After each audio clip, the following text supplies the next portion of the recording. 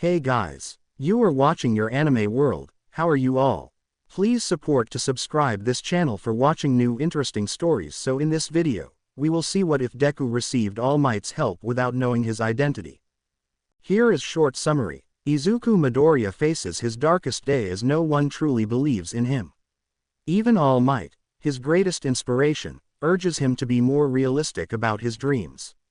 Desperate, heartbroken, and lost in his thoughts, he considers the unthinkable, not expecting to be saved by a kind person who will continue to help him and for whom he will begin to feel something very special. But before we start, if you want more stuff like this, then be sure to subscribe and like this video.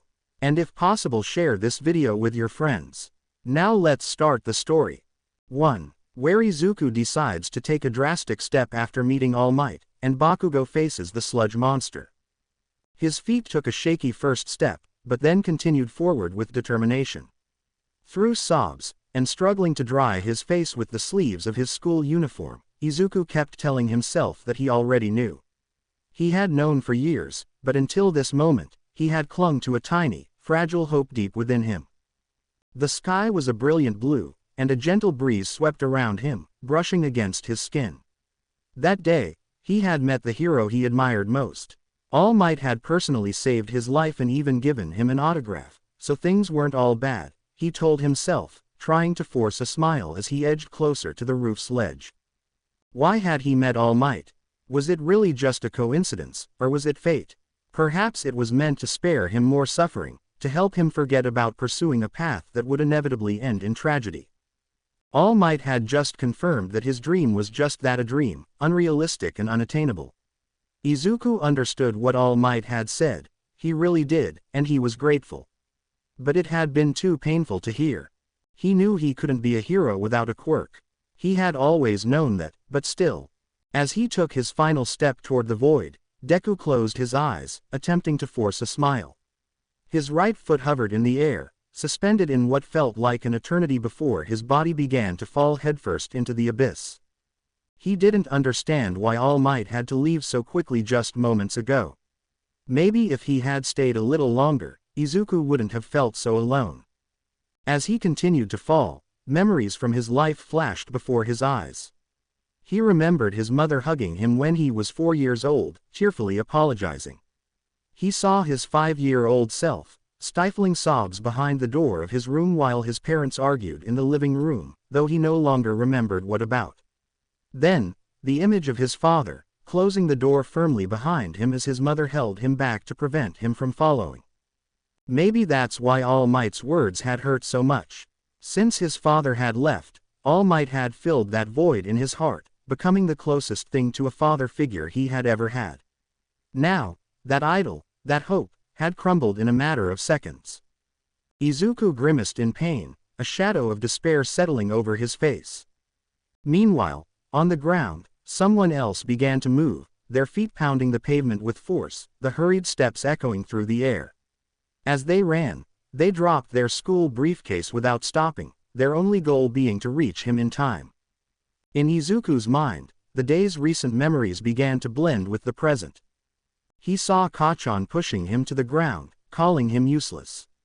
Kachan destroying his notebook and throwing it out the window without a second thought. He saw himself trapped, suffocated by that sludge monster, feeling his life slipping away. And finally, he remembered the imposing figure of All Might, with his muscular and dominating back, waving a simple farewell after jumping off the rooftop, wiping a small scratch at the corner of his lips. Toga! The sudden shout shattered the silence that enveloped Izuku, forcing him to open his eyes. Still falling headfirst, he saw a girl stretching out her hand with all her might, desperately trying to reach him. Everything seemed to happen in slow motion, and he noticed that 4 of her fingers were already touching his hand. With wide eyes, Izuku realized what was happening. It was in one of his hero analysis notebooks. Whatever her quirk was, it needed all 5 fingers to make contact for it to take effect. It was crazy to think about such details at a time like this, but at least it distracted him from the severity of his situation. Without thinking much, and perhaps influenced by the desperate effort on the girl's face, Izuku moved his pinky to complete the contact with all 5 fingers. He felt an immediate change, as if an invisible force surrounded him and stabilized him. Suddenly, he found himself less than 3 meters from the ground, flailing in the air until he managed to turn 180 degrees, though he had no idea what to do next. The girl was still straining, her eyes tightly shut, fingers clasped together with all her energy, until she could no longer hold on and let go. Izuku was the first to hit the ground, followed closely by the girl, who landed on top of him with a thud that left them both dazed for a moment. Rubbing her head slightly but reacting almost immediately, the girl pulled away a little to look directly at his face. To Izuku, it seemed like she was surprised to see him up close, but shaking off that initial reaction, she looked at him with renewed concern. "Oh my gosh, are you okay?" Izuku tried to respond, without much success, trying to back away slightly, embarrassed by what he had attempted to do and by the proximity of the girl's face. However, when he tried to stand up, he was overwhelmed by a sharp pain in his foot. They both noticed immediately the strange angle his right foot had taken, a result of not landing properly. Izuku turned completely pale. She covered her mouth to hold back a scream. The image of the girl who had saved him faded into darkness until he lost consciousness. Ochako Uraraka desperately tried to catch the attention of passing pedestrians as she knelt beside the unconscious green-haired boy. Her voice, though tinged with urgency, seemed to be lost in the commotion around her. The people were all moving quickly, their faces marked by concern and fear, but they were heading in the opposite direction. "Excuse me," she called out, her voice rising in pitch as she finally managed to catch the attention of a man who was hurriedly talking on his cell phone. His expression was tense. "Could you please call an ambulance from your phone?" The man barely glanced at her, clearly distracted, but his gaze softened slightly as he registered the sight of the boy sprawled on the ground. With a quick nod, he pointed down the street. "There are several ambulances already parked at the corner," he said, his voice hurried as if he were already mentally checking out of the conversation. "You should take him there." How convenient. She quickly gathered her thoughts, trying to piece together why everyone seemed to be moving in such a rush. What's happening? A boy's been caught by some kind of sludge monster. There are already a few heroes on the scene, but it looks like none of them have the right quirk to deal with it, the man explained briefly before turning and jogging toward the chaos. Ochako's heart skipped a beat, but she quickly pushed the thought aside. "I can't worry about that right now," she reminded herself. The boy in front of her needed immediate attention, and she couldn't afford to lose focus. She reached out and gently placed her hand on the boy's shoulder, her fingers trembling slightly as she activated her quirk. The sensation of weightlessness enveloped him as his body began to lift off the ground. She carefully maneuvered him into her arms, cradling his limp form as she hurried down the street toward the cluster of ambulances. From Bakugo's point of view, there were many heroes around him, all trying to damage that disgusting mud monster that was slowly suffocating him. But they seemed so weak and incompetent. He couldn't believe those idiots dared to call themselves professional heroes. He squeezed his eyes shut, and tears he didn't want to acknowledge streamed down his face. He remembered that idiot Deku, who always seemed eager to help others but lacked the strength to do so. Always crying, but with his fists raised. That was the kind of person who died first, uselessly. It made him furious. Pathetic. Pathetic. He wanted to scream but could barely manage a weak rasp.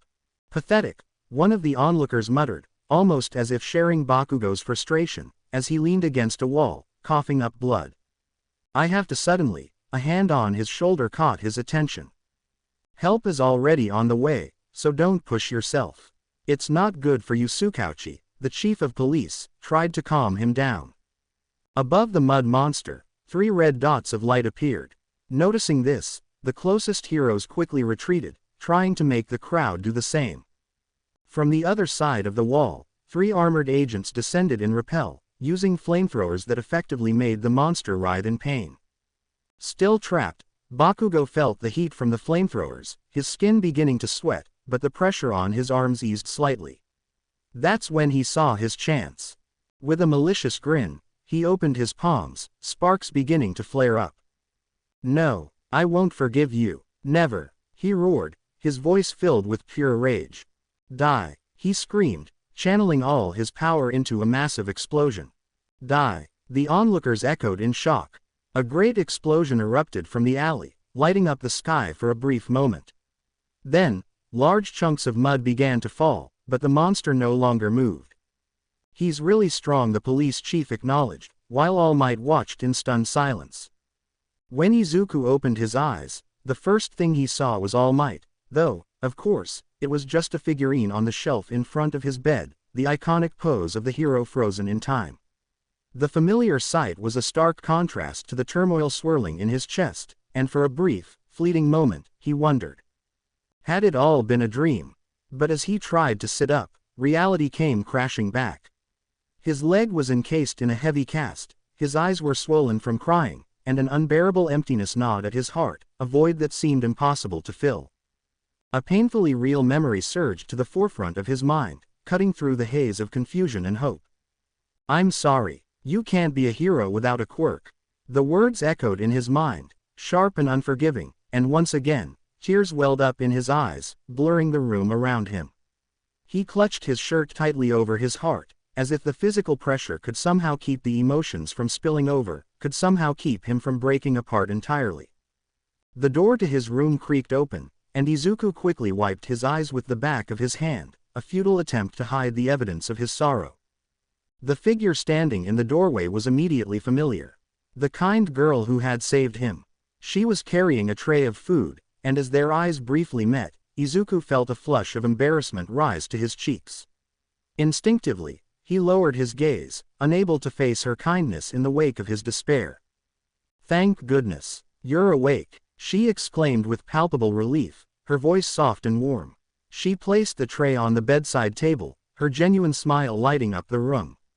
But as her eyes lingered on Izuku, who kept his head down, not uttering a single word, her smile faltered. "Please," she began, her voice tinged with guilt as she bowed deeply in front of him, her sincerity evident in every gesture. "Forgive me for using my quirk on you. Because of me, you got hurt." Finally, Izuku lifted his face to look at her, still in mid-bow, his mouth slightly open as tears slowly started to spill over again. He had no idea how to respond, no idea what to say to this girl who was so earnest in her apology, so undeserving of his silence. Who was this girl, and how could she be so kind to him? When no response came, Ochako slowly looked up and saw Izuku Midoriya. His name had been mentioned by his mother, crying uncontrollably, his sorrow laid bare. "Are you in pain?" she asked, her concern deepening as she reached out, her hand hovering just above his shoulder, hesitant to touch him. "Izuku," his mother's voice suddenly called out from behind the kind girl, who quickly stepped aside to allow the older woman to rush to his side. "I was so worried when you didn't wake up," she cried, her hands frantically checking his face and arms for any sign of injury, as if she could somehow erase his pain with her touch.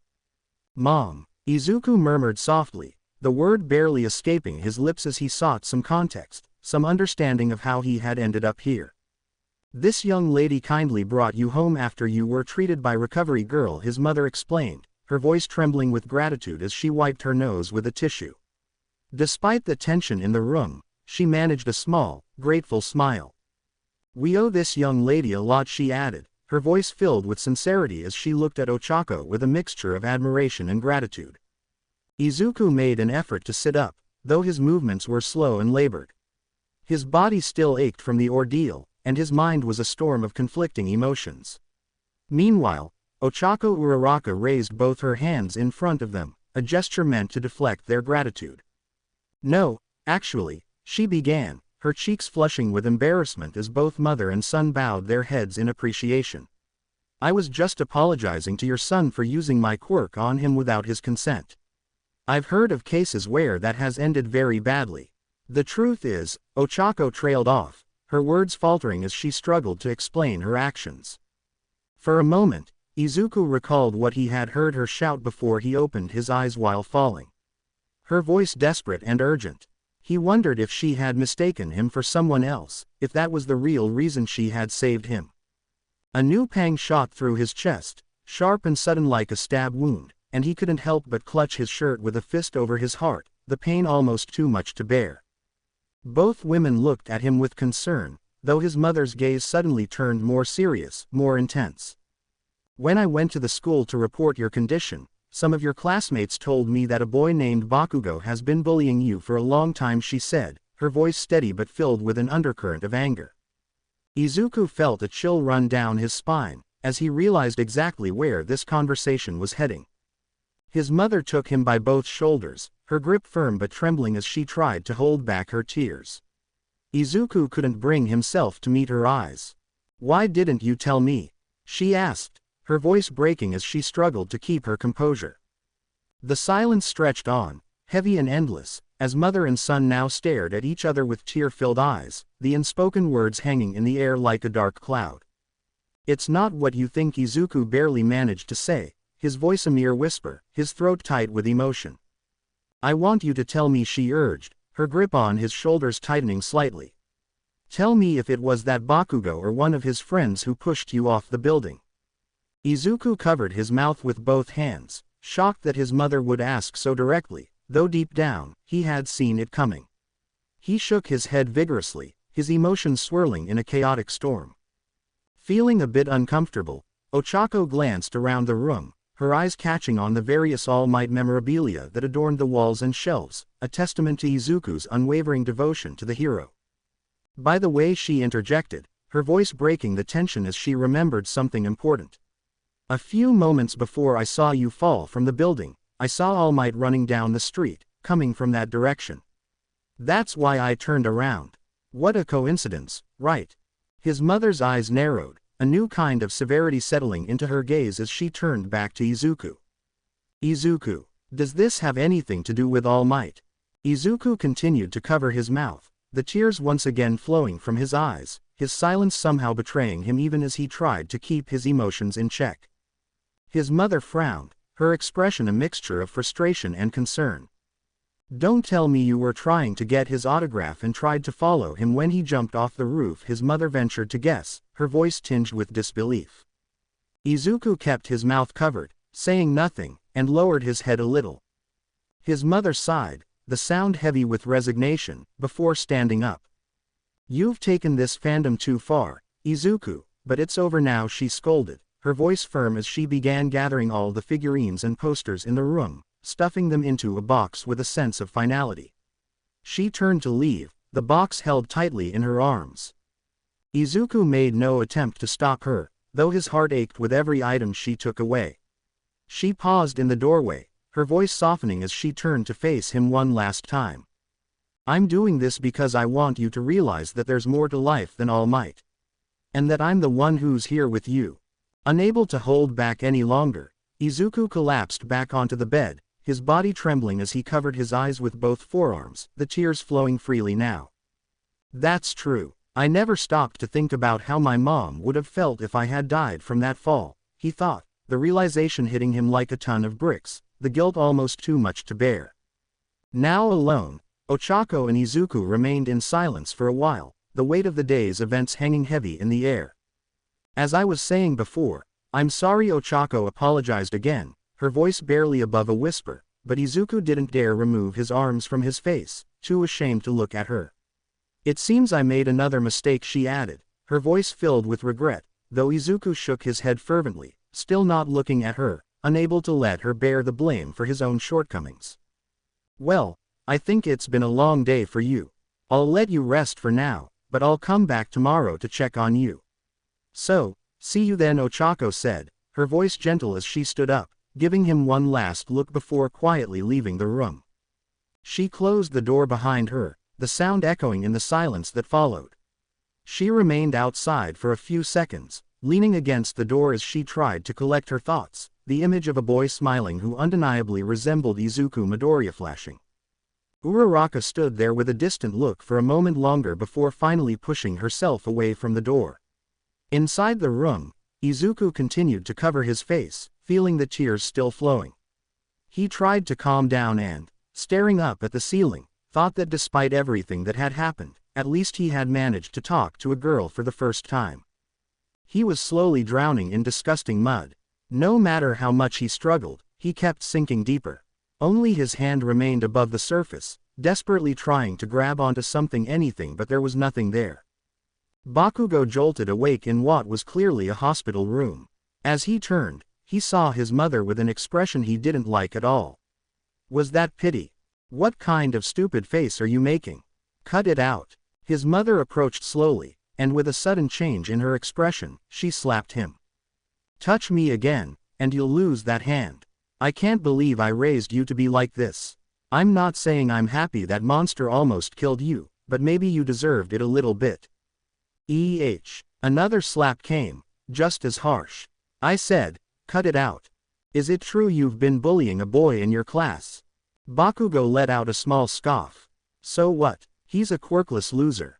Anticipating the third slap, Bakugo caught his mother's hand midair, not expecting that she would strike his nose with considerable force using her other hand. Bakugo growled in response. Ma'am, please, the doctor intervened from behind. Maybe Bakugo isn't entirely to blame for his behavior. Do you think there could be a reason? Bakugo's mother asked, rubbing her wrist. Don't talk about me like I'm not here, damn it. Bakugo complained, still holding his nose. We ran several lab tests to ensure there was no residue of the sludge monster left in your son's body. We also discovered that his testosterone levels are excessively high. This is likely a side effect of his quirk. In a woman like you, who doesn't naturally produce this substance, it wouldn't be an issue, but in a male, it can manifest as severe mood swings with a tendency towards aggression and violence. You should test this woman too. As far as I'm concerned, she's almost a tomboy. Bakugo's mother threatened him with her fist from a distance, her action blocked by the doctor's arm. I recommend you administer this medication daily, the doctor said, handing over some boxes and syringes. You might see some improvements over time. Thanks for helping me with this. Toshinori took a big sip of coffee, briefly catching a glimpse of his sunken eyes reflected in the dark liquid. It's nothing, the police chief replied, taking a final sip from his own cup. I have to admit, I was also intrigued by that boy, Bakugo, after seeing how he took down that monster with a single attack. But, to be honest, what I found isn't very flattering, and I doubt you'll like it, he warned, handing him a folder. On the first page, Toshinori found a picture of the boy in question, along with general information like age, weight, and the features of his quirk. However, as he flipped through the school records, All Might quickly understood what his friend was referring to. It seems he's doing well in school, but he has some issues with his temper. Maybe with some medication and professional help. I wish that were all. It seems he's a bit of a bully, especially to one particular boy in his class. All Might flipped through the pages until he found the information the police chief was referring to. His eyes widened in shock. The young boy with green hair and freckles was unmistakable. He was the same boy he had rescued from the sludge monster, the one who had asked him if he could be a hero without a quirk. All Might deeply regretted being so harsh with him, but it was crucial that no one learned the truth about the symbol of peace. I tried to find him to hear his side of the story, said the police chief, lighting a cigarette. You know, to see if Bakugo is really a bully or just a teenager who doesn't know his own strength. He took a puff and offered a cigarette to All Might, who seemed more interested in hearing the rest of the story. But I couldn't find him. The boy Bakugo was bullying, Izuku Midoriya, is on leave after falling from a building a few blocks from where Bakugo was caught by the monster.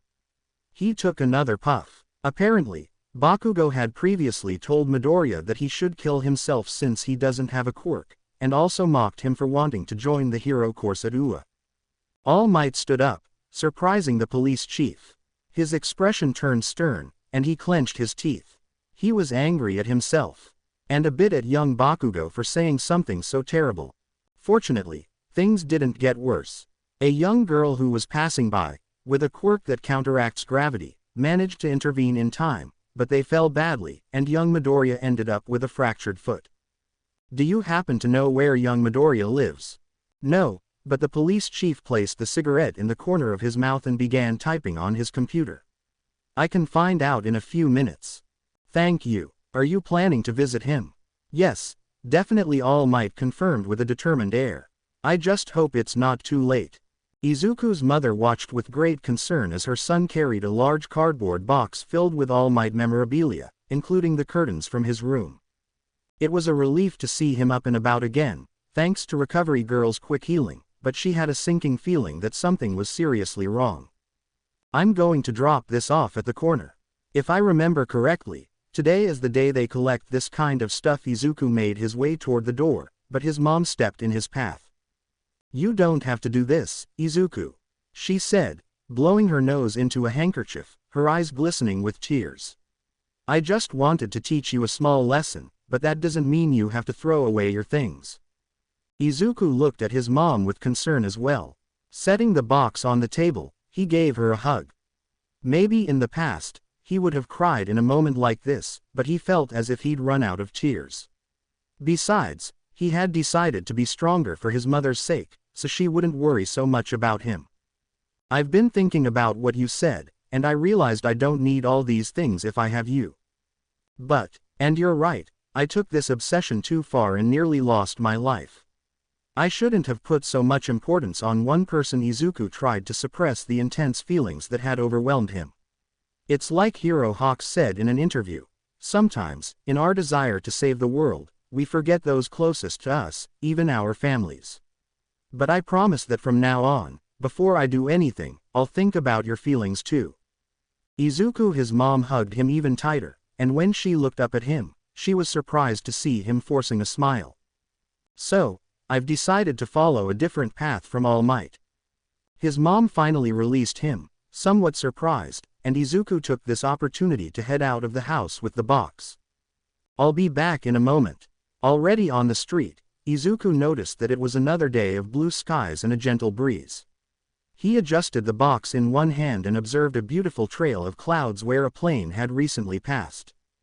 He followed the trail with his finger in a straight line until he returned his gaze to the street and saw a tall, very thin blonde man with sunken eyes standing in front of him. Ah, Izuku gasped, dropping the box to the ground and revealing its contents. The man gritted his teeth as he saw the young man bending down to pick up the All Might action figures that had fallen out, and he decided to help him.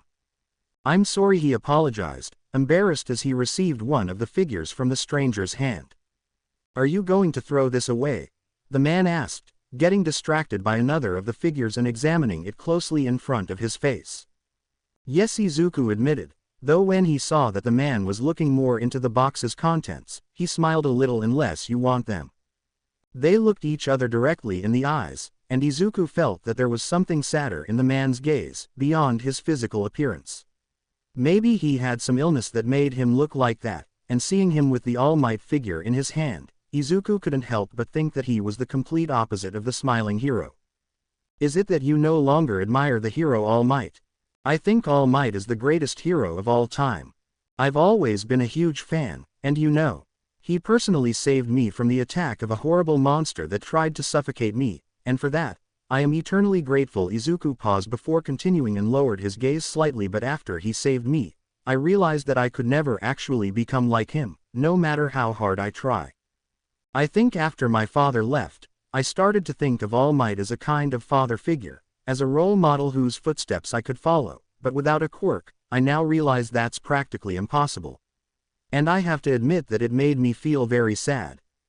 When he looked up again, Izuku noticed that the blonde man was crying because of his story.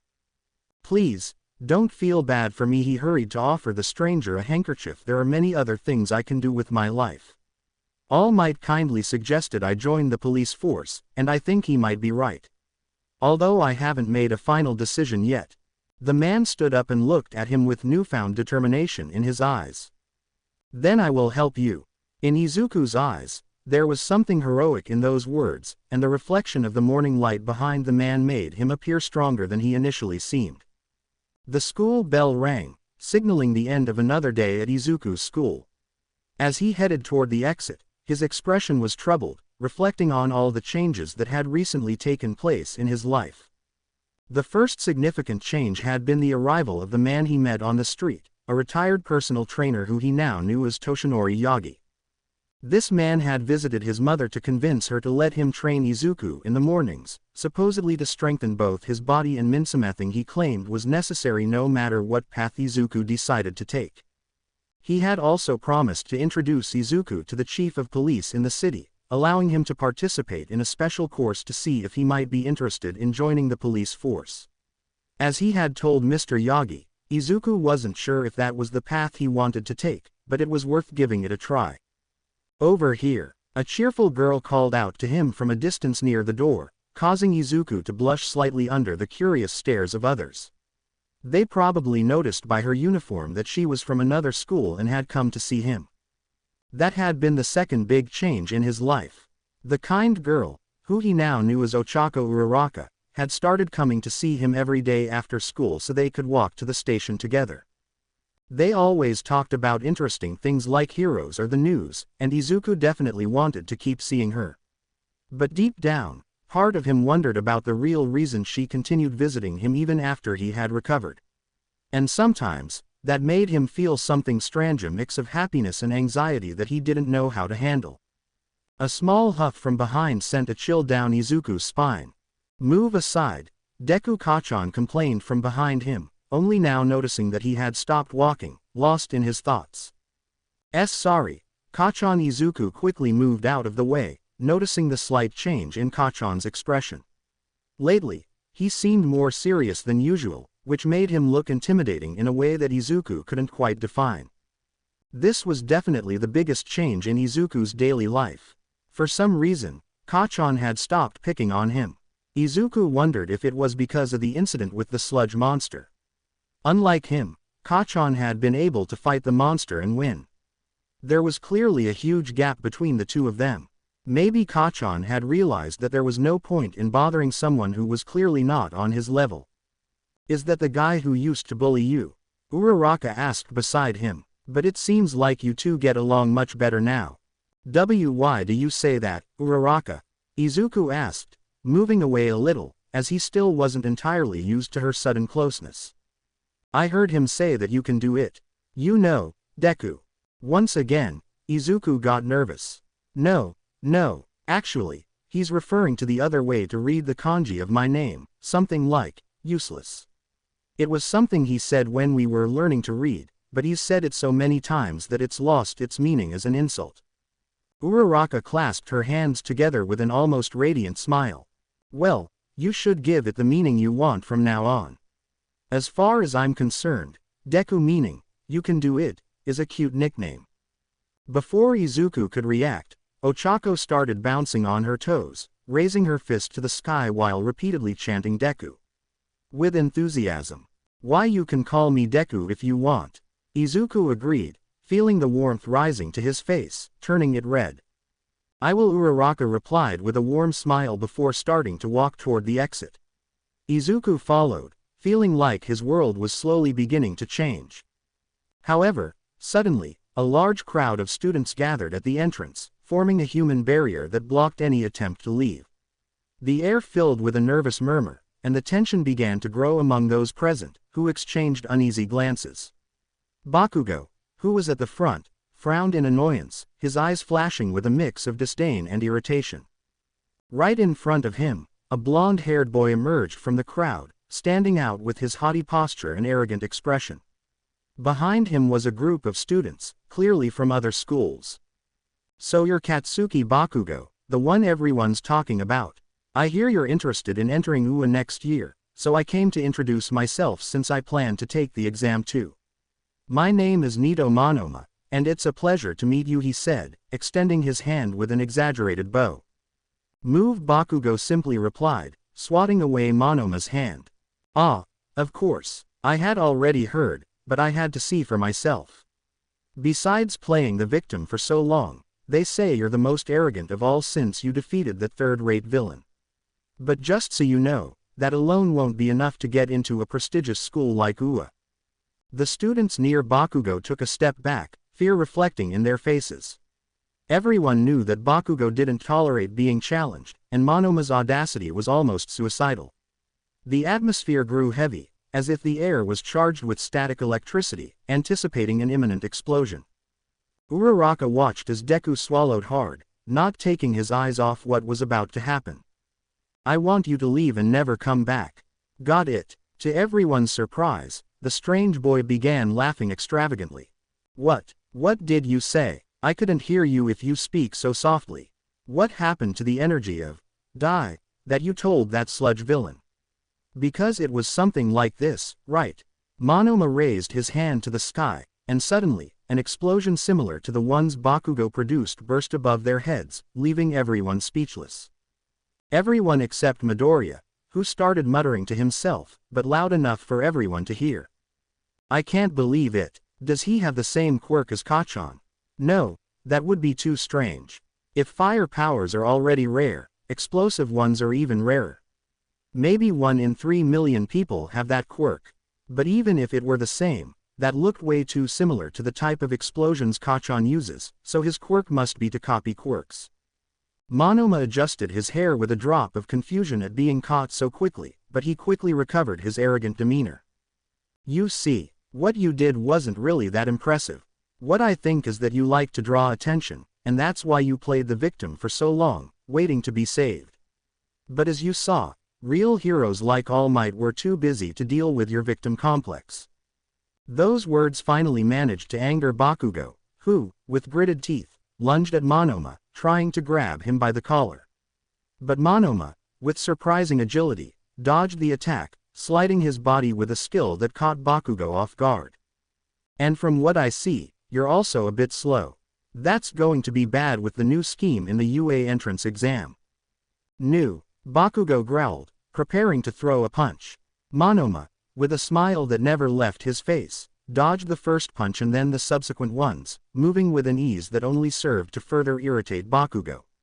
In a moment that seemed to slow down, as if time itself had stopped, Monoma managed to slip under Bakugo's outstretched arm and, in an agile move, stuck small bunny stickers on 3 parts of Bakugo's back, causing a mix of confusion and fury in his rival.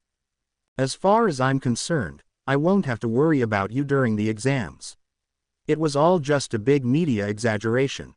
Monoma let out another extravagant, almost theatrical laugh, enjoying the humiliation he was inflicting. What a loser, Monoma taunted, pointing at Bakugo. You. Bakugo began to spark from his palms. That's enough. A firm voice interrupted the chaos. A red-haired girl with a long ponytail bouncing behind her appeared out of nowhere, hitting Monoma on the back of the neck with enough force to make him stumble.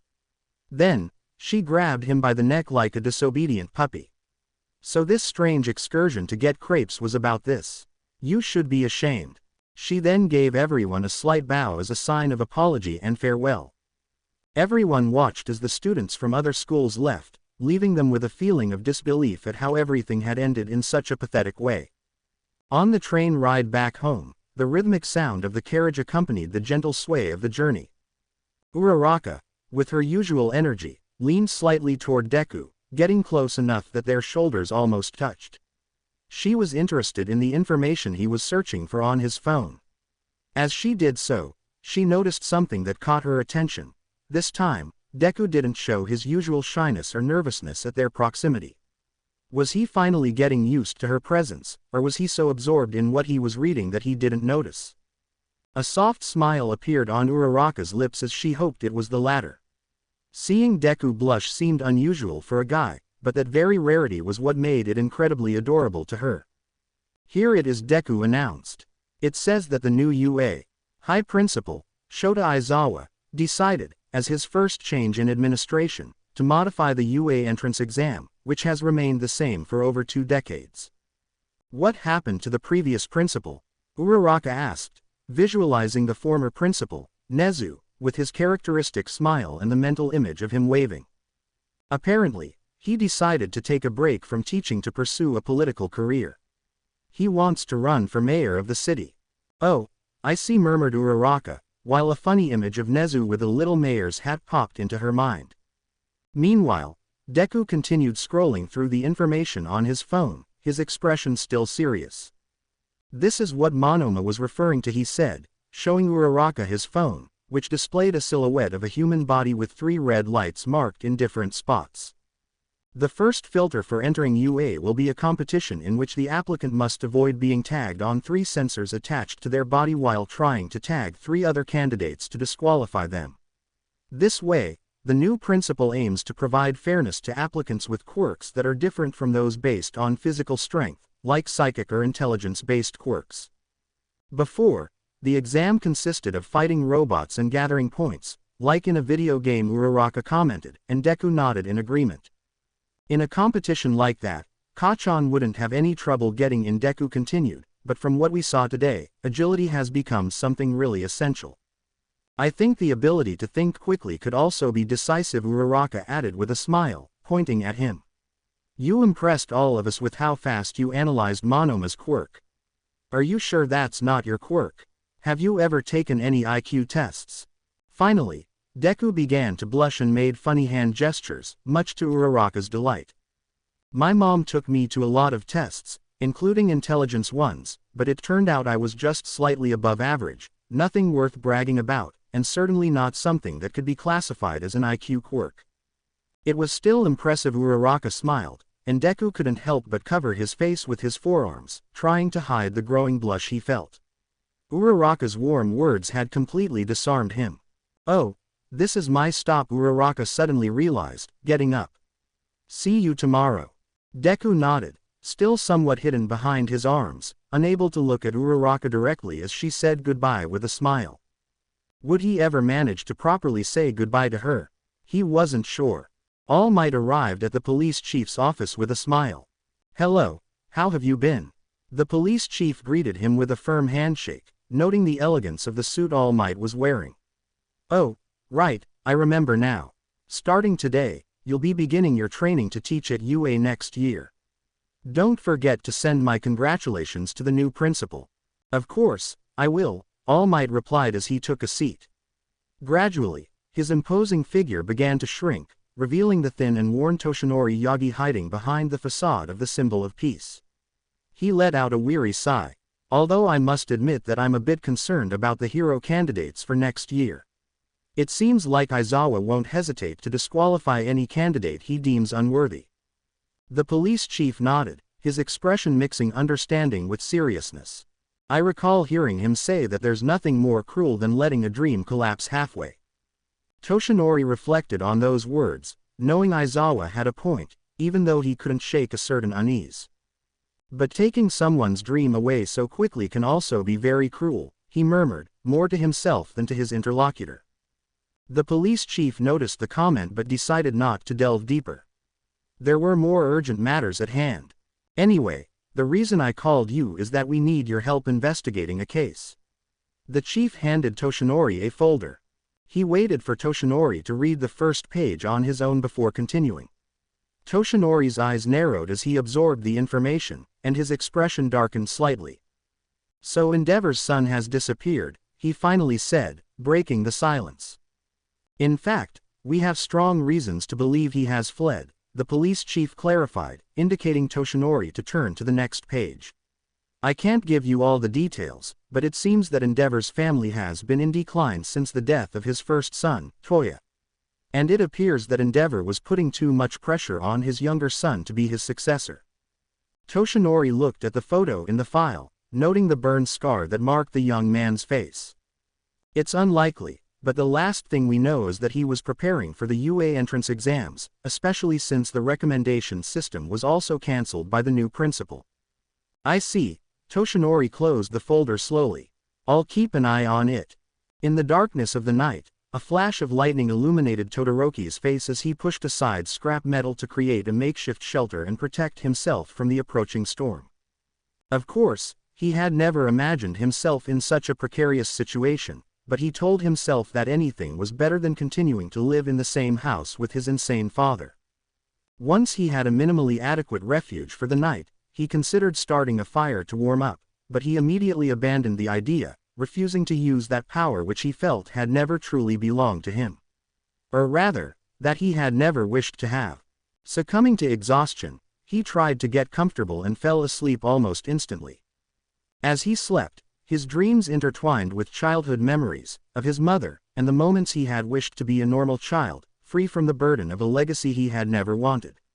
In his dream, he walked along a dark path, alone, with the flames of his father always in sight, always lurking in the shadows. The sun was just beginning to rise on the horizon, casting a faint orange and pink glow across the sky. Still groggy, Izuku Midoriya arrived at the beach, rubbing his eyes to clear his vision as the salty air filled his lungs.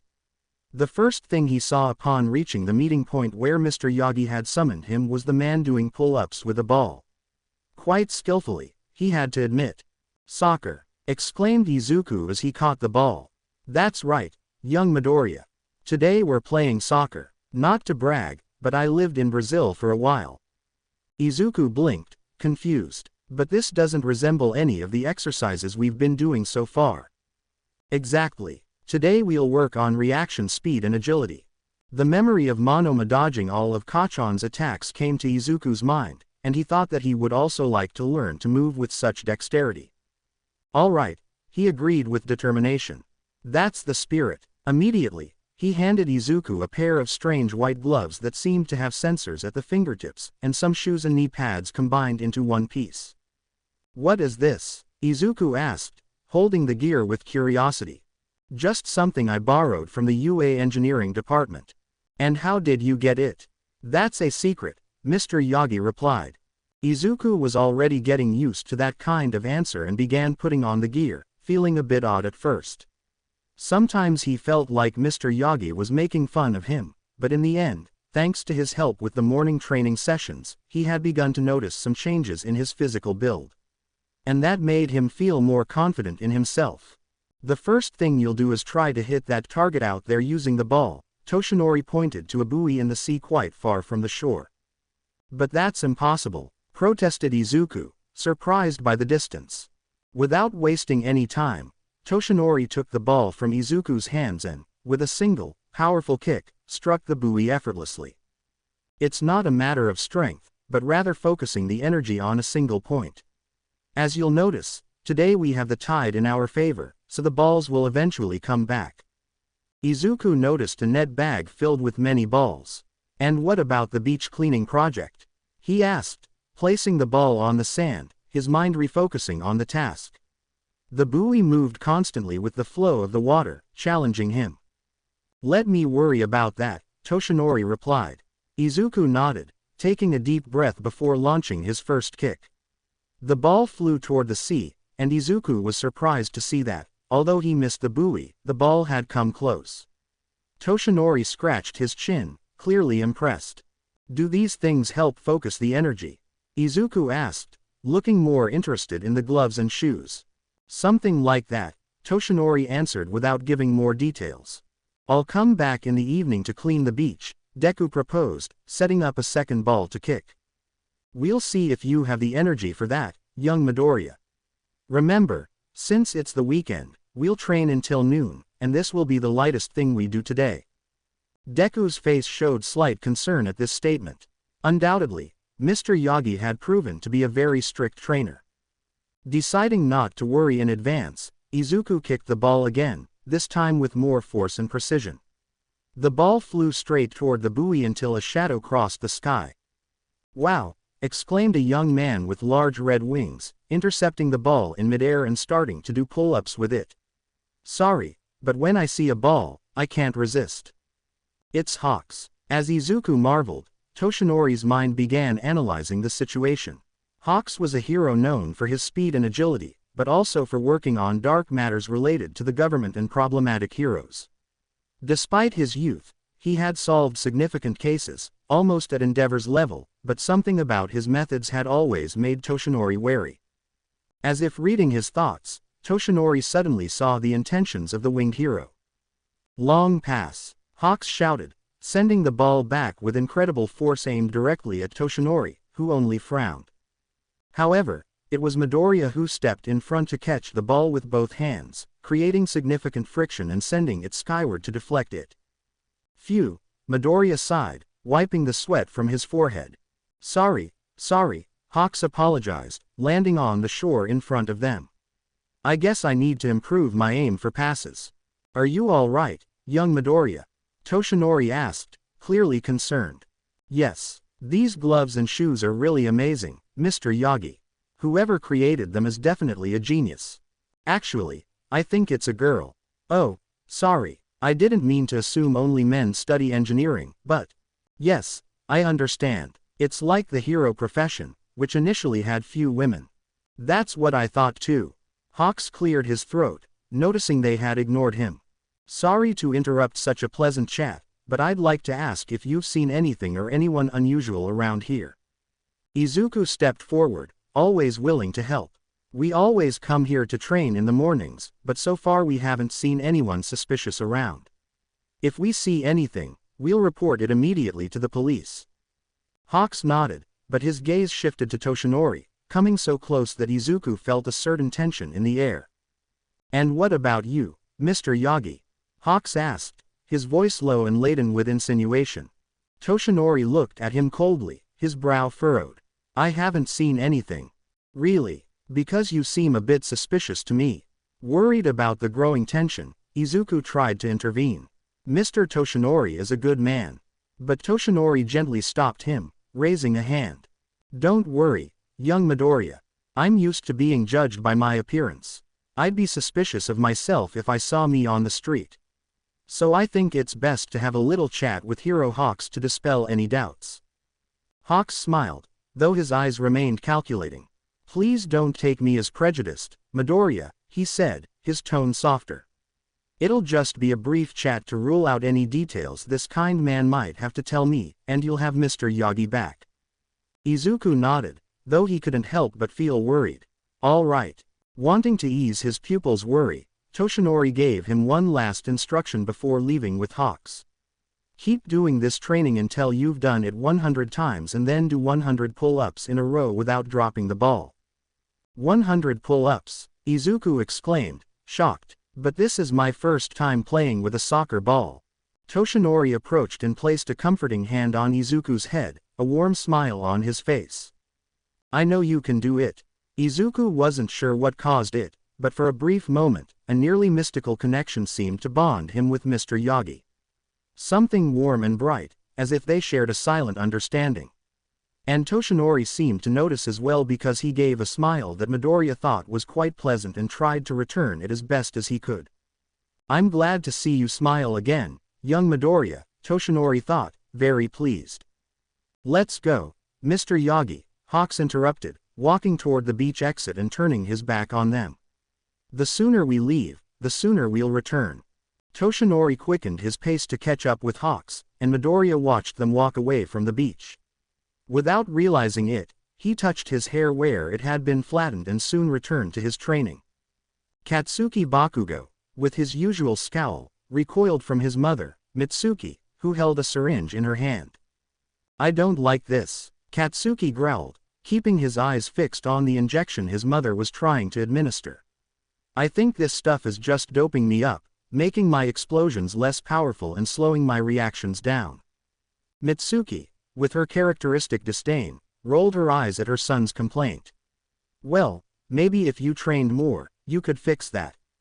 Without further warning, Mitsuki grabbed Katsuki's arm with surprising speed and injected the liquid in one swift motion. Katsuki barely had time to react, his disbelief reflected in his eyes. Do you see now? He exclaimed, frustrated, as he roughly pulled his arm away. If an old lady like you could catch me so easily, I don't know what will happen during the UA entrance exam. Mitsuki, far from being offended by her son's insult, offered a mocking smile and reached out to ruffle his hair, something she knew irritated him deeply. Katsuki flinched, stifling a growl as his mother looked at him sternly. I'll tell you this one more time. Train for this and stop being so arrogant already. Her words came out with firmness, each syllable emphasized to ensure the message penetrated her son's stubborn mind. Katsuki glared at her with fury but said nothing. His eyes burned with frustration, but deep down, he knew there was some truth to what his mother said. With a disdainful grunt, he turned and left the room, leaving a palpable tension in the air. Mitsuki watched him leave, her expression hardened, but her eyes showing a mix of concern and determination. She stood there, motionless, for a moment before feeling a presence behind her. Her husband, Masaru, was sitting at the table, watching her with a calm but inquisitive expression. Don't you think you're being a bit harsh on him? Masaru asked in a soft tone, with no trace of reproach, only genuine concern.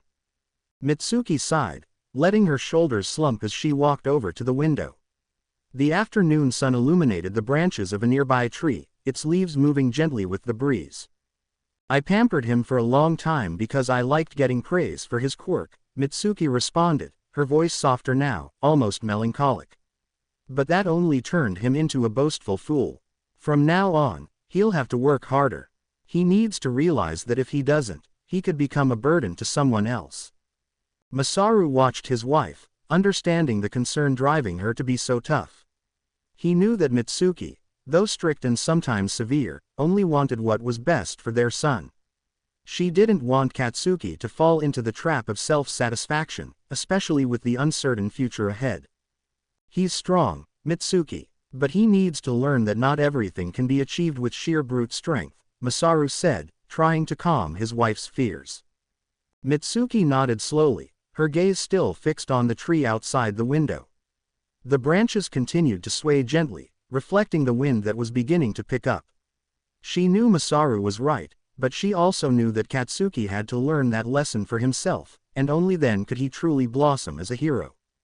Inside the small cafe, the atmosphere was charged with tension despite the seemingly calm surroundings.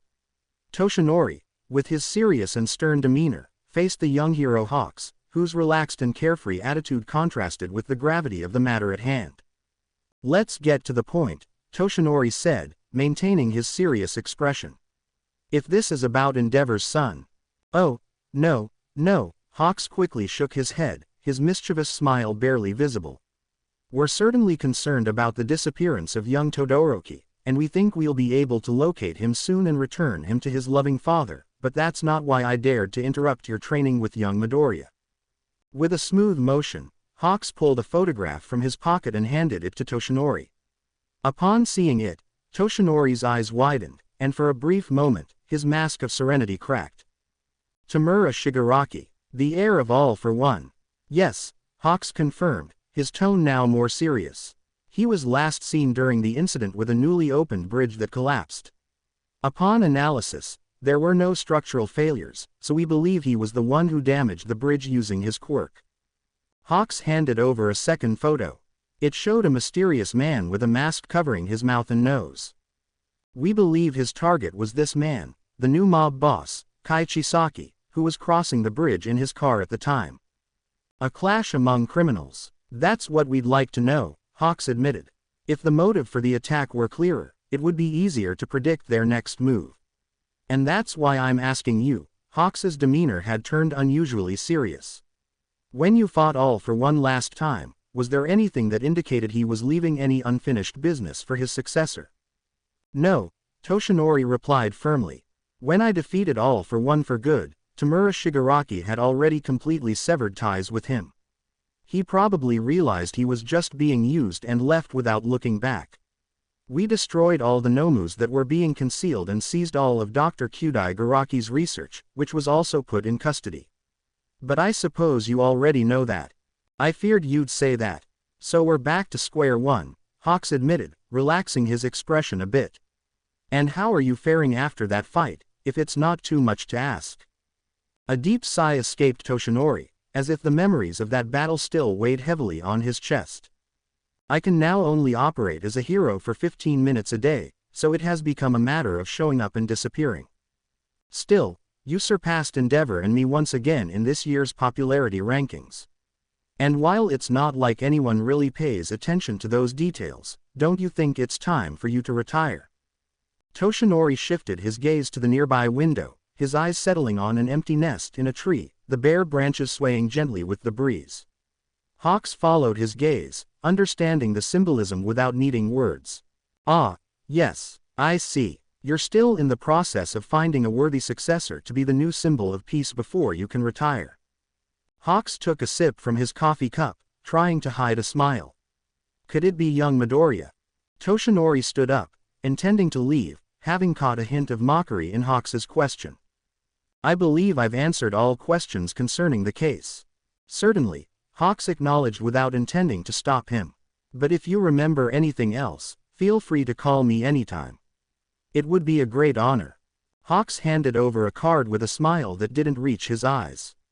Toshinori took it and tucked it into his pocket without looking at it, nodding briefly before turning towards the door. A moment after Toshinori closed the private room door, Hawks allowed himself to stretch in his chair, his legs relaxing under the table. With his gaze fixed on the ceiling, he recalled the green-haired, freckled boy he had seen training with Toshinori on the beach. So he might be the next symbol of peace, he chuckled softly to himself. What an interesting choice.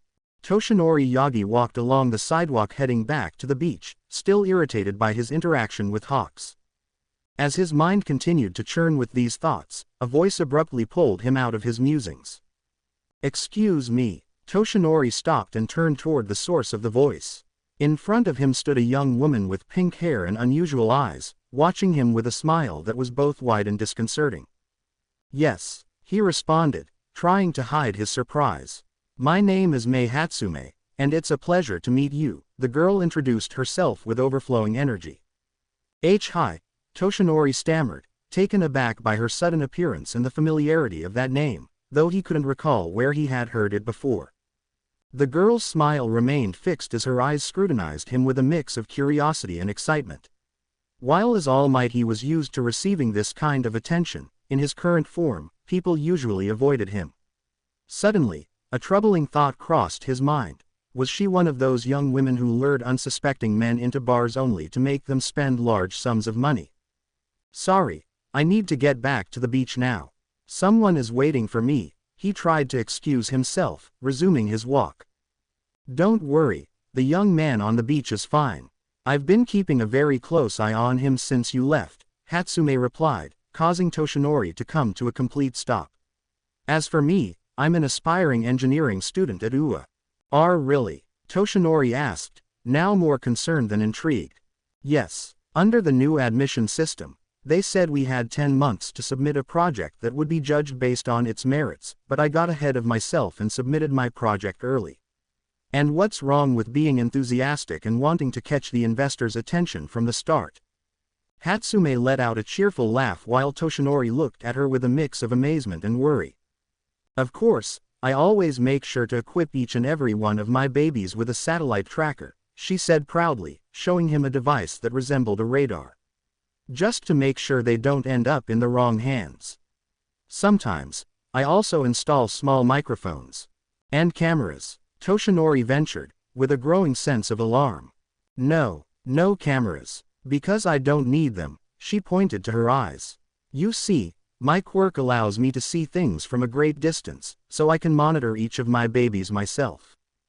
"Babies?" Toshinori asked, not entirely understanding. "Right now, I see Midoriya still trying to complete the 100 shots I assigned him before leaving," Hatsume smiled with a dreamy air. "I could use an assistant who is as docile as he is and who helps me test my inventions. My current assistant is always scolding me about everything, like asking if I followed all the safety standards or things like that. But young Midoriya is very busy," Toshinori tried to argue, seeking to protect him. "What a pity," Hatsume replied, turning quickly. "But you know what's funny? Earlier, on this very beach, I saw the #1 hero, All Might, swimming. I wouldn't mind if he gave me his opinion on my babies. Do you think he's still around? Do you think Midoriya saw him? It would be worth asking, wouldn't it?" Toshinori let out a long sigh, resigned to the clear blackmail from the girl. "Please forgive me, young Midoriya," Toshinori thought as he braced himself for what was clearly going to be a long conversation with the ingenious and determined Mei Hatsume. The daylight was beginning to fade, casting the beach in a soft twilight. Izuku, absorbed in his training, barely noticed how much time had passed. Mr. Yagi had sent him a message saying he was running late due to some complications but was on his way. Nevertheless, Izuku, determined not to waste time, continued with his routine. Izuku was focused on meeting his pull-up goal, an exercise that had challenged him more than he expected. So far, he had managed to do 20 in a row, a number that, while respectable, was far from his final goal. He knew it was all about building muscle memory, so he just had to keep a good pace and not get discouraged. "You can do it," he remembered Mr. Yagi's words. Suddenly, he felt an urge to kick the ball near his feet, sending it toward a pile of scrap. Without thinking too much, he followed the ball until it disappeared between 2 rusted containers. But when he went to retrieve it, his heart stopped at the sight of a hand weakly sticking out from between the containers. Izuku shouted, instinctively stepping back before concern and bravery took control of his body. As he moved the containers apart, he saw a boy with a huge red scar on his left eye, barely conscious and breathing heavily. "Hey, are you okay?" Izuku tried to get him to react by shaking him by the shoulders. "Don't worry, I'll call an ambulance right away." As he pulled out his phone, the boy swatted his hand away to stop him. "Don't call anyone and leave." "But, didn't you hear me? Leave." Before Izuku could react, ice spikes began to emerge from the ground around him, forming a cold and dangerous barrier. The boy lost consciousness again, leaving Izuku alone amidst the frozen threat. Izuku's heart raced, but his determination was even stronger. Ignoring the boy's words and the implicit warning in the ice spikes, Midoriya pushed through the ice, using his strength to break the barriers separating him from the boy. With careful movements, he managed to position him as best as he could on his back. With determined steps, Izuku began to walk towards the exit of the beach, his thoughts focused on getting the boy to safety. Despite the weight on his back and the uncertainty surrounding him, there was one thing he knew for sure: he couldn't abandon him. In a room decorated with a peculiar taste, the laptop rested on a bed covered with Cabbage Patch dolls, their vacant eyes continuously watching the scene replay on the screen. The video showed over and over again the moment Katsuki Bakugo was captured by the sludge monster. The look of suffering on the boy's face, his eyes brimming with tears, seemed to fascinate the viewer, who couldn't help but rewind the video to the beginning time and time again. "Katsuki Bakugo, you're so cute," Himiko Toga whispered, her face flushed as she smiled innocently, though her eyes shone with a disturbing intensity. "I can't wait to learn more about you." As her obsession deepened, a light knock on the door pulled her out of her reverie. Knock, knock. Twice peeked his head through the door, his usual mask partially covering his face. In a quick movement, Toga closed the laptop and hugged the pillow she had been using as support. "Jin, you're supposed to knock and wait for a response before coming in." The man closed the door and knocked again. Himiko didn't answer, and she watched the shadow under the door moving back and forth. That made her smile a little. Twice continued pacing back and forth when he saw Toga leave the room. "Sorry, I heard you talking to yourself and thought you might be going a bit crazy. I just thought you might want some company." "I'm not going crazy," Jin, Toga said, sitting on the worn-out sofa in the living room. "I was just thinking out loud, and you know I don't like you spying on me." "Yeah, I know, so please don't be mad at me," Twice pleaded with a tear appearing in his mask. "I'm not mad, just excited." "Excited," Twice repeated, tilting his head with curiosity. "I'm going to confess to the boy I like," Toga said, her cheeks reddening even more as a mischievous smile spread across her face. "That's great," Twice exclaimed with enthusiasm as he began rummaging through the drawers, throwing clothes everywhere. "We need to decide what you're going to wear. It's very important though. If I'm the lucky one, you don't have to wear anything," Twice added playfully, only to receive a light smack, which echoed like part of a comedic routine. "You know I'm grateful for you letting me stay at your place, but that doesn't mean I'm going to take my clothes off," Toga said as she stepped over the clothes strewn on the floor towards the exit. Twice, in his typical exaggerated style, knelt at her feet, pleading. "No, no, please don't go. I swear I'll change. I'm not leaving. I'm just going out to find what I'll wear the day I confess," Toga said with a shy smile. "You're right, it's something very important." When he opened his eyes, the first thing Todoroki saw was the concerned face of the boy from earlier. Startled, he sat up in bed, letting a wet cloth fall from his forehead. He held his head, still feeling quite dizzy, and couldn't help but lie back down. "Please don't get up. You still have a bit of a fever," Midoriya said, placing the wet cloth back on Todoroki's forehead. "Are we in the hospital?" Todoroki asked, scanning the room with his eyes. "No, at my house." "Then I guess you're somewhat minimalist." Midoriya smiled a bit, embarrassed. "A lot happened, and I got rid of most of the decorations." "I see." Todoroki closed his eyes again. "Does anyone else know I'm here?" "No." Midoriya got up and walked toward the door. "So for now, try to rest." Seeing no response, Izuku left the room, but before closing the door, he heard Todoroki speak again. Make sure no one finds out I'm here. Izuku responded with a small sound of acknowledgement. As he took his phone out of his pocket, Izuku noticed several new messages from Mr. Yagi. And to his surprise, a call was coming in silently at that very moment. On impulse, he dismissed the call, regretting it instantly. Without allowing him to relax, the sound of keys in the front door of the house was heard, and Izuku hurried to catch his mom.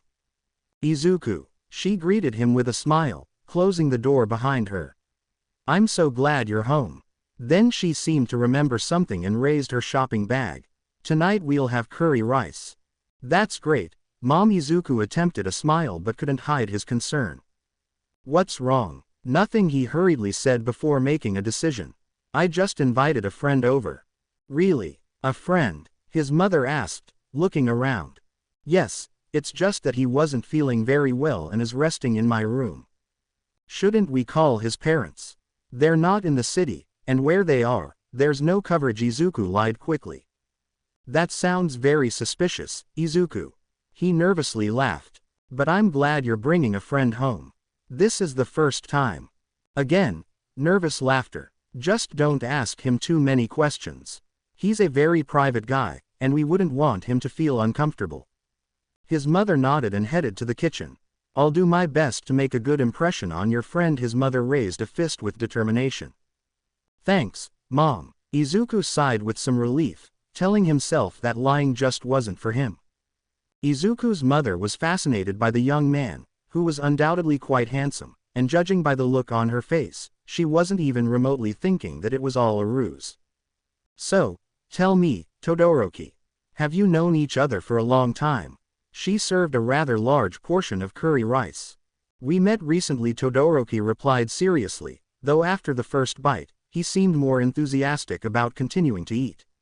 It's delicious, he smiled with a slight grin. Izuku's mother remained on cloud nine as she served a portion to her son. Mom, I'd like to invite Todoroki to stay the night, Izuku announced with a determination that contrasted with his usual shyness. Of course, he can stay as long as he wants. Todoroki put down his spoon and his expression turned slightly sad. I wouldn't want to be a bother. You're not a bother at all, both mother and son said, smiling at each other. As they shared this conversation, Todoroki felt a moment of nostalgia. A vague memory of his mother carrying him and laughing came to mind. Was it a real memory? Or just a fantasy of how he wished things had been? Someone knocking on the front door pulled him out of his thoughts, and he became alert.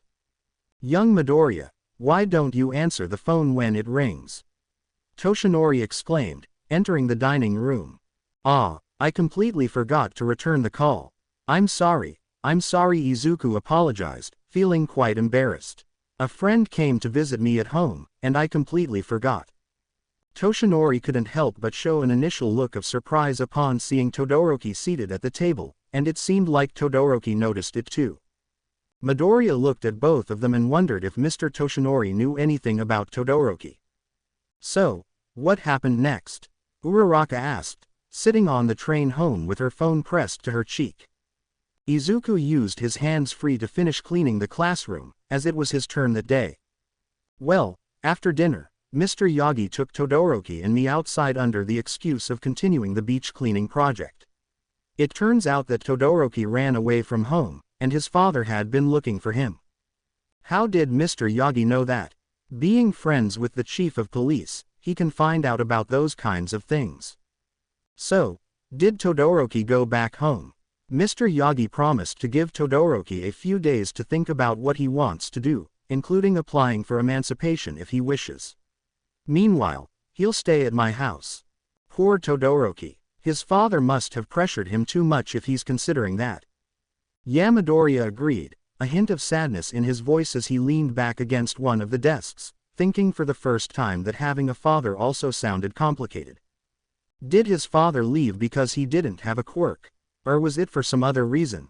Are you still there? Uraraka called out, still on the line. Izuku blinked, shaking himself out of his thoughts. Oh, yeah, sorry, he said quickly, trying to sound more upbeat. By the way, I'd like to introduce you to Mr. Yagi.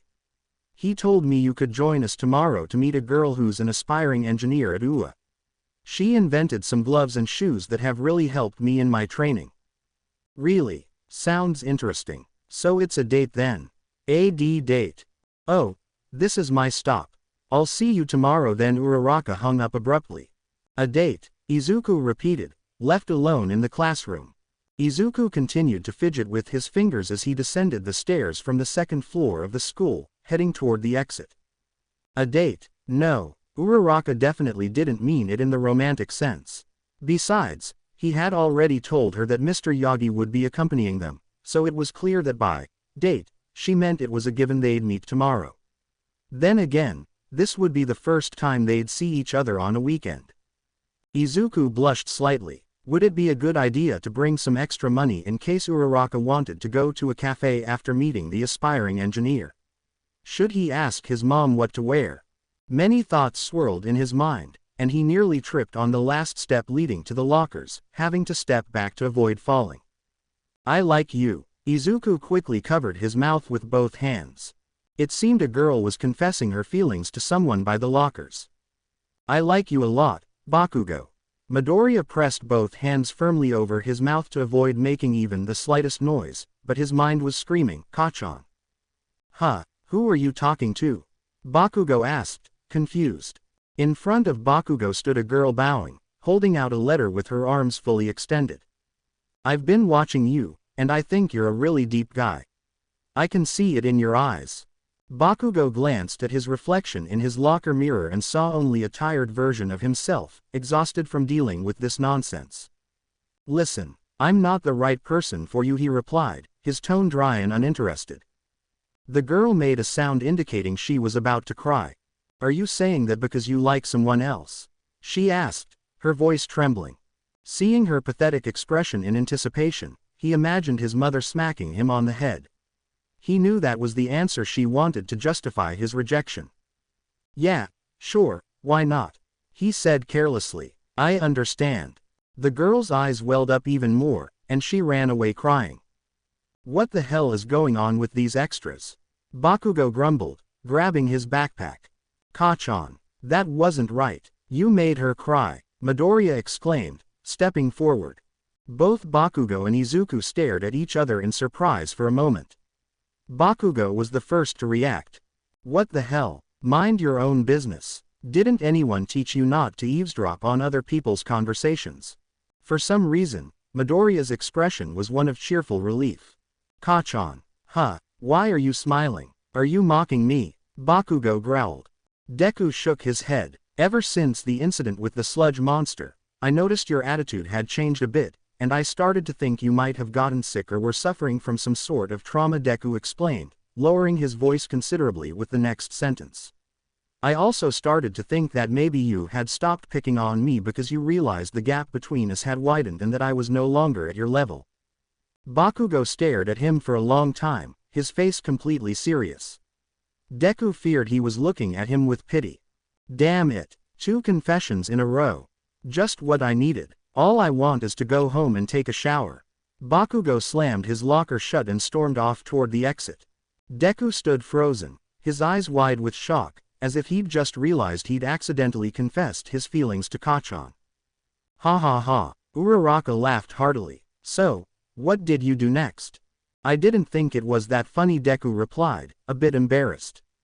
I'm sorry, but it's true that there's a certain tension between you two that could easily be misunderstood, Uraraka continued laughing.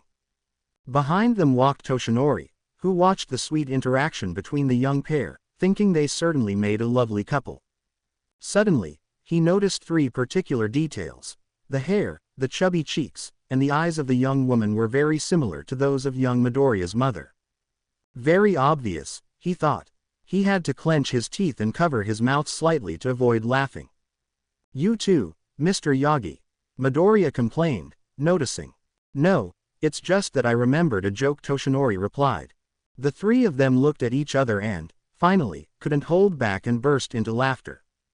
By the way, what kind of place are we going to, sir? Uraraka asked, finally stopping her laughter. It's a small mechanical workshop. Uraraka let out a sigh of relief. For a moment, I thought I had worn the wrong outfit, seeing as you two are wearing suits. Deku and Mr. Toshinori exchanged glances. I tend to dress like this most of the time, Mr. Yagi answered nonchalantly. Do you usually dress like that too, Deku? Uraraka asked, looking him up and down in his formal red suit and black shirt, which contrasted nicely with his green hair and eyes. By the way, you look very handsome. Thank you, he stammered, turning red, matching his suit. Why, you look very nice too. Uraraka looked down at herself. She was wearing high-waisted denim shorts and a simple white blouse. Her outfit was nothing special, but she smiled at Deku's kindness. He was so sweet. As if Deku had read her thoughts, he smiled at her in a warm way she had never seen before. Uraraka had to blink twice to make sure it was the same Deku she knew, who was often on the verge of tears or embarrassed about something. However, that lovely smile disappeared with a sudden explosion that sent Deku flying to the ground. I'm done with you, Hatsume. I quit, shouted a boy with black hair and glasses, storming out of the workshop, followed by a plume of smoke. As the smoke cleared a little, the first thing Toshinori and Uraraka saw was a girl with pink hair, her chest at the level of Midoriya's nose, who was doing her best to look as far away from his nose as possible and not move an inch. And why would I need a whiny assistant when I already have the one I want? She exclaimed, looking down at Midoriya, who was still pinned under her chest. Faced with the bizarre sight of someone as innocent as Izuku in such a suggestive position, neither Uraraka nor Toshinori knew what to say. Please forgive me, young Midoriya. This happened because of my carelessness, Toshinori silently apologized. Inside the workshop, Izuku was still shaken by what had happened. Uraraka seemed to be processing it, and Mr. Toshinori was clearing his throat. Well, as you can see, this is where the magic happens. Hatsume announced enthusiastically, spreading her arms to showcase her workshop. The place was filled to the ceiling with gadgets, tools, and cables hanging from the walls. But of course, I hope to have much more space for my babies when I study at UA. Sorry, did you say babies? Are you referring to your pets or? Uraraka asked, her curiosity overcoming her confusion. However, before she could get a clear answer, she felt Hatsume very close behind her, invading her personal space. And what do we have here? Hatsume asked, examining Uraraka with an intensity that made the girl shiver. Mr. Toshinori, anticipating Hatsume's next move, had the prudence to cover both Midoriya's eyes and his own, anticipating what might happen next. Stop, you're tickling me, Hatsume. Both of them could hear, and they quickly turned their backs.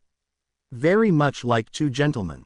All right, Hatsume concluded, releasing Uraraka after a moment. I have an idea of your measurements. And what's your quirk? I can nullify the effects of gravity on objects that. It's too complicated to work with gravity. Pass, she said, dodging her before Uraraka could finish. Let's move on to the next one. Seeing Hatsume's intentions, Uraraka positioned her entire body between her and Deku, who was still turned around and defenseless. Wait, you're going to mess him up, she said, murmuring under her breath, in more ways than one. All right, and what's your quirk, new assistant? Mr. Toshinori gave Deku a small nudge. I don't have a quirk. Deku turned around with a very serious expression. Uraraka noticed this and was about to say something, but she was interrupted. What? Hatsume exclaimed with a shout of excitement. The jackpot. Huh, Izuku blinked, not understanding what she meant. Of course, you're a blank slate on which countless things can be written. It's such a hassle to adapt my babies during their development stage to a quirk and then have to modify them for another one for their presentation. Without waiting for a response, Hatsume grabbed Izuku by the hand and began pulling him to the back of the workshop. Come with me, blank slate, and I promise I'll make you shine brighter than anyone. Oh okay, but I'm not sure I like being called a blank slate, Deku pointed out as he was pulled out of Uraraka's and Toshinori's sight. I could also call you quirk if you prefer, Hatsume suggested. That's 1,000 times worse. Izuku blushed intensely. I think I'd prefer blank slate or my name. Stop babbling, blank slate, you're starting to sound like my old assistant, Hatsume said with a tone of impatience, though she maintained her good humor. Sorry, Izuku apologized quickly. That's more like it. Izuku turned even redder as he helped her remove his suit jacket, feeling strangely exposed amidst all the gadgets and the bustle of the workshop. Out of the corner of his eye, Toshinori could see young Uraraka looking somewhat worried about what was happening between young Midoriya and Hatsume, and he couldn't help but smile a little. How enviable those feelings of youth were. Meanwhile, at the back of the workshop, Hatsume began to talk rapidly about her inventions, her ideas flowing like an uncontrollable torrent. Izuku listened intently, though he was a little overwhelmed by her enthusiasm. Ah, what a relief! Finally some fresh air. Uraraka stretched her arms towards the sky, happy to finally be out of Hatsume's workshop. Sorry if it didn't turn out like we thought, Toshinori apologized, scratching the back of his neck with an awkward smile. I never imagined that this girl, Hatsume, would be so intense. Both Deku and Uraraka kindly shook their heads. In the end, it was kind of fun, Uraraka said, though not very convincingly. Her thoughts were still on Hatsume's unconventional ways of evaluating people. Yeah, plus, she didn't mind that I didn't have a quirk, Midoriya added, looking at his hands with a small smile on his face. And maybe Hatsume is right about me being a blank slate for possibilities. I'm glad you think that, young Midoriya. Mr. Yagi gently touched his shoulder. You are the only one who should choose your path, and don't let anyone limit your possibilities. Not even me. Do you understand? Yes. Uraraka watched them with tenderness. They really were like father and son. So, what should we do now? She dared to ask. I have to take care of some things, Toshinori replied, glancing at his watch absent-mindedly. But you two should take the opportunity to go for a walk. There's a plaza nearby, he suggested, pointing in the right direction. I could definitely use a strawberry milkshake. What about you, Deku? Sure, Midoriya agreed. All right, then I'll see you later tonight for the beach cleanup and other exercises. Toshinori said his goodbyes. Nice to meet you, young lady. I'll ask Todoroki if he wants to join us. Midoriya called out, catching a glimpse of the man waving his hand as he continued to walk away. That seemed strangely familiar to Deku. Shall we? Uraraka asked, pulling him by the hand, which, of course, made him very nervous, but he tried to keep his composure. Why yeah, they visited stalls, clothing stores, window shopped, and even entered a pet store, where they happened to run into the heroine Mirko, taking the chance to snap a selfie with the bunnies. Near the end, Deku bought a soccer ball. They talked about interesting things and enjoyed each other's company the whole time, until they arrived at a lovely cafe with a view of the main fountain in the plaza, where they decided to go in. So, like Hatsume, you also want to enter UA? Deku asked excitedly. Yes, Uraraka admitted, trying to shake off the discomfort she felt as she recognized it, rubbing her neck. But in the hero course. That's amazing. Yeah, but I'm still not sure if I can make it. What are you talking about? Your quirk would definitely be super useful for being a hero. Your name could even be Uravity. Hey, I like that, Uraraka said with a playful grin, though her expression soon turned a bit somber again. But it has nothing to do with my quirk or my name. Deku waited patiently for Uraraka to continue. While the tuition and fees are relatively affordable for anyone wanting to attend UA, my family isn't doing well right now. The statement surprised Deku. He had always thought things were going well in Uraraka's life since she always smiled and seemed so optimistic. My dad has a small construction business, and things had been going well until recently, when one of his bridges collapsed. Deku covered his mouth in shock. While the police investigated and found no structural faults, the process took long enough for my dad to lose most of his clients. Was anyone hurt? Uraraka shook her head. Since the bridge had just been inaugurated, I asked my dad to take me to see it after school and after his work. And since it was so late, only one car was passing by at that moment. Fortunately, when it happened, I managed to make the car float and put it safely aside. A clear image of the event came to her mind. Inside were a man with a funny mask and his little daughter, who seemed very scared. I'm glad no one was hurt, Deku said, relieved. They were lucky you were there to save them, just like me. Once again, Deku's sweet smile appeared, and Uraraka couldn't help but blush slightly, fanning her face to try to cool her flushed cheeks. The point is, my greatest wish was to become a hero to someday lighten my parents' financial burdens, but now it would be hypocritical of me not to worry about being a burden to them until I can work professionally. I see. This made Deku think deeply. He couldn't help but remember his mother's worried face the day he had tried to end his life. He must have been the biggest fool and most selfish of all, he thought, pressing his fists on his lap. Uraraka noticed the change in his expression and tried to cheer him up. But I didn't tell you this to make you feel bad for me, she tried to laugh, though it sounded a bit awkward. No, I don't feel sorry for you. I promise. Deku hastened to clarify, it's just that I was thinking that I should be more like you. The day we met, I didn't think things through. I only thought of myself, and I didn't stop to consider the consequences and how my mom might feel afterward. Uraraka smiled in response. Well, you know what Hawks says. Sometimes, in trying to save the world, we forget those closest to us. Oh, I said the same thing to my mom the other day, Deku replied, surprised by the coincidence. Really? And you know what? Training on the beach with Mr. Yagi, I got the chance to meet him.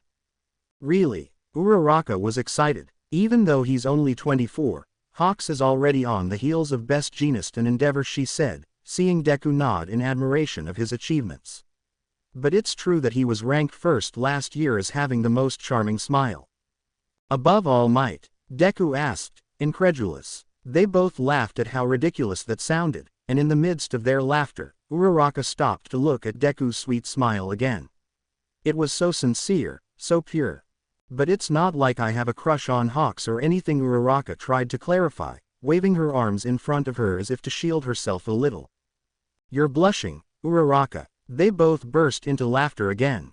At that moment, as the sunlight reflected off the water in the fountain and the hustle and bustle of the plaza continued around them, they felt like they were in their own little world, simply enjoying being together.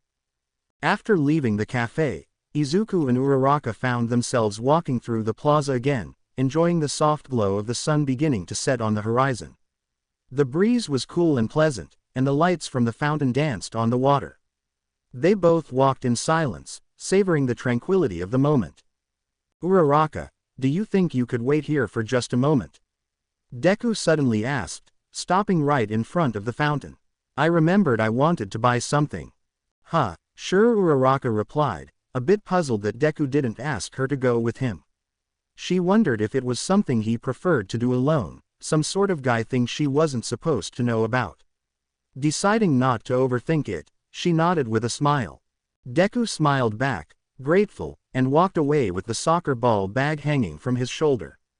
Uraraka watched him as he headed towards one of the stores on the other side of the plaza, his steps light, and his green hair swaying gently with the breeze. Taking advantage of the moment of solitude, Uraraka sat on the edge of the fountain, feeling the cool mist of the water lightly splashing on her face. She took her phone out of her pocket and unlocked it, searching for the photo they had taken with Mirko earlier. She smiled when she saw the picture. There they were, the three of them posing with the bunnies, Mirko with her energetic grin, and she and Deku smiling with that youthful joy that seemed to light up the entire photo. However, without realizing it, her fingers started to zoom in on the part of the picture where she and Deku appeared. Her heart beat a little faster as she observed how they looked together.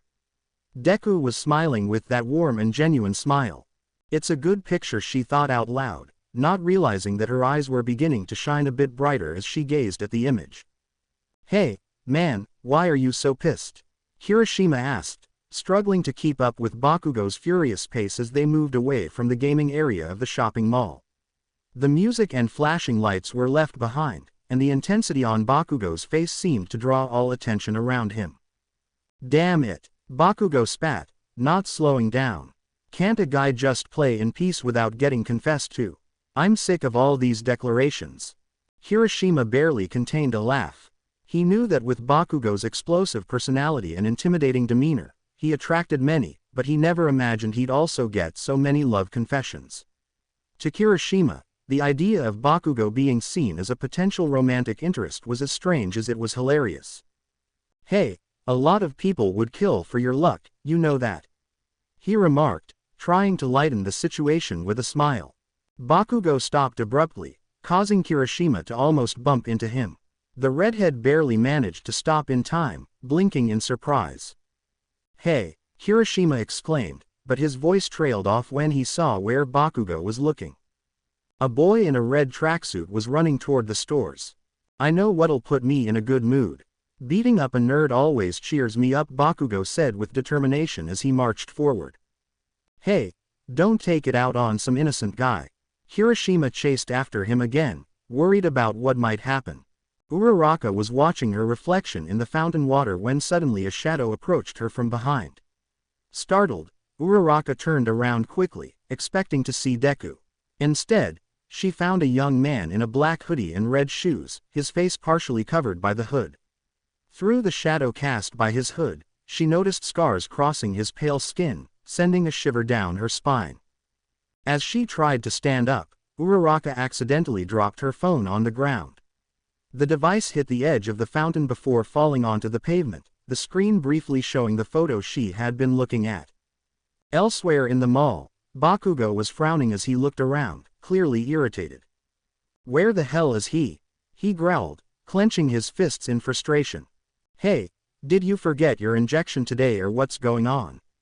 Kirishima asked, gently pulling on his friend's arm to calm him down. "Ha, as if that crap could stop me," Bakugo scoffed, shaking off Kirishima's grip. "I'll admit it caused some issues at first, but I'm back to normal." Kirishima looked at him incredulously. "You're telling me that they gave you a substance specifically designed to lower your testosterone, and your body still produced in excess?"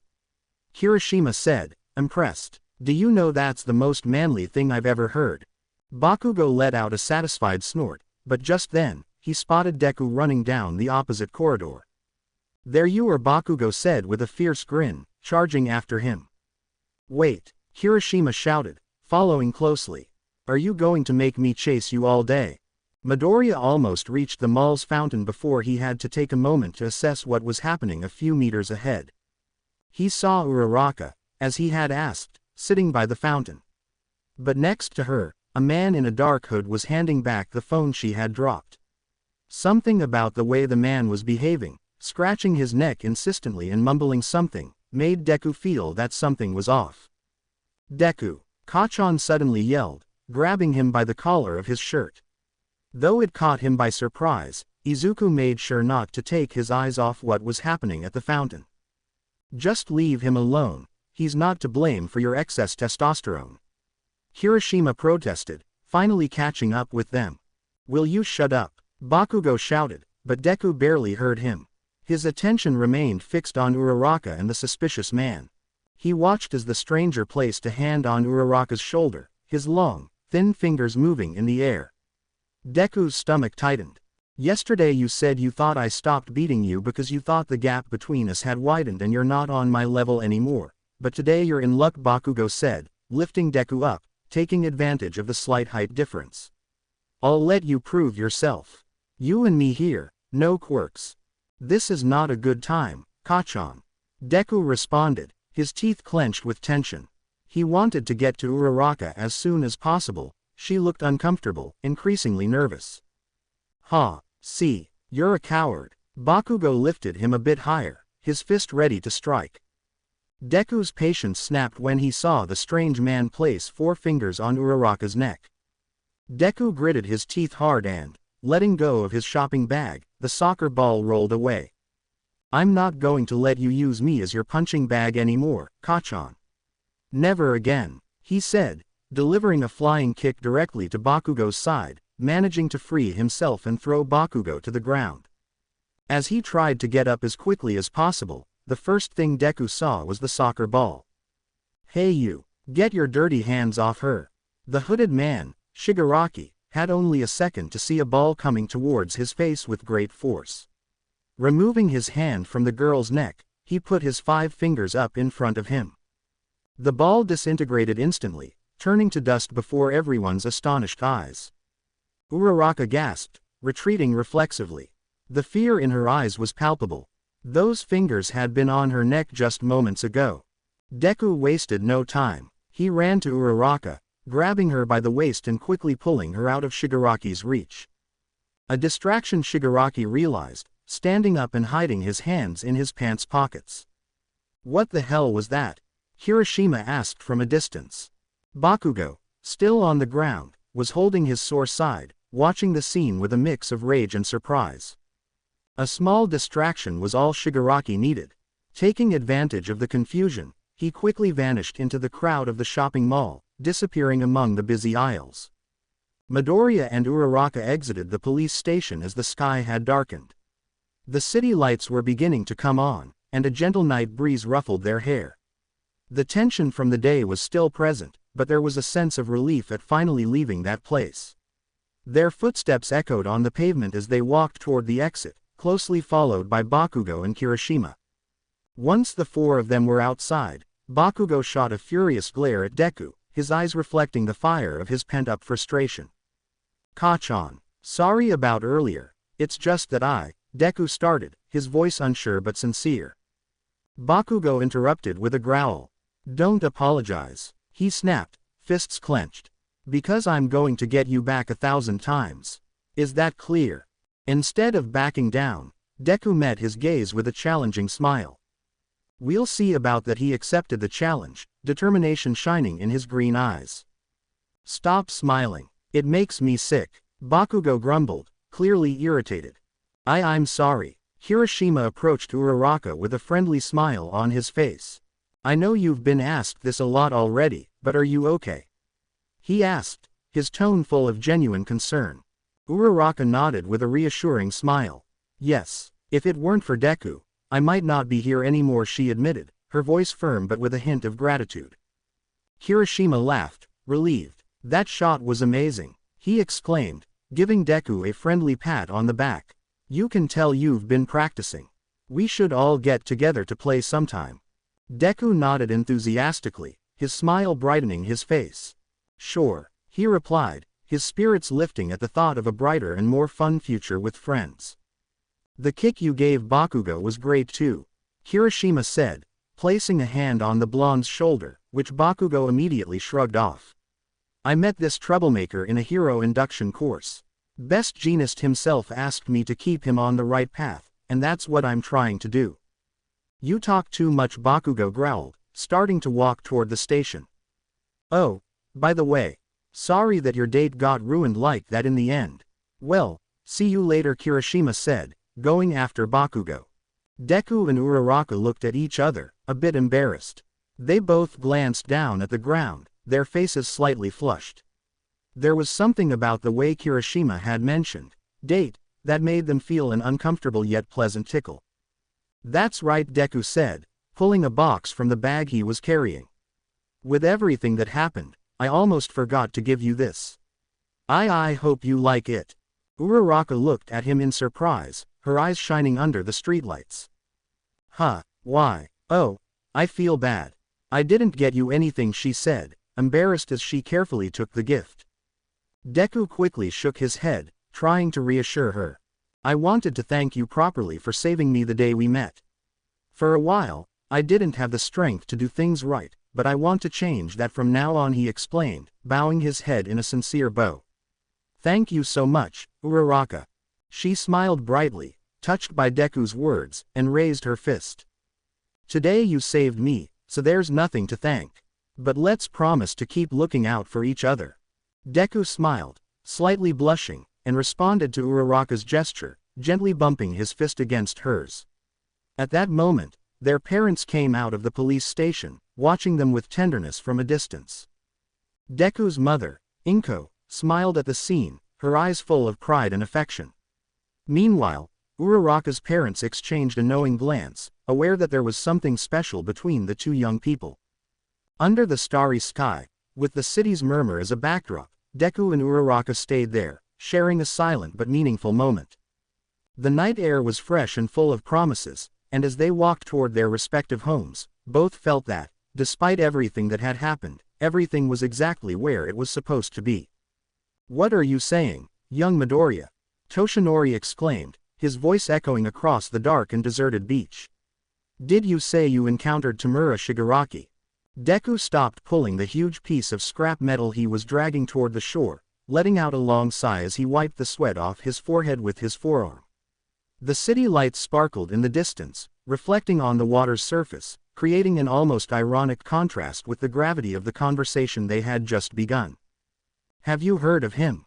Midoriya asked, looking at Toshinori with curiosity. Before Toshinori could respond, Todoroki stepped between them, carrying a metal box that seemed heavier than anything Midoriya had lifted that night. "He was a close collaborator of All for One," said Todoroki, his voice firm but restrained. "I heard my father talk about him several times. Apparently, he has a terrible power." "Yes," Midoriya affirmed, shivering as he recalled how Shigaraki had disintegrated the ball with just a touch right in front of them. "It's definitely a terrifying quirk. It makes me think it's better to have been born without any quirk than to have to be careful not to touch things and destroy them." Todoroki glanced at one of his hands, his fingers tensing slightly. "And what was he trying to achieve by attacking the young lady?" Toshinori asked. Midoriya continued pulling the scrap metal with the ropes while keeping up the conversation. Perhaps it was his way of relieving the stress caused by recalling how Uraraka had been in danger because of him. Shigaraki confessed to her that he was the one responsible for destroying the bridge built by her father's company, and that he was upset because Uraraka got in his way saving that car. And did he tell her what he intended by attacking the car? He didn't say, but he did tell her something very strange before Izuku recalled when he saw Shigaraki handing the cell phone to Uraraka. He probably thought Uraraka wouldn't survive their encounter, and that's why he told her that a long time ago he also had people he truly cared about and remembering that caused him great distress. Toshinori remained silent, frowning in thought for a long time. Could he be referring to his family? Toshinori knew, from his own investigation, that Shigaraki was the grandson of his mentor, Nana Shimura. All for One had used that information in their last battle to try and distract him. However, until now, Shigaraki had never shown any interest in thinking about his origins. Could it be that, now that he was no longer under the direct influence of All for One, something in him had changed? "I apologize for interrupting your thoughts," Todoroki said, standing in front of him, "but I'd like to know how it went with my father." Toshinori smiled ironically, raising a hand to show his burnt eye before tossing it into the scrap metal. "He's definitely not happy," he said with a mocking tone. "Especially when I told him I wouldn't tell him where you were. But in the end, he understood that he hasn't been doing things right." Then, with a calm movement, he pulled an envelope from his jacket pocket and handed it to Todoroki. "He asked me to give you this." Todoroki's eyes narrowed, his expression hardening. "I don't want to hear his excuses," he murmured, looking away to the side. "This is from your mother," Toshinori added softly. Himiko Toga skipped along a dark, deserted street. The dim light from the street lamps barely illuminated her steps, and the nighttime breeze played with the strands of her blonde hair. The city was quiet, enveloped in a calm that contrasted sharply with Toga's effervescent energy. As she moved forward, her curious eyes explored every corner, searching for something to break the monotony of the night. Passing by an electronics store, something immediately caught her attention. On one of the lit screens, a familiar face appeared she hadn't seen in a long time. Toga hurried over, almost pressing her face against the glass of the display, with a broad and excited smile. "Ochako!" she exclaimed, her eyes sparkling with a mix of surprise and excitement. On the news, Ochako Uraraka appeared with a worried expression. Beside her, a boy was talking to the press, his words inaudible to Toga through the glass, but the protective gesture of his posture was unmistakable. At one point, Ochako and the boy looked at each other, and they both smiled, a shared smile that radiated a special connection. "What?" Toga placed her hands on her cheeks, her excitement growing with each passing second. "That boy looks so much like my first crush from high school." She reminisced with a sigh. "Not that I care now," she giggled. "But it seems like we have similar tastes after all." She continued staring at the screen, her eyes fixed on the image of Ochako and the boy together. A small spark of something unknown, a mix of jealousy and fascination, flashed through her mind. It wasn't exactly envy she felt, it was more of a twisted recognition. As if, in some distorted way, she understood what she was seeing. Finally, Himiko turned away from the display, her back to the television. Her hands came together in front of her chest, clenched with excitement. Thoughts raced wildly in her head, mixing past memories with present desires. Maybe now you can understand how I felt back then, Ochako, she murmured to herself, her smile widening even further, almost to the point of becoming a dangerous grin. Wow, it's a pink shirt, exclaimed Uraraka excitedly as she pulled the gift from the box, her eyes shining with special delight. The delicate fabric of the shirt felt soft between her fingers, and its pink color was perfect, not too bright or too muted, just the shade she liked. She smiled with joy, imagining Deku carefully choosing the gift with her in mind. Without waiting another moment, she quickly tried it on in front of the mirror in her room. The fabric slid over her skin with a pleasant lightness, and she noticed how well the shirt accentuated her figure. She turned from side to side, inspecting how it fit from every angle, and couldn't help but feel charmed by how well it looked from behind too. It's so cute, just like Deku, she said aloud, smiling without realizing. But as soon as the words left her lips, reality hit her. She froze, the heat rising rapidly to her face as a wave of embarrassment washed over her. Had she really just said that out loud? Even though she was alone in her room, the feeling of having confessed such a personal thought made her feel exposed. What am I saying? She murmured, blushing even more. She placed her hands on her cheeks, trying to calm the burning flush on her skin. Feeling embarrassed, she carefully hung the new shirt on her hanger, as if it were a delicate treasure that needed to be protected. I'd better go to sleep, she decided, trying to convince herself that sleep would be enough to erase the embarrassing moment. It's been a long day, and I'm not thinking clearly. She quickly turned off the light, the darkness wrapping her in a cloak of calm. She lay down on her bed, tucking herself under the covers up to her head, as if hiding beneath them could conceal her thoughts. But even under the blankets, her nervous smile remained. She tried to breathe deeply, repeating to herself that everything was normal. But why did she feel that warmth in her chest every time she thought about him? Why did the idea of him choosing a shirt specifically for her make her feel so happy? As she struggled with her thoughts, fatigue finally began to take over. The weight of a long, emotional day slowly led her into restless sleep. Yet even in her dreams, Deku's image lingered, his smile still shining in her mind, and the pink shirt he had given her floating at the edge of her subconscious, like a symbol of something deeper that she wasn't ready to accept just yet. Deku. Deku sneezed, lying on the extra futon in his room. Are you catching a cold? Todoroki asked from the bed, and Deku shook his head. No, just a sneeze, he replied, readjusting himself under the blankets. After a moment of silence, he gathered the courage to ask something that had been on his mind all night. Sorry, if you don't mind me asking, have you thought about what you're going to do regarding your father? Todoroki was silent for a moment, his eyes fixed on the dark ceiling of the room as if searching for answers among the shadows cast by the faint moonlight. I haven't made a definitive decision yet, Todoroki began calmly, though there was a latent tension in his words. The root of it all is that my father wanted to create a successor who could surpass All Might at any cost. That's why he married my mother, hoping that the combination of quirks would make the user someone extraordinarily powerful. Deku nodded, contemplating what was being said. It was incredible to imagine someone being born with two quirks, both potentially very powerful.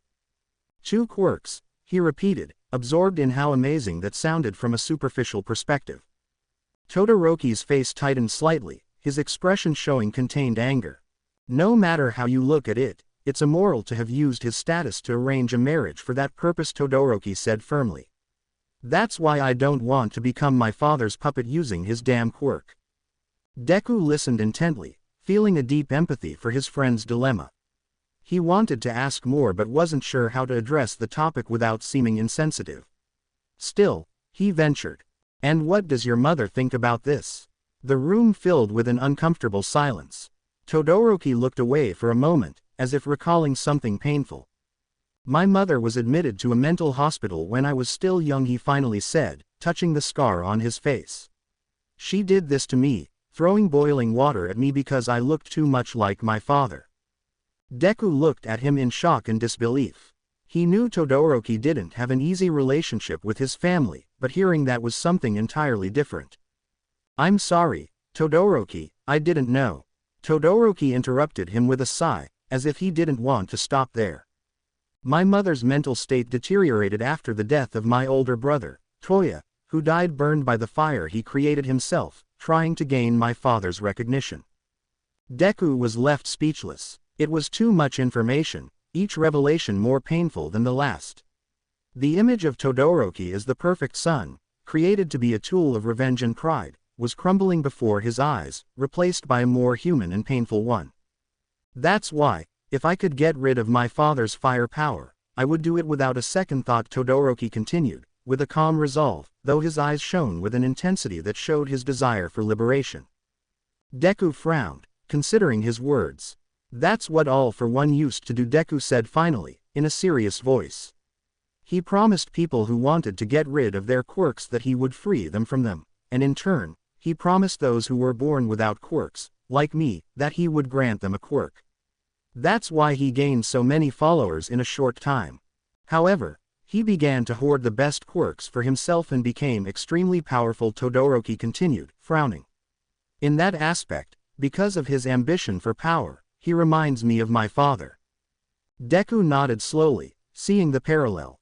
Mr. Yagi told me that Tamura Shigaraki, the person who attacked my friend Uraraka, had a similar father-son relationship with All for One, but when he realized that All for One wanted to use him, Shigaraki abandoned him, Deku recalled, reflecting aloud. Seeing it that way, I think I'm fortunate that my father just left when he found out I didn't have a quirk. It was the first time Deku had made that statement aloud. He had no proof, but he assumed it was the most likely scenario. The absence of his father, an open wound for so long, suddenly seemed to have a more tangible explanation. Well, at least you get along with your mom, Todoroki pointed out, softening his tone a bit. In the letter my mother sent me, she says she wants me to visit her, and I'm considering going tomorrow. Deku smiled warmly at him, feeling a wave of relief at his friend's decision. Then do your best. Everything will work out, Midoriya encouraged sincerely. Todoroki nodded, offering a slight smile. It was a small gesture, but for Deku, it was a sign that perhaps his friend was beginning to find a way to heal the wounds of his past. It was a new day, one of those days when the fresh air and bright sun seemed full of promise. The cherry blossoms decorated the landscape with their delicate pink petals slowly falling with the breeze. Uraraka stood under one of those trees, waiting patiently after school. The sun filtered through the branches, casting small rays of light that forced her to shield her eyes with her hand. Uraraka, a familiar voice called out, making her turn immediately. She was delighted to see Deku running up the hill toward her. His face was full of enthusiasm, though it was clear he had run with all his might not to be too late. When he reached her side, Deku bent forward, placing his hands on his knees as he tried to catch his breath. His cheeks were flushed, not just from the physical effort but also, Uraraka thought, from the excitement of seeing her. Sorry for making you wait, he said, still breathing heavily. Kachan tried to fight me again, but I managed to dodge him. Uraraka smiled, shaking her head to dismiss his lateness. She enjoyed seeing Deku like this, so full of energy and always willing to do his best, even in situations that others might find frustrating or annoying. As he caught his breath, she couldn't help but notice how adorable he looked with his cheeks flushed from the run. The sun kept climbing higher, and its rays grew more intense. Uraraka squinted and covered her eyes a bit more with her hand. Deku, noticing her discomfort, glanced around, searching for a solution. We should get some ice cream from that stand over there, he suggested, pointing to a small cart shaded by another cherry blossom tree further ahead. Uraraka blinked in surprise. She was sure that stand hadn't been there a moment ago. How had she not noticed it before? But she didn't dwell on it and nodded eagerly. Great idea, she replied, feeling instant relief at the thought of a cold ice cream on such a hot day. Deku eagerly ran ahead toward the ice cream cart. She watched him talk to someone inside the small stand, gesturing as he spoke. But after a few moments, he returned empty-handed, with a slightly disappointed expression. They said the ice cream machine broke down, he announced apologetically. Oh, that happens a lot, Uraraka said, trying to cheer him up. I think it's even become a joke on the internet. Deku chuckled softly at her comment, shaking his head. Then his face lit up as if a brilliant idea had just crossed his mind. "I know," he said excitedly. "I know what would be even better than ice cream in this heat." Uraraka looked at him, curious to know what his new idea was. Deku approached her with a sweet smile that made her heart beat a little faster. But what he did next left her completely bewildered. Deku took one of her hands, gently pulling it toward him. His expression changed dramatically, from the sweet and cheerful smile she knew so well to an intense, focused look, maybe even a little provocative. "You, Uraraka," he whispered, and without warning, he kissed the inside of her wrist, his warm breath sending a shiver down her spine. Before she could react, Deku slowly ran his tongue over the skin where he had kissed, leaving a trail of warmth that made her whole body tense with surprise. A shiver ran down her spine, and Uraraka felt a chill that made her skin prickle. "Deku," she murmured, not knowing what to think, her mind a whirlwind of emotions. Suddenly, everything vanished. Uraraka's eyes flew open, startled, and she found herself staring at the ceiling of her room. Her breathing was quick, her heart was pounding, and her face was completely flushed. She felt the heat in her cheeks as she covered her face with her hands, embarrassed. "Why did I dream something like that?" she asked herself quietly, her voice a trembling whisper. She turned over in bed, trying to calm down, but the sensations from the dream still lingered, as if Deku had really been there, so close to her. She could feel the warmth of his breath on her wrist and the intensity of his gaze. It was 4 a.m., and All Might was wide awake in the darkness of his room. His mind couldn't find any peace. There were too many worries, too many thoughts circling around his head, making it impossible to sleep. Shigaraki and his unclear intentions were at the forefront of his mind. But what truly haunted him was the persistent feeling that even though All for One was dead, his influence still lingered over all this chaos. 4 years ago, it had all started with an operation that was supposed to be kept secret, a carefully planned move with a small team to avoid leaks to the media. Alongside him were Endeavor, Best Jeanist, Eraserhead, and the Rookie of the Year, Hawks. Despite his young age, Hawks had proven to be exceptional. His role as a double agent had been crucial. With his ability to infiltrate, he had managed to pose as a young prospect of an all-for-one follower, thus uncovering the villain's base of operations. All Might vividly remembered the day they had stormed that base. The damp, dark walls, the narrow corridors filled with echoes of a dark past. As they moved deeper, they had found the remains of a grotesque laboratory. It was there that the records revealed the most abominable truth. Those monsters All for One had created, those beings in their early stages of development, had once been people. People who had once had dreams, hopes, and families. The villain had turned them into tools for his own ambition. Even now, years later, All Might felt an indescribable fury remembering how All for One had manipulated his own followers, exploiting their deepest desires for his own gain. That man had been a master at preying on human yearnings and despairs, at twisting the noblest aspirations into weapons of destruction. And that was something All Might could never forgive him for. When the time finally came to face him, All Might had not hesitated to use all his power. He remembered how every blow reverberated through his body, how fury and justice intertwined in every movement. He had fought with everything he had, with every fiber of his being, and when the dust settled, All for One was dead. But victory came at a cost. He himself had been gravely wounded, a price he was willing to pay to stop the villain once and for all. Now, as his thoughts drifted through those dark memories, his phone vibrated on the bedside table, pulling him out of his reverie. It was a news alert followed by a text message that, despite the hour, prompted him to get up. "Are you sure you don't want us to come with you?" Midoriya asked, his voice filled with concern as he stood in front of the entrance to the apartment building where he lived. Todoroki, staring at the ground for a moment, shook his head gently. "I think it's something I need to do on my own," he replied firmly. Midoriya nodded, understanding. He knew how important it was for Todoroki to face his past and his family, especially after everything that had happened. "All right, text me if you need anything. My mom and I are going out for a run since Mr. Yagi had something to take care of. But I'll keep my phone on at all times," Midoriya said, trying to offer him all the support he could. A few steps behind them, Midoriya's mother, Inko, was already doing warm-up exercises, stretching her arms and legs with a serene smile on her face. Todoroki took a moment, as if carefully considering his words. Then, with a seriousness that was so characteristic of him, he said, "I never thanked you for what you've done for me, Midoriya." His eyes met Midoriya's. There was a brief silence before he continued, "But since I don't want to seem as cold as my father, I'll say that I feel like you're the first friend I've ever had." Todoroki's words hung in the air, filled with a depth of sincerity that left Midoriya speechless for a moment. Inko, who had been listening from a distance, couldn't help but feel a wave of emotion. Her eyes filled with tears, moved by Todoroki's honesty and the bond her son had formed with him. Todoroki Midoriya began, but he stopped, unsure of what to say. Instead, he offered a warm smile, one that radiated support and understanding. "I'm glad to hear that. And I'm really lucky to have you as a friend, too."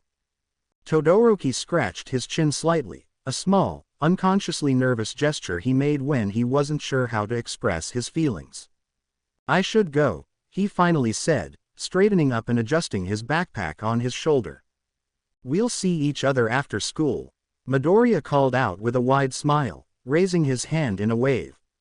Uraraka patted her cheeks lightly, trying to shake off the drowsiness that still lingered after not being able to fall back asleep. The dream from the previous night still haunted her, leaving her confused. Her thoughts kept drifting back to that moment, that strange dream where Deku had been so bold. The image of him kissing her wrist and the sensation of his skin against hers made her blush just thinking about it. She stopped on the train platform, gazing toward the tracks as the morning sun began to rise in the sky, bathing the city in a soft, golden light. Uraraka just wished the train would arrive soon so she could get to school and maybe find a moment to rest before classes began. Suddenly, she heard a familiar voice that pulled her out of her thoughts. "Uraraka." Deku was running toward her along the platform, his breath a little heavy but a smile on his face. "Ah, Deku," Uraraka exclaimed in surprise, her eyes widening.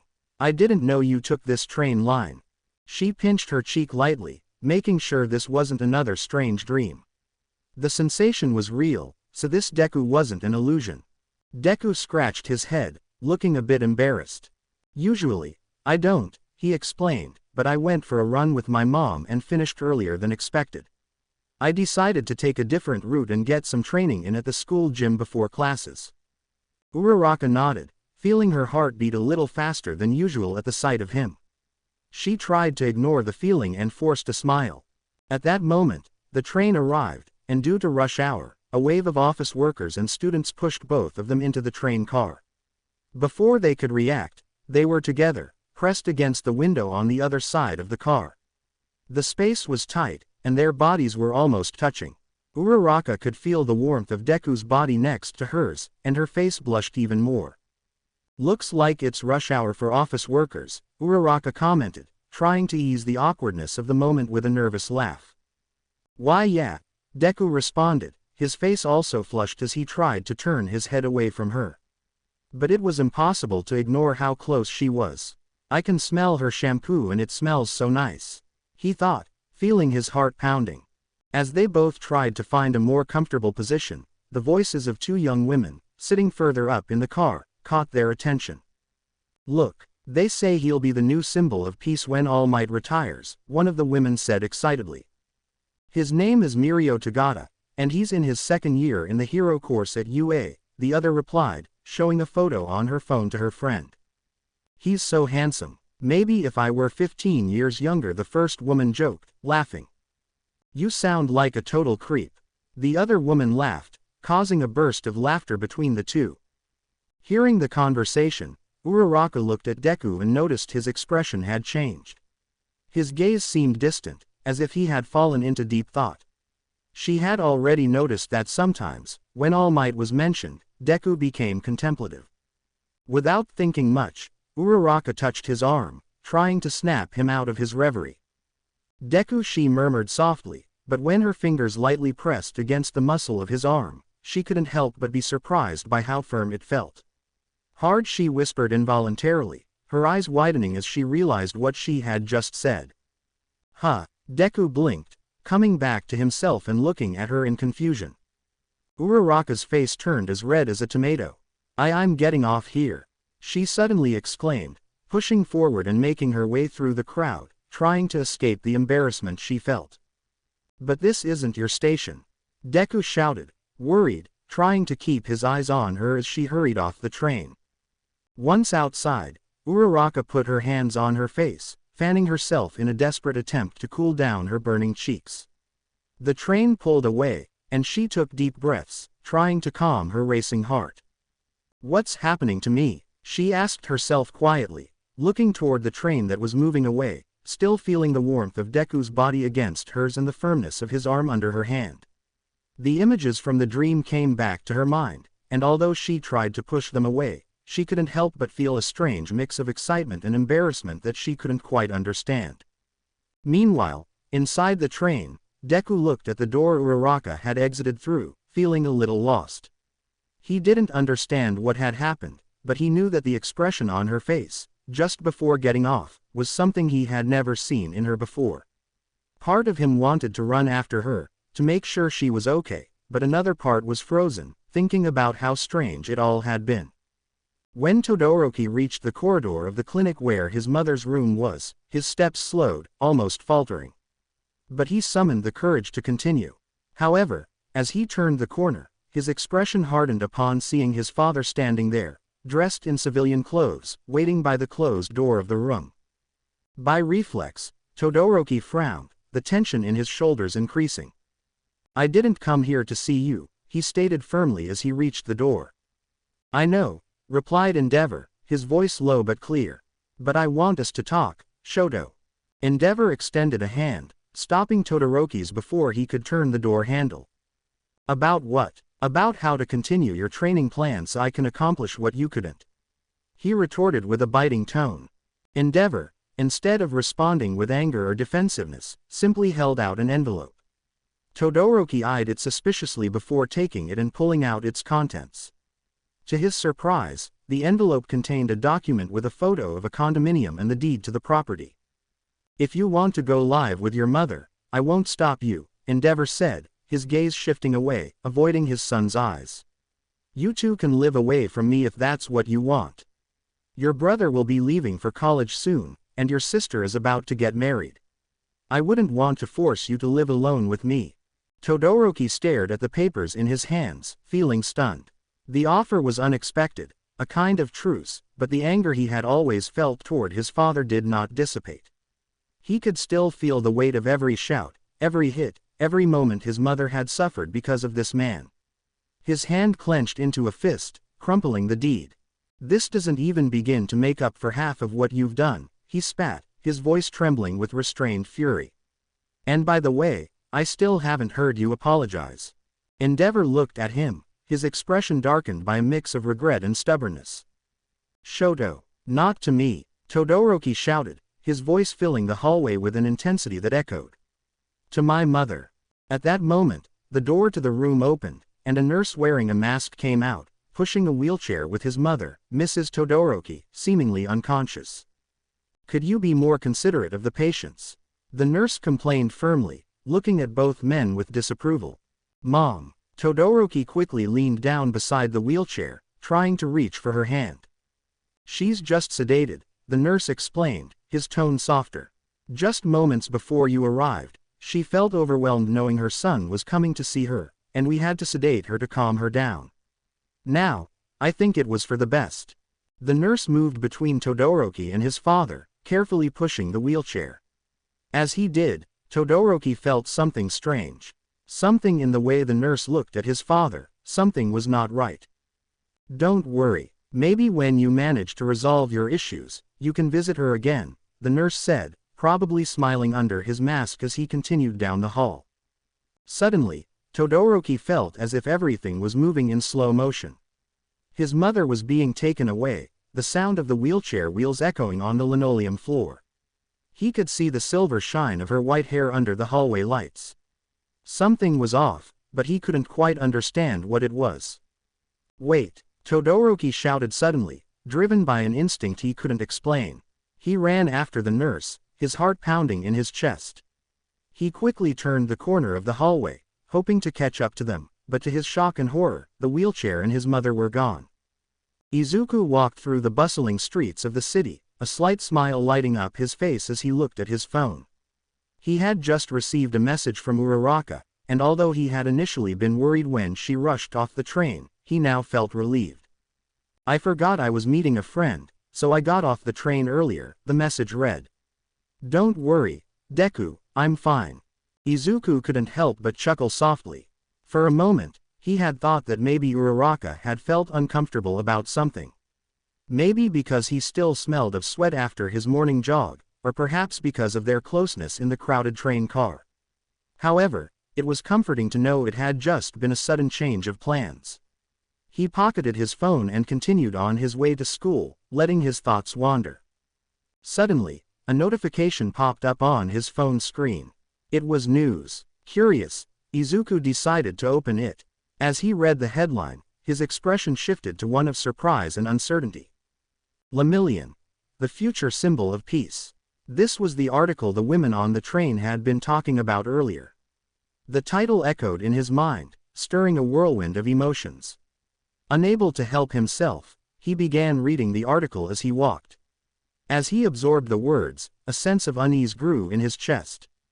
The news detailed the impressive achievements of Mirio Tagata, a second-year student at UA Academy. The agency where Tagata was interning highlighted the countless successes he had achieved, even surpassing many professional heroes in his short career. His quirk, permeation, allowed him to pass through any object, a skill he used with impeccably trained physical prowess. The article concluded with an ambitious statement. Tagata aimed to rescue 1,000,000 people, hence his hero name, Lyzarien. Izuku looked at a photo of Mirio included in the article. There was something about his smile, his confident posture, that reminded him of All Might. It wasn't just his physical appearance but the same aura of hope and determination that All Might exuded. As he approached the entrance to the school, Izuku was still lost in thought. The sound of something slamming against the metal fences of the soccer field snapped him out of his thoughts. Izuku blinked, realizing he had arrived at the fields without even noticing. What he saw made him stop in his tracks. There was Kachan, kicking a soccer ball with a ferocity that Izuku recognized instantly. Bakugo was furious, almost rabid. He was slamming the ball against the fence with such force that it seemed like it might break at any moment. Izuku watched him for a moment longer. He could see the frustration in his movements, the same feeling he was trying to suppress. For a brief instant, Bakugo looked away, but realizing he was being watched, his expression hardened even more. "What the hell are you looking at, you idiot?" Bakugo shouted, his tone biting. Without responding, Izuku dropped his backpack and began to walk toward the field, his steps steady. "Nobody invited you," Bakugo yelled, his anger evident. "So get lost." But Izuku wasn't intimidated. He ignored Bakugo's words and, without thinking too much about it, ran toward the ball and kicked it with all his might. The impact was liberating, a burst of pent-up emotions released in that single kick. The ball bounced off the fence and rolled back toward them. "Are you deaf or something?" Bakugo exclaimed, clearly irritated. "Did you read the article too, Kachan?" Izuku asked calmly as he watched the ball roll back. Bakugo trapped the ball with his foot and kicked it again, this time with even more force. "That dumbass doesn't even come close to All Might." Bakugo spat, his rage evident in every word. To Bakugo's surprise, stupid Deku didn't try to defend him and instead just kicked the ball again. Each strike seemed to ease the tension they both felt a little. "Do you think All Might will really choose him as his successor?" Izuku asked, his voice lower, almost a whisper, as he watched the ball fly toward the fence once more. "If he does, I'll kill him," Bakugo shouted, kicking the ball even harder than before. Izuku gave a small smile. Despite everything, there was something comforting in knowing he wasn't the only one feeling this way. "I was surprised you agreed to meet with me," Sir Night-Eye commented, adjusting his glasses with a precise, measured motion. His voice was calm, but his eyes spoke volumes. He had been anticipating this meeting for a long time. All Might did not respond immediately. Instead, he took out his phone and placed it on the table, showing a headline that seemed to have followed him throughout the day, like a persistent shadow. "Well, you weren't very subtle in your intentions," All Might replied, frowning. The headline on his phone read, "Who will be the successor of the symbol of peace?" Night Eye remained composed, but his fingers tensed slightly on the table. "I didn't leave you many options, All Might. You've been ignoring my requests to introduce me to Lemillion," Night Eye continued, straightforwardly. All Might let out a sigh, his gaze falling momentarily to the coffee in his cup before he answered. "I'll meet him when he starts teaching at UA next semester. There's no need to rush." Night Eye remained unfazed. "I think there is a need. You see, Mirio developed his quirk, which was initially a flaw, and turned it into his greatest strength.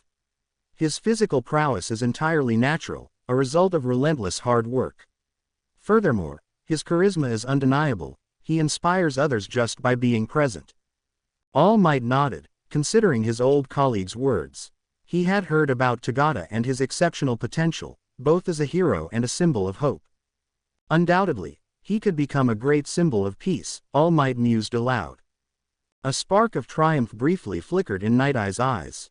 "I knew that, but maybe he has already accomplished too much on his own," All Might interrupted, keeping his gaze fixed on Night Eye, who looked puzzled for a moment. "It's undeniable that young Tagata has made a name for himself, and that's more than admirable. But my power, one for all, is a power that must be nurtured and then passed on like a torch. With young Tagata, I feel that, rather than passing on a torch, it would be like fueling a fire that's already burning. A sort of power-up, if you will." Night Eye did not respond immediately. His glasses gleamed with a light that concealed his true thoughts. "I'm not saying I've ruled him out, but my initial impression is that he doesn't need to be my successor, given that he's already a hero in his own right," All Might continued, with a softer but firm tone. Night Eye continued to watch All Might without showing any emotion. "That was well rehearsed, All Might, but you're not fooling me," Night Eye finally said. All Might frowned, a slight gesture of discomfort crossing his face. "The only reason you dismiss the most logical and sensible option for passing on one for all is if you're expecting something or someone specific. So tell me, what or who is it?" The question hung in the air, heavy and inevitable. For a moment, the memory of Hawks, asking almost the same question, flashed fleetingly through All Might's mind. Yes, I am expecting something," All Might finally confessed, his voice low but firm. "I've always thought that when I meet the one who should be the successor of One for All, I'll be the first to know. It will be a clear feeling, like the impulse to run when someone is in danger, and you feel your feet moving without thinking." To All Might's surprise, Sir Night Eye smiled. A small but genuine smile. "I've always appreciated your sense of humor, All Might. I'm being very serious. Totally foolish and sentimental, that's so like you. But fine, in the end, it's your decision. Just promise me you'll keep an eye on Mirio when you have the chance," Night Eye said, adjusting his glasses again, this time with a more relaxed gesture. All Might nodded, his expression softening. "All right, I'll consider it." As Izuku left school, he felt the afternoon sun warming his back gently as he walked toward the main exit. The crowd of students dispersing around him barely took notice of him, each absorbed in their own conversations and plans for after school. Checking his phone, he saw another message from Uraraka that made him stop. "I'm going to start taking martial arts classes after school," the message read. "It's a free course for women, teaching self-defense principles. Sorry, I won't be able to walk with you to the station from now on, but we'll see each other soon." Izuku read the message twice, feeling a mix of emotions that left him with a strange emptiness in his stomach. At first, the news discouraged him a bit.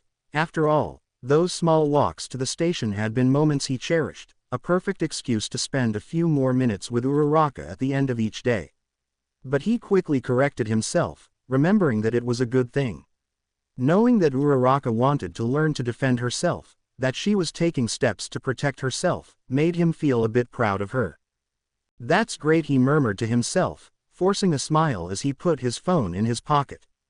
However, the truth was that he didn't feel like talking much that day, even if Uraraka had been there. As he walked slowly toward the campus exit, Izuku gripped the straps of his backpack tightly. An unknown weight pressed on his chest, and he was ready to admit, even if only to himself, that he was upset about the article he had read that morning. The one claiming that Mirio Tagata, Lemillion, would be All Might's successor. The mere idea gnawed at him from within. Although the article didn't directly mention All Might's opinion, the assumption that someone else, anyone else, could take the place he had dreamed of holding since he was a child made him feel jealous. The word burned in his mind, as if it were something he should be ashamed of. Was that what he felt? Jealousy over a position?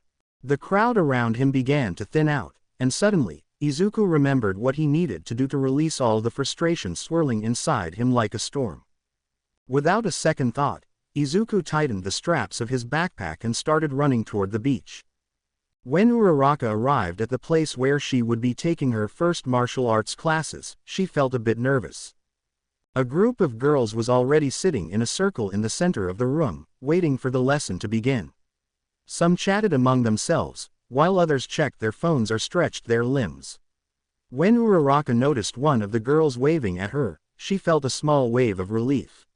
She forced herself to smile, reminding herself that she was there to learn and become stronger. "Hi," she said as she sat next to the girl, trying to sound friendly and confident. "I'm Ochako Uraraka." "Hi, you can call me Kami," the girl replied with a relaxed smile, her eyes sparkling with a playful glint. "It looks like you're new to this, but don't be nervous." Kami had a laid-back attitude that immediately made Uraraka feel a bit more at ease. Her voice was soft but assured, and her green eyes, paired with her blonde hair falling in soft waves over her shoulders, gave her a friendly and approachable air. "Thanks, I'll try," Uraraka said, letting out a small sigh of relief. "Have you taken classes before?" "A few," Kami answered, shrugging casually. "It's just that the streets aren't as safe as they used to be." "Tell me about it," Uraraka said, her voice dropping slightly as her eyes darkened with the memory. "Recently, a stranger grabbed me by the neck and tried to use his quirk on me." "That's terrible," Kami responded, though her expression remained curiously calm, almost as if she was used to hearing such stories. Uraraka looked at Kami's features more closely. Her fair skin contrasted with her blonde hair, and her figure was slender but athletic, suggesting that she was accustomed to taking care of herself. She must have been through something similar, Ochako thought. It was easy to imagine that, with her striking appearance, Kami might have been a target of harassment more than once, which might explain her nonchalant attitude toward dangerous situations. Across the circle, another girl watched them silently. She had long green hair and large, round eyes that seemed to observe everything with a calm intensity. Noticing Uraraka's gaze, the girl lowered her eyes shyly, as if she wasn't used to being the center of attention. How cute. She might be a bit shy, like Deku, Uraraka thought, smiling softly. To Midoriya's surprise, Todoroki was already at the beach when he arrived, moving the scrap with an intensity that was unusual for him. The afternoon sun shone on the nearby waves, reflecting off the rusted metal and debris piled along the shore. In the distance, the sound of the sea crashing against the rocks offered a curious contrast to the metallic echo of trash being tossed into the container by Todoroki. Izuku was about to call out to him, but something in Todoroki's posture stopped him. He could see the fury contained in every sharp movement. The clenched jaw, furrowed brows, and that steely gaze fixed on the scrap he was collecting told Midoriya that something must have gone wrong during his visit to the clinic to see his mother. Izuku felt a pang of guilt remembering how he had assured him the day before that everything would be okay, believing his words might offer some comfort. Why is nothing going as planned? He thought, clenching his fists and ready to start working. Todoroki didn't seem to notice his presence as he began moving the heavier scrap, and both continued working tirelessly. All Might walked slowly and thoughtfully toward the beach, feeling the weight of responsibility with each step. True to his word, his attention was fixed on his cell phone screen, where he was reading the latest articles about the young Tagata.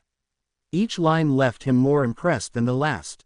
Stories of daring rescues, decisive confrontations with villains, and the tireless fighting spirit that Tagata demonstrated time and again. Am I wrong to expect that the successor to One for All will reveal himself to me on his own? He wondered silently, his brow furrowed with concern. The words of Mirai echoed in his mind like a persistent refrain. Was I being too sentimental about this? The hero felt a pang of anxiety remembering how his coughing up blood had become more frequent in recent months. The pain in his chest was a constant reminder that his time was running out. He needed to fulfill his responsibility, just as his teacher had taught him many years ago. He had to find his successor and pass on the torch before it was too late. With a sigh, All Might placed a hand on his side, where an invisible wound still tormented him. His respiratory system had been damaged after the battle with All for One, and every breath reminded him of the limits of his mortal body. But his mind, his spirit, always refused to yield. He looked up at the beach, expecting to see the familiar scene of scattered scrap he had left Midoriya and Todoroki. However, what he saw took his breath away. The beach, which had been covered in trash and debris for so long, was now completely cleared. All the scrap had vanished, as if it had never been there. All Might blinked, unable to believe what his eyes were seeing. He let the cell phone fall from his hand, dropping it without even realizing it. Onto gigantic piles of perfectly stacked metal, he could see the young Midoriya and Todoroki. They stood at the top, shouting with a mix of euphoria and relief. Tears streamed down their faces, but they were not tears of sadness, they were tears of pure effort and determination. Impossible, All Might murmured, his eyes wide with astonishment. His voice, barely a whisper, was lost in the wind coming from the sea. The work that would normally take 10 months had been accomplished in just 5. Kami took a deep breath, enjoying the fresh air gently blowing, filling her lungs and relaxing her senses. They were walking through the park after their first day of martial arts training. The leaves of the trees whispered with the breeze, and the afternoon sun painted the sky with a soft golden hue. A playful smile spread across Kami's face as she turned her head towards Uraraka, her eyes shining with unexpected curiosity. "So tell me, Ochako, do you have a boyfriend?" Kami asked suddenly, walking backward with a light tone but filled with interest. Uraraka flinched slightly at the direct question but quickly tried to mask it with a nervous laugh. "No, I don't think I'm ready for that yet," she replied, her voice wavering slightly as she looked away, trying to hide the blush rising on her cheeks. Kami wasn't easily fooled. She tilted her head with a mischievous smile, and her eyes sparkled even more. "But there's someone you like, right?" she insisted, her voice soft and tempting as if she were trying to uncover a secret. Unintentionally, Uraraka recalled a fragment of her dream involving Deku and couldn't help but blush even more. "Ah, well to Uraraka's relief, her friend continued talking. "There's someone I like." Uraraka felt relieved that the conversation was shifting away from her and smiled widely, her usual warmth returning. "You're so nice and pretty, I'm sure they'll like you back," she said enthusiastically, her voice full of sincere support and optimism. "Do you think?" Kami asked, taking Uraraka's hand suddenly. Uraraka nodded in response. "And do you think you could lend me something to use when I confess?" Surprised by the question, Uraraka nodded. "Sure, but I'm not sure if we're the same size. I think you have much more curves than I do," she admitted, feeling a bit embarrassed. "That doesn't matter," Kami replied with a smile as she continued walking. "I just want it as a good luck charm." Not fully understanding what she meant, Uraraka followed her friend towards the entrance of the train station. Deku woke up to the gentle sound of waves crashing at his feet. He abruptly sat up in the sand and saw Todoroki and Mr. Toshinori in the dimness of the night, apparently waiting for him to wake up. "You did a great job, young Midoriya. You exceeded my expectations by a long shot," Mr. Toshinori congratulated him with a proud smile. Izuku lowered his head with a faint smile, still disoriented. The last thing he remembered was shouting over a pile of scrap. Then, extreme exhaustion had made him lose consciousness. "Thank you, but I wouldn't have achieved this so quickly without Todoroki's help," he said, looking at his friend, who kept his gaze fixed on the sea. "Although we were equal in this today, I believe the credit generally belongs to you," Midoriya Todoroki said, not taking his eyes off the horizon. Izuku remained silent, unable to fully believe his friend's words, but deeply appreciating his kindness. "Also, what I did was more of an act of relief than a desire to strengthen myself as a person," Todoroki admitted seriously. "In that case, I'm the same," Midoriya confessed. I did today's work because of the frustration I've accumulated due to things not going as I expected. From not developing a quirk to having to give up my dream of following in All Might's footsteps. Mr. Toshinori clenched his fists tightly as Midoriya spoke, his expression grave. I know that compared to your family issues, this may seem trivial. It's not. Todoroki interrupted. If it's your dream, it's important too. Todoroki's words resonated with Izuku with unexpected force. For a long time, Izuku had thought his own problems were insignificant compared to others. Hearing Todoroki, someone who had faced so much pain and conflict, say that his dreams mattered too, made him break down in tears. No, it's not okay to keep crying all the time. I promised to be stronger so no one would have to worry about me, Izuku said, trying to wipe his eyes. Before he could continue, he felt Mr. Toshinori's arms enveloping him in a warm, protective hug. Even if we don't want to admit it, we all have sentimental aspects about something, Toshinori said softly, his voice full of understanding and affection. He then looked at Todoroki, who was observing silently. And it's okay to cry. Even heroes do it when they need to. Todoroki nodded slowly, his eyes fixed on the sea. Thank you. I'll remember that, he said with a firm voice, standing up with determination. But first, I'll make the person who kidnapped my mother pay. Izuku quickly processed Todoroki's words, feeling his friend's determination. He stood up with renewed energy despite his exhaustion. Then I'll help you, Izuku declared, a spark of bravery in his eyes. They looked at each other, a silent and firm understanding passing between them. Uraraka and her new friend were getting off the train when, by chance, Bakugo entered the car, carrying a gym bag and wearing a clearly irritated expression. Uraraka felt a great sense of relief upon noticing that he hadn't seen her and, therefore, hadn't called her round face. However, suddenly, Kami, with her usual boldness, threw a comment. Hey, handsome, don't ruin your beautiful face with that frown, Kami said, walking backward with a playful smile. Uraraka was startled at the thought of a possible explosive reaction from Bakugo, but the door closed behind him and the train began to move. For a brief moment, Uraraka thought she saw what might have been the hint of a smile on Bakugo's profile. What was it about a boy's smile that made them so charming? Uraraka wondered as she recalled Deku smiling. Deku before he met with Hatsume. Deku laughing in the cafe. And then, unexpectedly, Deku falling from a building, but suddenly that Deku wasn't him, but rather Himiko Toga's first love, and he wasn't falling from just any building, but from the school's roof. She ran and reached out her hand, trying to touch him before he hit the ground. She preferred to try doing something rather than doing nothing and regretting it later, but Uraraka turned away from the scene, only to find the same boy who had just jumped now beside her, with his mouth open in shock, unable to believe he had just witnessed his own death. She woke up, rubbing her eyes, and couldn't help but feel melancholic. Toga, she whispered quietly, as a sadness filled her chest. Although it was early, Uraraka decided to go for a run to clear her mind. She was following Deku's example, and just that fact made her feel happy and motivated. As the sun began to rise, she arrived at the beach and saw Deku practicing with Mr. Toshinori and a guy who must be Todoroki, whom she had heard about. Not wanting to interrupt, she leaned against the railing, observing intently as they practiced fighting styles. She thought that at certain moments, Deku seemed to glow with the green tones of his eyes and hair against the sunrise. His expression while attacking became unusually fierce and determined. Again, she felt like she was on cloud nine, as if floating with her quirk.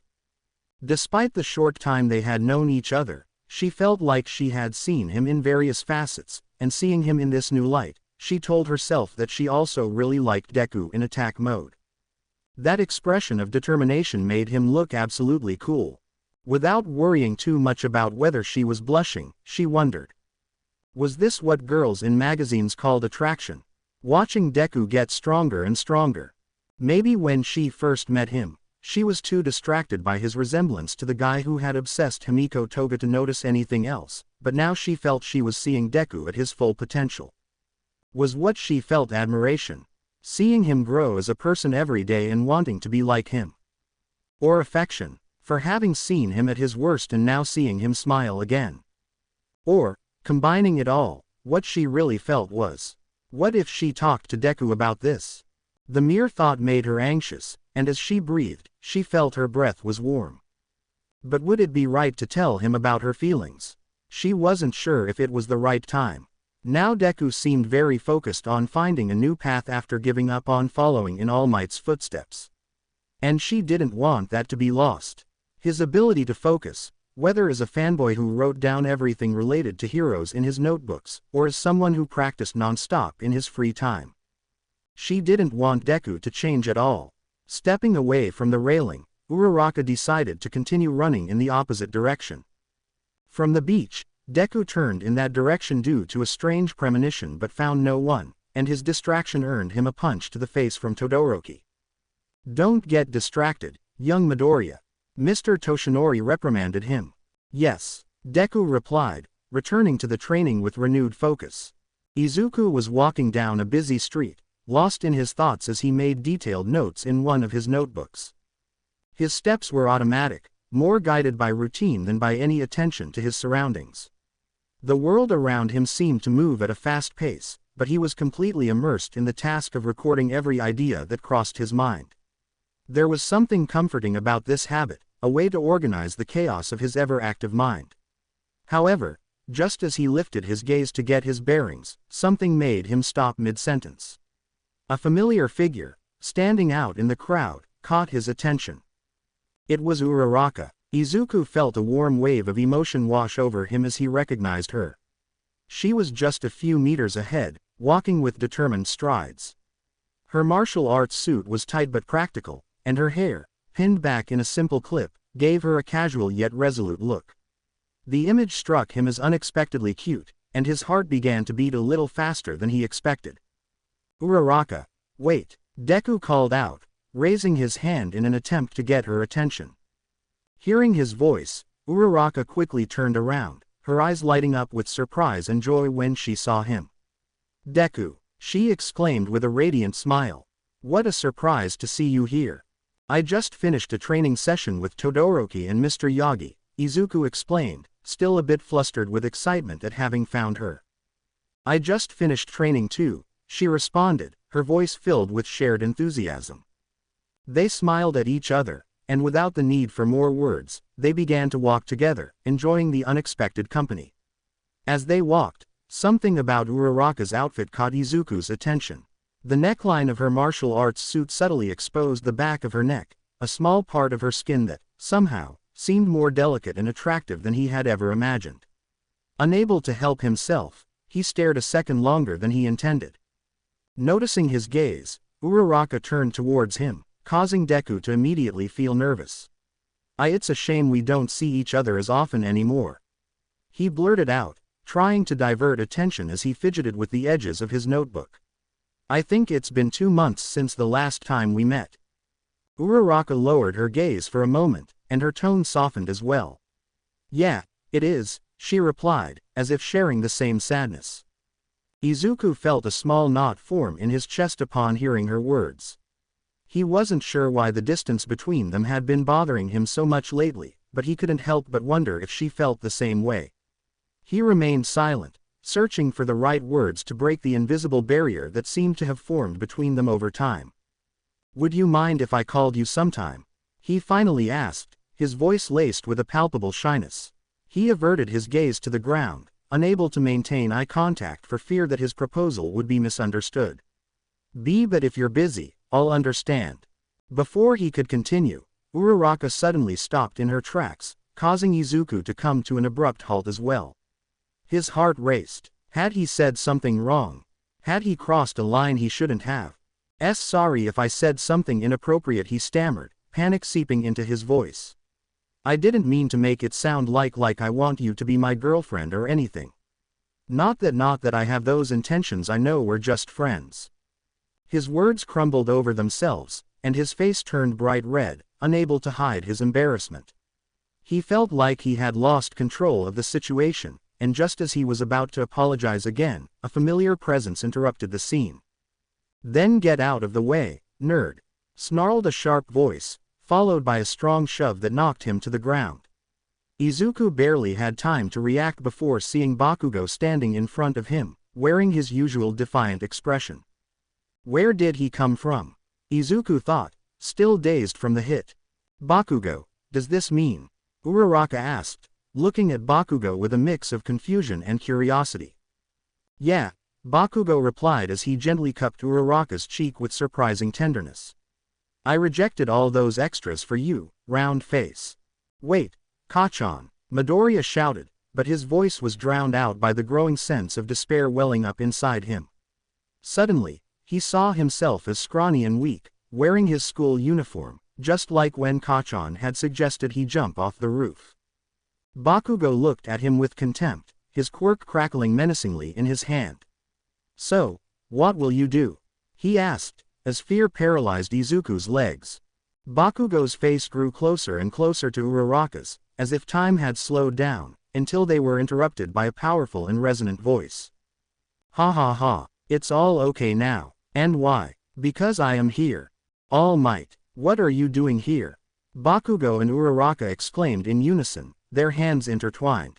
Izuku watched as All Might walked right past him without even noticing him, and a wave of sadness washed over him. Your death threat reached my heart, young Bakugo, All Might said, his voice solemn. That's why I've decided to make you my successor.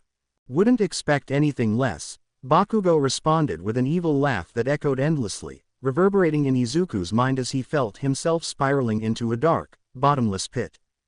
Then, he felt someone shaking him gently. Midoriya, I think you're having a nightmare. When he opened his eyes, the first thing he saw was Todoroki's concerned face.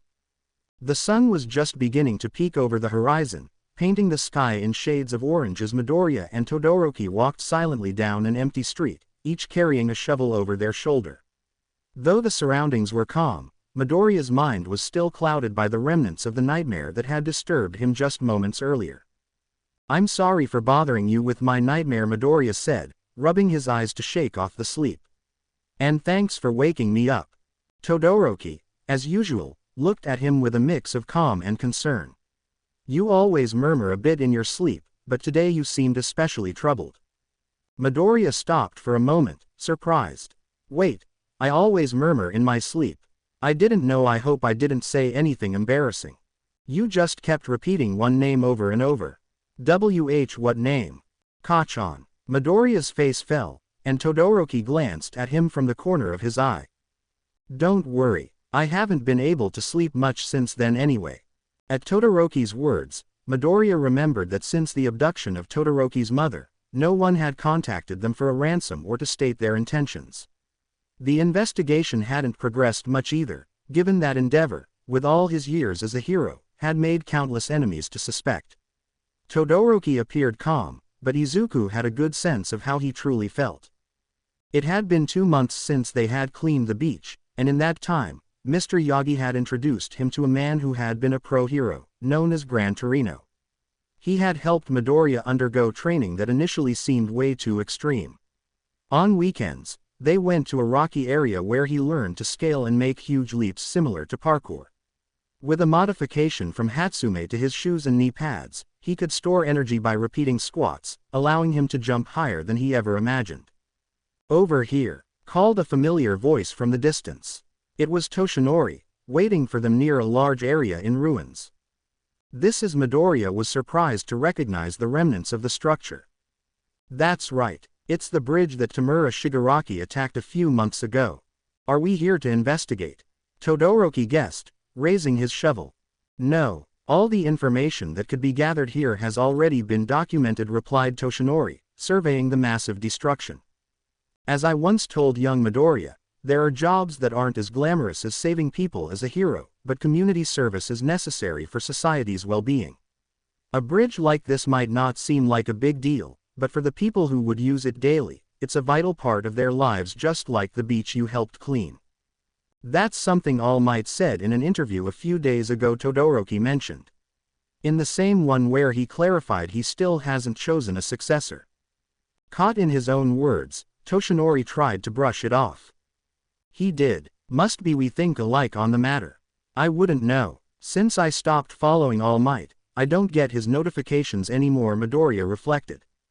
Anyway, he began, clearing his throat, I've organized a small call for young people in the community to come and help rebuild the bridge. The construction company is going through difficulties, and this project has become a stain on their reputation. So I thought we could lend a hand and give this place a fresh start. So that means Midoriya started to say but was interrupted.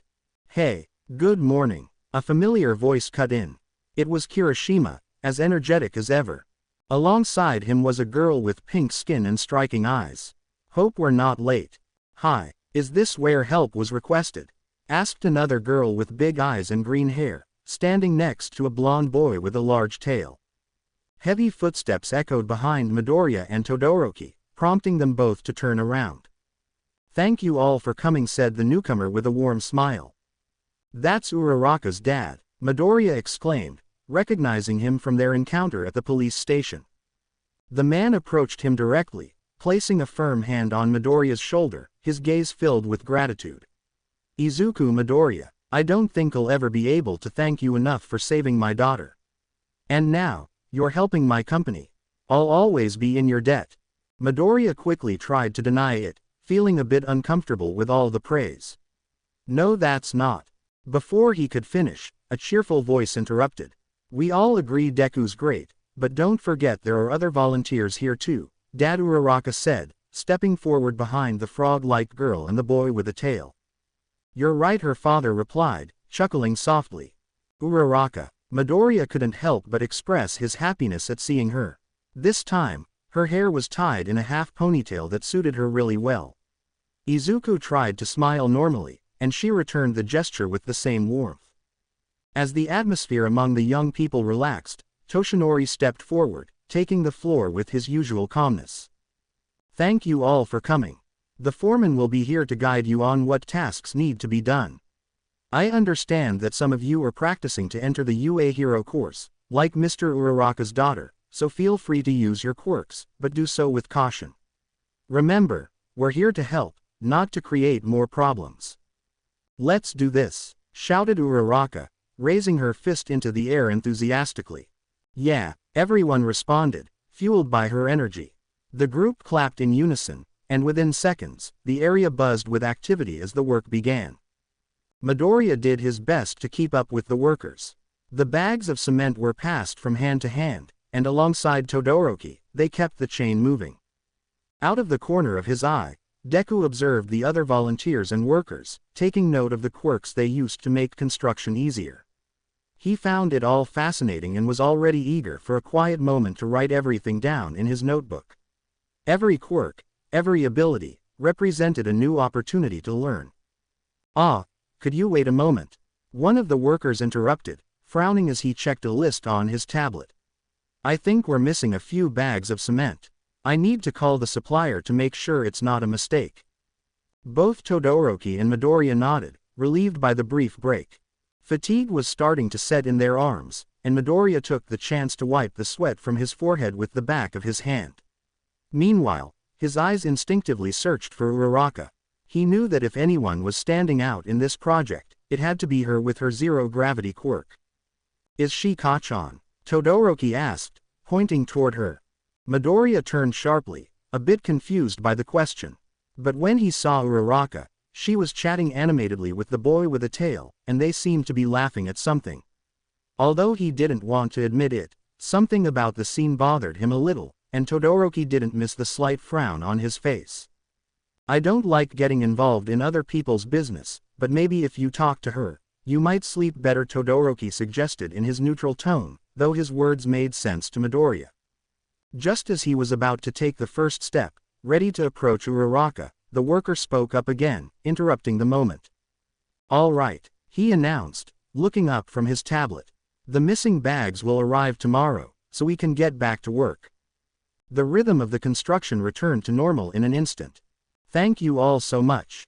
We'll see you tomorrow, if you're not too tired, said one of the foremen as it was time for the students to head to school.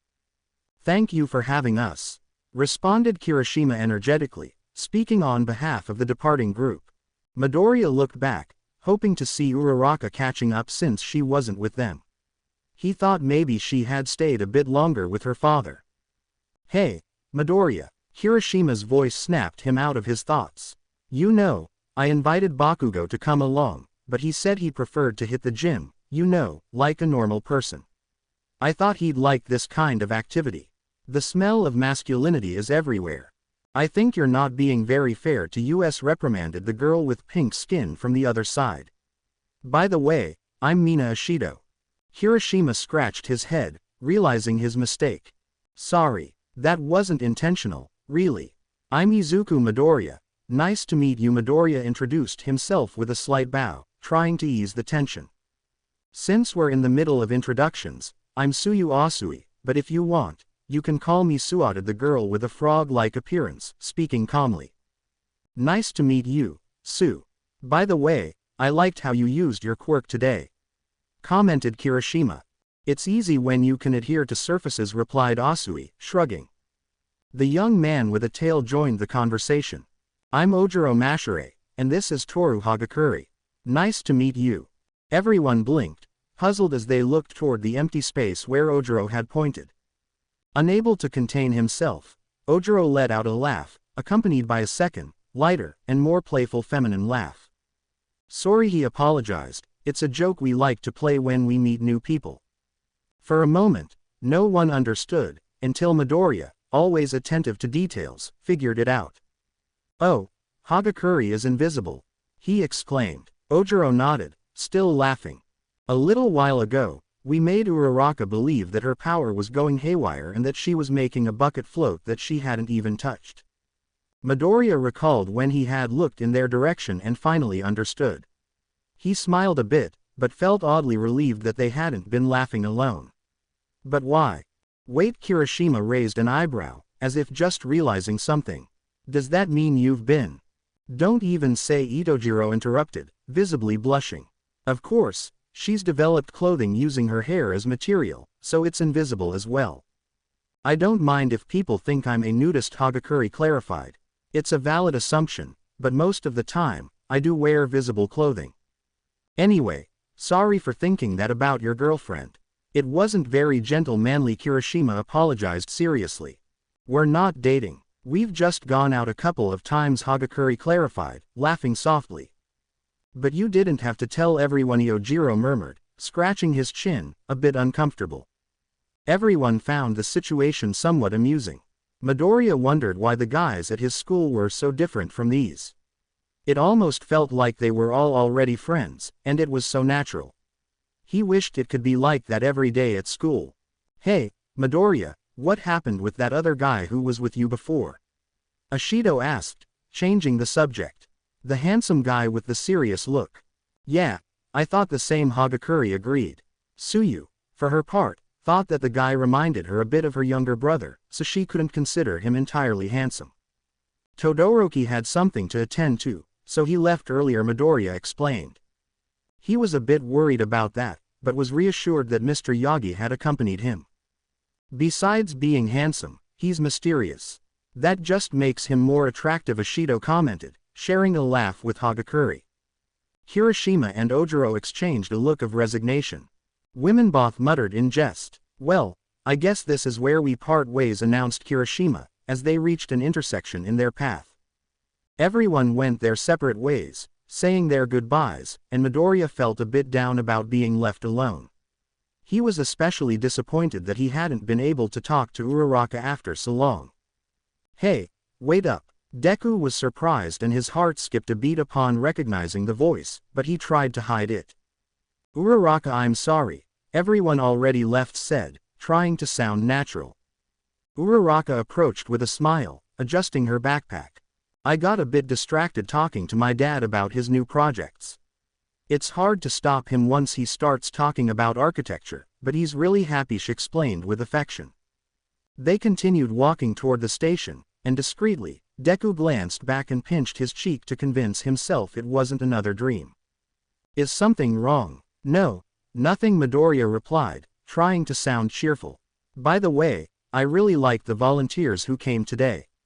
I've never been in a group of people like that. Is it really that unusual? Uraraka was a bit amused, not believing it.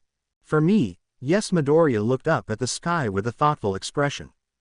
It makes me think that if everyone joined the hero course, they'd have a great time together. Uraraka noticed the sadness in his words and felt a strong urge to comfort him. She tried to remember the decision she had made that day at the beach watching him train, but now she realized that it was becoming a lost cause. Because what she felt for Deku was overflowing now that she saw him again. Uraraka moved a little closer to him and took his hand gently. Deku, you should try to get into UA.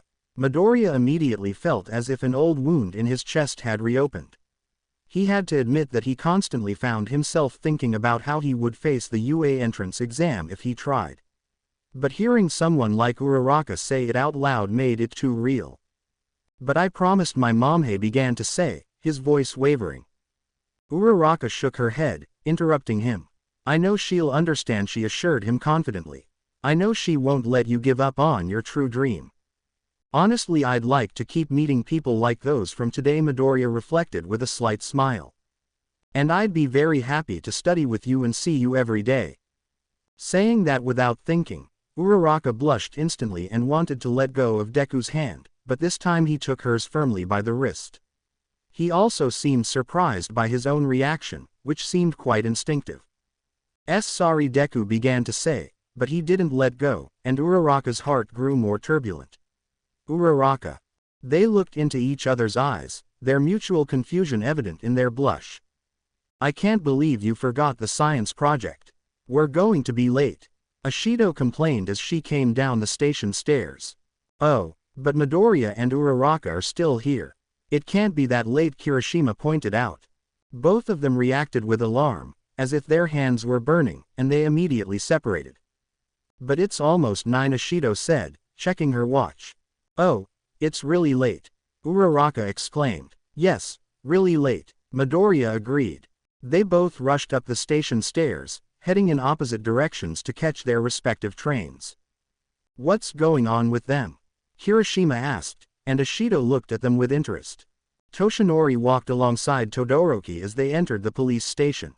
He glanced at the young man's worried expression, and though he wanted to tell him everything would be fine, he knew all too well that anything could happen during a kidnapping. I hope this is good news about my mother. They're good investigators, including your father. However, just as Toshinori said this, the ground began to shake, and the door ahead of them burst into red flames, disintegrating completely. This can't be. I refuse to believe it. Endeavor shouted in rage. I know my quirk when I see it, and Shoto's power is mine.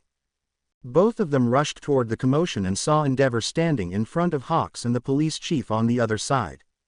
What's going on? Is this about my mother? Todoroki asked anxiously. Don't tell me that. No, calm down, Hawks replied. We haven't found her yet, but we've uncovered information that could be related to her kidnapping. Endeavor growled, baring his teeth. Todoroki looked at him with utter disdain. They found information that could help us find Mom, and your first reaction is to yell. You stupid old man. Shoto was about to unleash his fire power, but Toshinori's hand on his wrist stopped him. No, let's hear what they have to say first. The priority is finding your mother, Toshinori tried to calm him. Although still visibly angry, Todoroki nodded, reining in his flames. Hawks took a deep breath before speaking. As some of you know, I've been personally investigating the whereabouts of Tamura Shigaraki, Hawks began. Before his appearance at the mall, the investigation had reached a standstill. So I started going through old records from Dr. Garaki, trying to confirm whether All for One had any plans for Shigaraki in case he ever returned to his side. And did he? Toshinori asked. I found something interesting, Hawks said, handing over some blueprints and records. Sorry, but what does this have to do with my mother? Shoto asked. As you know, All for One had a large following of loyalists who didn't hesitate to give him everything they had. However, toward the end, those resources started to run dry.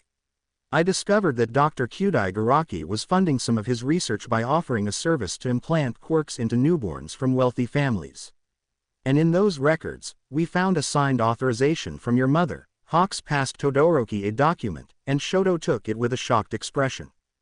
The quirk she authorized was a fire-based one, Hawks continued, ignoring the furious glare from Endeavor.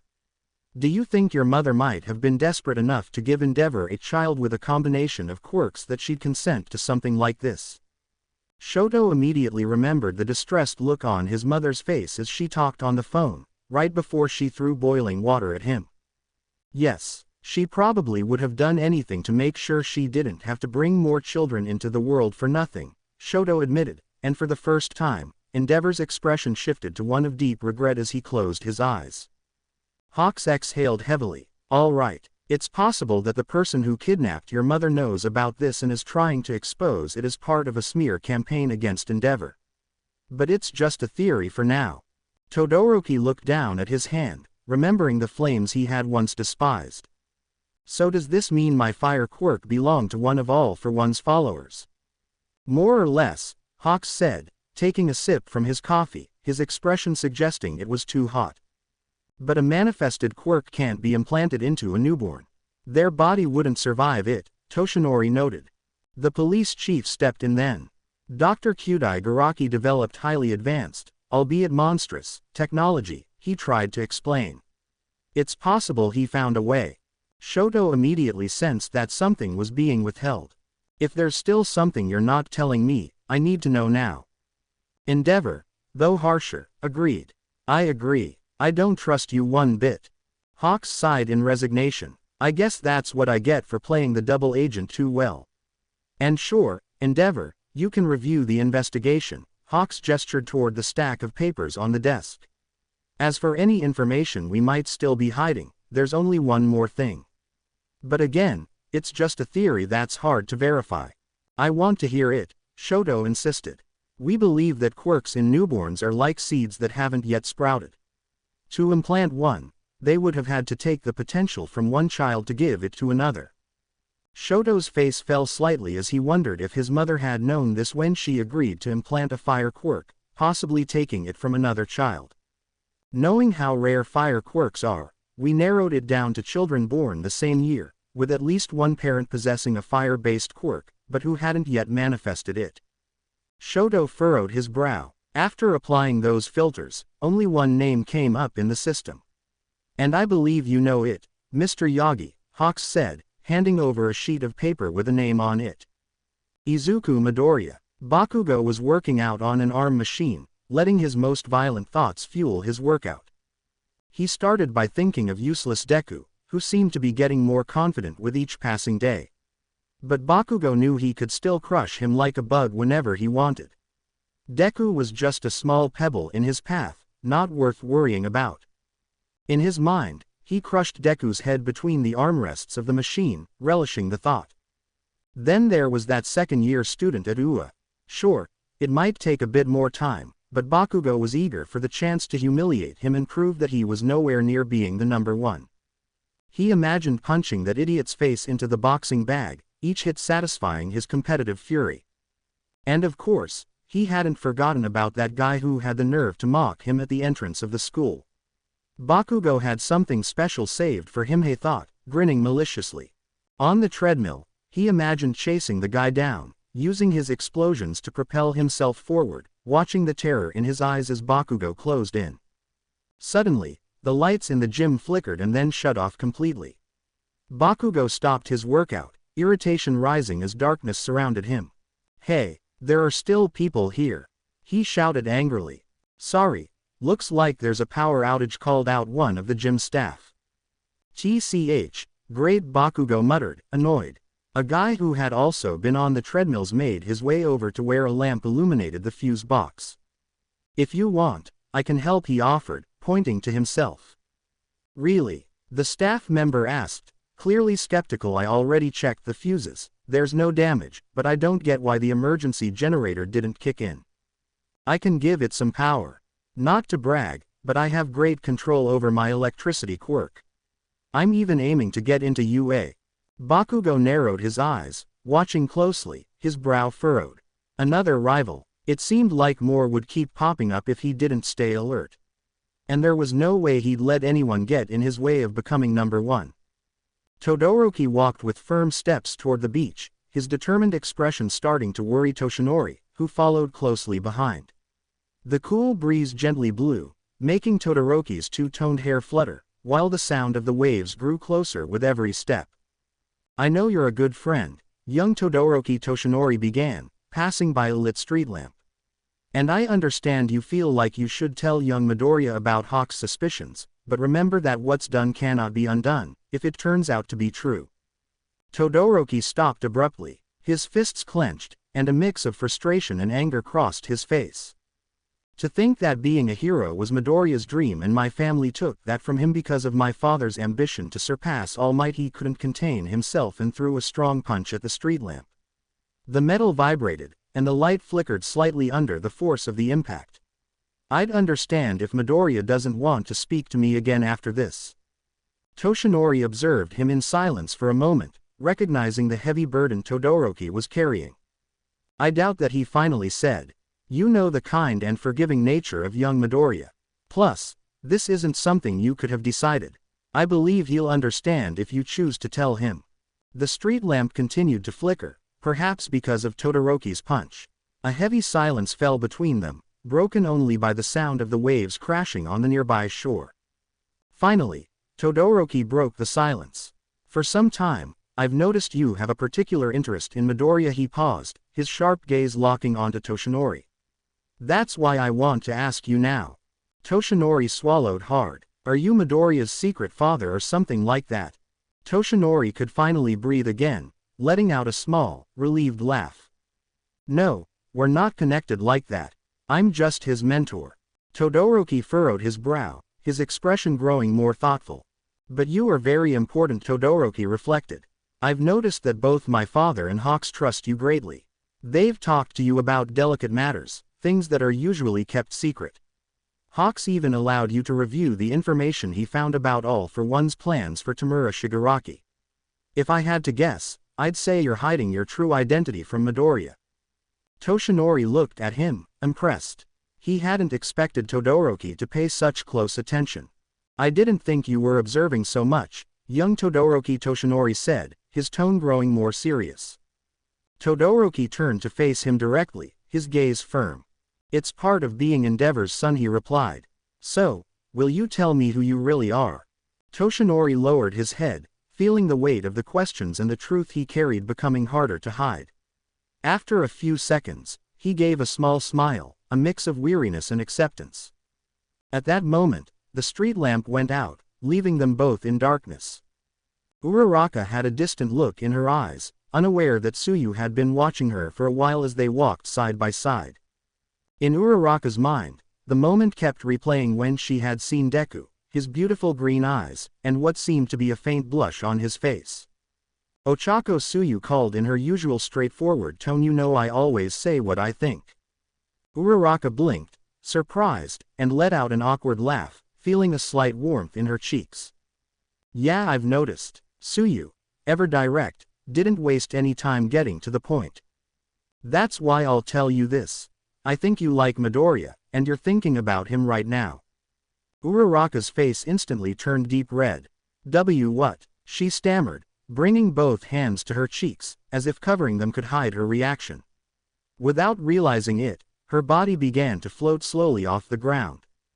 Before she could rise too high, Tsuyu quickly grabbed her by the ankle with her tongue, gently pulling her back to the ground. "Hold on, I'm not finished yet," Tsuyu said calmly as she lowered her friend back down. Uraraka hid her face again, this time making sure to leave her pinkies out to avoid floating away, but she couldn't hide her embarrassment. "So, it's true?" Tsuyu asked, her large eyes focused on Uraraka. "Is it that obvious?" Uraraka mumbled, still peeking out from behind her hands. "Not entirely, but I've been watching you during martial arts class for a while. You're usually so focused, but the person I saw today at the construction site wasn't the same. You made a lot of mistakes, and the whole time, you were staring in the same direction. While the most obvious guess would have been that you were into Midoriya's friend, since he stands out more, I don't think you're the kind of person who's impressed by appearances. Midoriya seems more like your type," Tsuyu explained with the precision of someone who observes everything. Uraraka slowly lowered her hands, her expression a mix of resignation and nervousness. "I didn't say this to make you uncomfortable," Tsuyu continued. "I was just curious when you planned to tell him." You've been so distracted lately.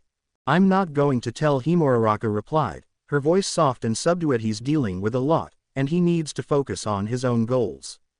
I don't want to distract him with my feelings. Suyu tilted her head. That sounds very noble. Uraraka looked down, playing with her fingers. You think so? But tell me. Suyu leaned her head slightly. What will you do if someone less noble comes along, who also likes Midoriya, and confesses their feelings before you do? Those words made Uraraka's heart skip a beat. She widened her eyes, shocked at a possibility she hadn't considered before. She froze, as if the coldness of that idea had paralyzed her. Judging by your expression, you hadn't thought about that. Suyu paused. Don't worry, I won't bring this up again. It's not really my style, but I just wanted to make sure you understood that this is affecting you, and someone could get hurt on the construction site if you don't learn to handle your feelings properly. Uraraka was still blushing, searching for a way to change the subject. Suddenly, she raised her hand and pointed across the pedestrian walkway. Look, it's Kami, she exclaimed, waving enthusiastically. Kami, walking in the opposite direction, waved back with a carefree smile, though her face showed a hint of confusion. Are those your friends? Asked the tall, muscular boy beside Kami as they continued walking. She tilted her head, thinking for a moment. The one who waved at me. I've never seen her before in my life. But the girl next to her seems vaguely familiar, so that's why I waved. But I don't actually know her name or anything. Kami shrugged. The boy let out an exaggerated laugh. Wow, you wave at total strangers in the street. I definitely need to learn more from you about social skills, Kami. You're amazing, he shouted enthusiastically. Midoriya was training his kicks alone on the beach, the sky covered by a dark veil. The waves whispered in the distance, and the cold sand beneath his feet was the only witness to his effort. It felt strange to be so alone. Neither Mr. Yagi nor Todoroki had contacted him since the morning, which left him feeling uneasy, though he tried not to dwell on it too much. As he continued with his routine, his phone vibrated in his pocket. Without stopping to check who was calling, he answered, his breath slightly heavy. Hello. Hey, Deku. You Uraraka. Hey, he replied, feeling nervous for some reason. How are you? Everything okay? Yeah, everything's fine, answered, with a pause that seemed to stretch through the air. Sorry, I know you must be training. Maybe I should call later. Midoriya felt a bit concerned by the tone of her voice. Something about it sounded different. Is something wrong? He asked, his protective instinct kicking in immediately. And if it's about the training, don't worry, I have hands free. I can keep going while I listen to you. Uraraka let out a light sigh, one that Midoriya barely caught through the sound of the waves. It's nice to know I'm not interrupting. I just wanted to keep talking to you. Midoriya felt a sudden warmth in his cheeks. It was the first time a girl had called him at night, and although it wasn't anything unusual, there was something about the situation that made it feel too personal. Like a married couple talking in bed before going to sleep. Damn, he cursed himself for thinking that scenario, imagining him and Uraraka in such an intimate setting. Deku. Ah. Yeah, he responded hurriedly, trying to shake the thought from his head. So how was your day? Oh, me, well, as you know, I went to school, and I got in trouble for being late. I got in trouble too. Deku chuckled a bit, starting to relax. That's right, I need to stay calm and focused so Uraraka doesn't think anything weird about me, he reminded himself, resuming his kicking exercise and some dodging drills. Then I went to my martial arts class. Today you met Suyu, who takes classes with me, and Ojiro, who lends us his family's dojo for the lessons. Uraraka continued. Yeah, their quirks seemed really interesting, Midoriya commented, focusing as much on the conversation as on his exercises. I think you're only missing meeting my friend Kami. She's really nice, but sometimes she says rather bold things. I doubt she's anywhere near Kachan's level. It'd be weird to see a girl like that, Midoriya joked. Uraraka let out a small laugh. Ah, that reminds me, the other day we ran into Bakugo on the train, and you won't believe what she said to him. Uraraka cleared her throat to imitate, hey handsome, don't ruin your pretty face with that frown. Midoriya nearly lost his balance mid-kick. And how did she make it out alive? He exclaimed, Surprised I've seen Kachan yell at even older women. Believe it or not, I think I saw Bakugo smile. Midoriya furrowed his brow, trying to picture that scene. So Kachan likes those kinds of comments, she murmured, completely perplexed by the discovery. There was a small pause before Uraraka spoke again, this time in a softer tone. Deku and you, she asked, her voice somewhat hesitant. What kind of things do you like girls to say to you? Midoriya felt the heat rush back to his cheeks. Well, that's hard to say, he replied, more nervous than he expected. He rarely talked to girls, let alone God-asked questions like this. If someone were to say, Uraraka began, letting her words hang in the air for a moment. Midoriya felt his breath catch, his heart speeding up in anticipation. I think you're really cute, Ash said softly, pausing for a few seconds before adding, would that leave an impression on you? Deku blushed like a tomato, having to cover his mouth and nose to try and breathe properly. Calm down, she's not saying it to you. It's just a casual question, he tried to convince himself. But he couldn't help picturing Uraraka in front of him, saying those words with her hair blowing in the wind. He finally managed to breathe, calm down, and found himself feeling very happy, even with his cheeks burning. Why yeah, that would definitely make me smile, he admitted, his voice barely a whisper. Gee, good to know, Uraraka replied, and Midoriya noticed that she sounded nervous too. Somehow, that made him smile even more. The silence that followed wasn't awkward. On the contrary, it was a shared silence, as if both of them were realizing something they couldn't quite put into words. I think it's time for me to go take a bath, Uraraka finally said, breaking the quiet. See you tomorrow, Deku. See you tomorrow, he replied, his voice calmer. They hung up at the same time, and Midoriya stayed for a moment staring at the sea, the waves gently moving under the moonlight. He let the breeze ruffle his hair a little and, for the first time, realized how pleasant it was to be on the beach at night. That's right, I should get back to training, he reminded himself, though with a smile he couldn't seem to wipe off his face. It was another day at the construction site, the sound of hammers, saws, and voices blending with the heat of the sun. Midoriya bent down to pick up a roll of rebar from the ground. As he stood up, he accidentally bumped into Uraraka, who was standing right next to him. Both of them flinched, and as if by reflex, they quickly looked away to avoid making eye contact. The brief contact left a lingering sense of nervousness hanging in the air between them. Have you heard from Todoroki? Asked Uraraka, carefully taking the rods and making sure her hands didn't brush against Deku's. With a gentle gesture, she used her quirk to make the rods float up to where Asui was waiting. With the precision of her tongue, Asui caught the rods and placed them deftly in their spot. He messaged me yesterday. He said it had been a long day and he had a lot on his mind, but he invited me to dinner at his house tonight after school. He said he had something important to tell me, Midoriya replied, his voice tinged with the curiosity that had been gnawing at him since he'd read Todoroki's message. What could it be? Uraraka mused, a slight smile forming on her lips. Sounds mysterious. Midoriya nodded absent-mindedly, recalling how Ishido and Hagakure had also commented on how interesting Todoroki could be. But before he could dive deeper into his thoughts, a familiar voice broke through the noise of the construction site. Bakugo, what a surprise seeing you here! Exclaimed Kirishima, raising a hand in greeting when he saw his friend walking in through the entrance. Shut up, Bakugo snapped with his usual grumpiness. I'm only here because some idiot with electric powers fried the gym equipment last night. Kirishima, far from reacting the same way, laughed and pointed towards where Ishido was mixing concrete. Well, it doesn't matter. If you want, you can help us with the mix over there. And how the hell is that supposed to help me train? Bakugo barked, scowling in clear irritation. Stop complaining and come on, Kirishima said, giving him a friendly nudge. Bakugo immediately shot him a threatening glare. Hey, keep your hands off me, idiot.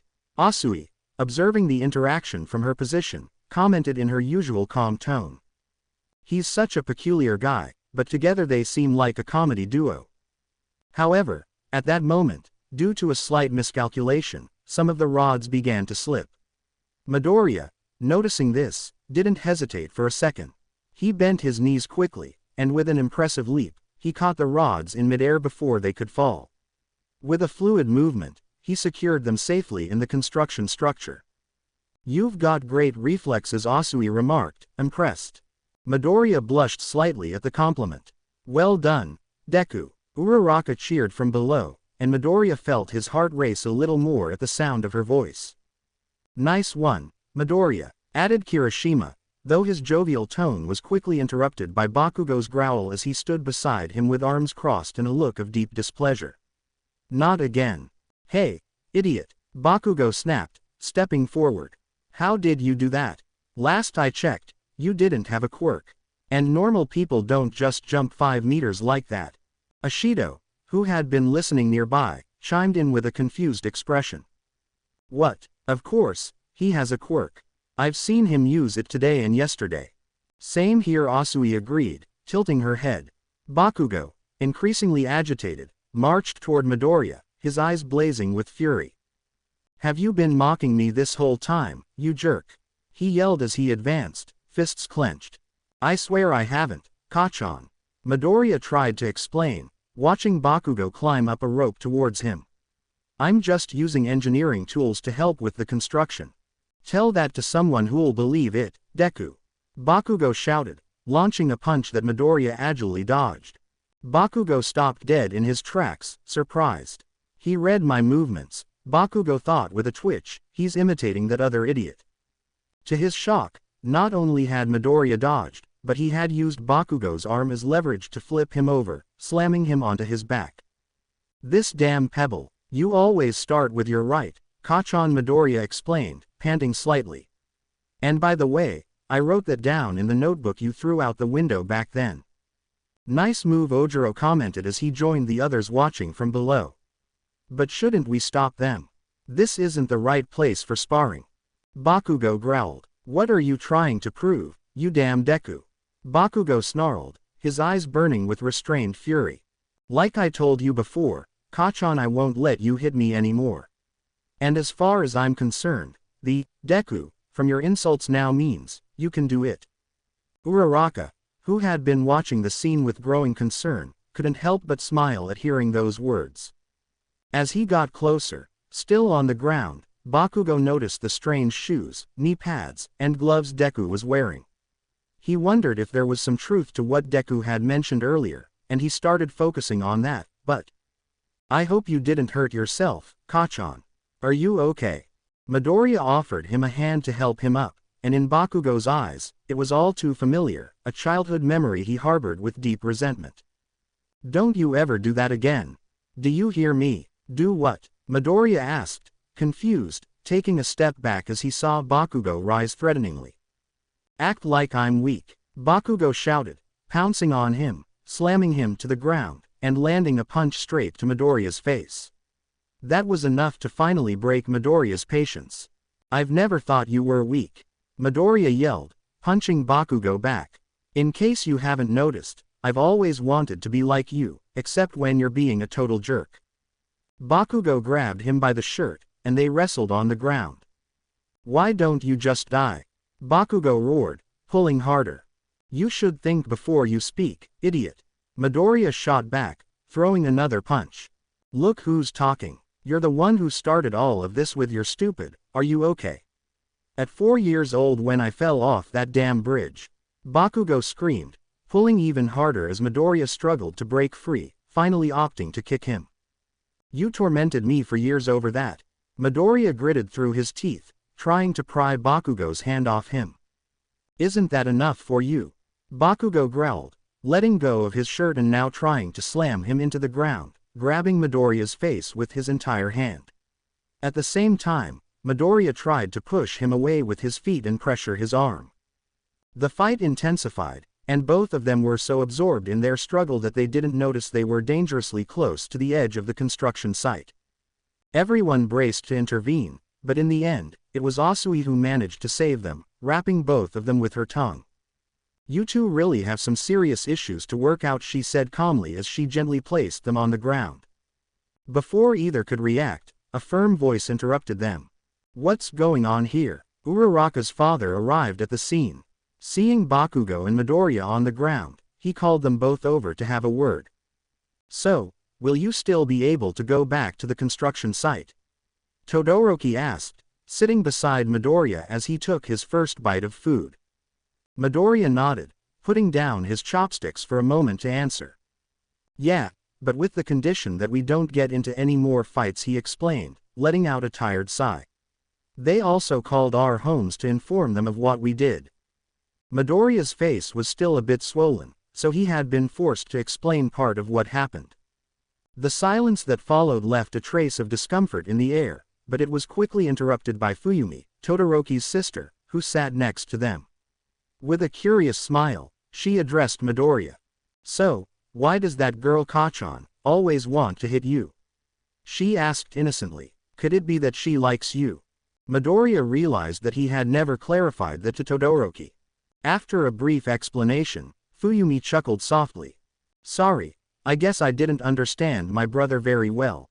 More like I'm the one who got everything wrong, Todoroki admitted.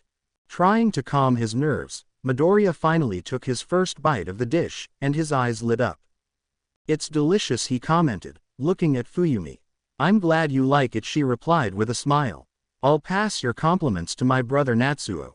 He stayed at a friend's house to study for finals, but he left dinner ready since we take turns cooking. Midoriya was surprised to hear that. You cook too, Todoroki.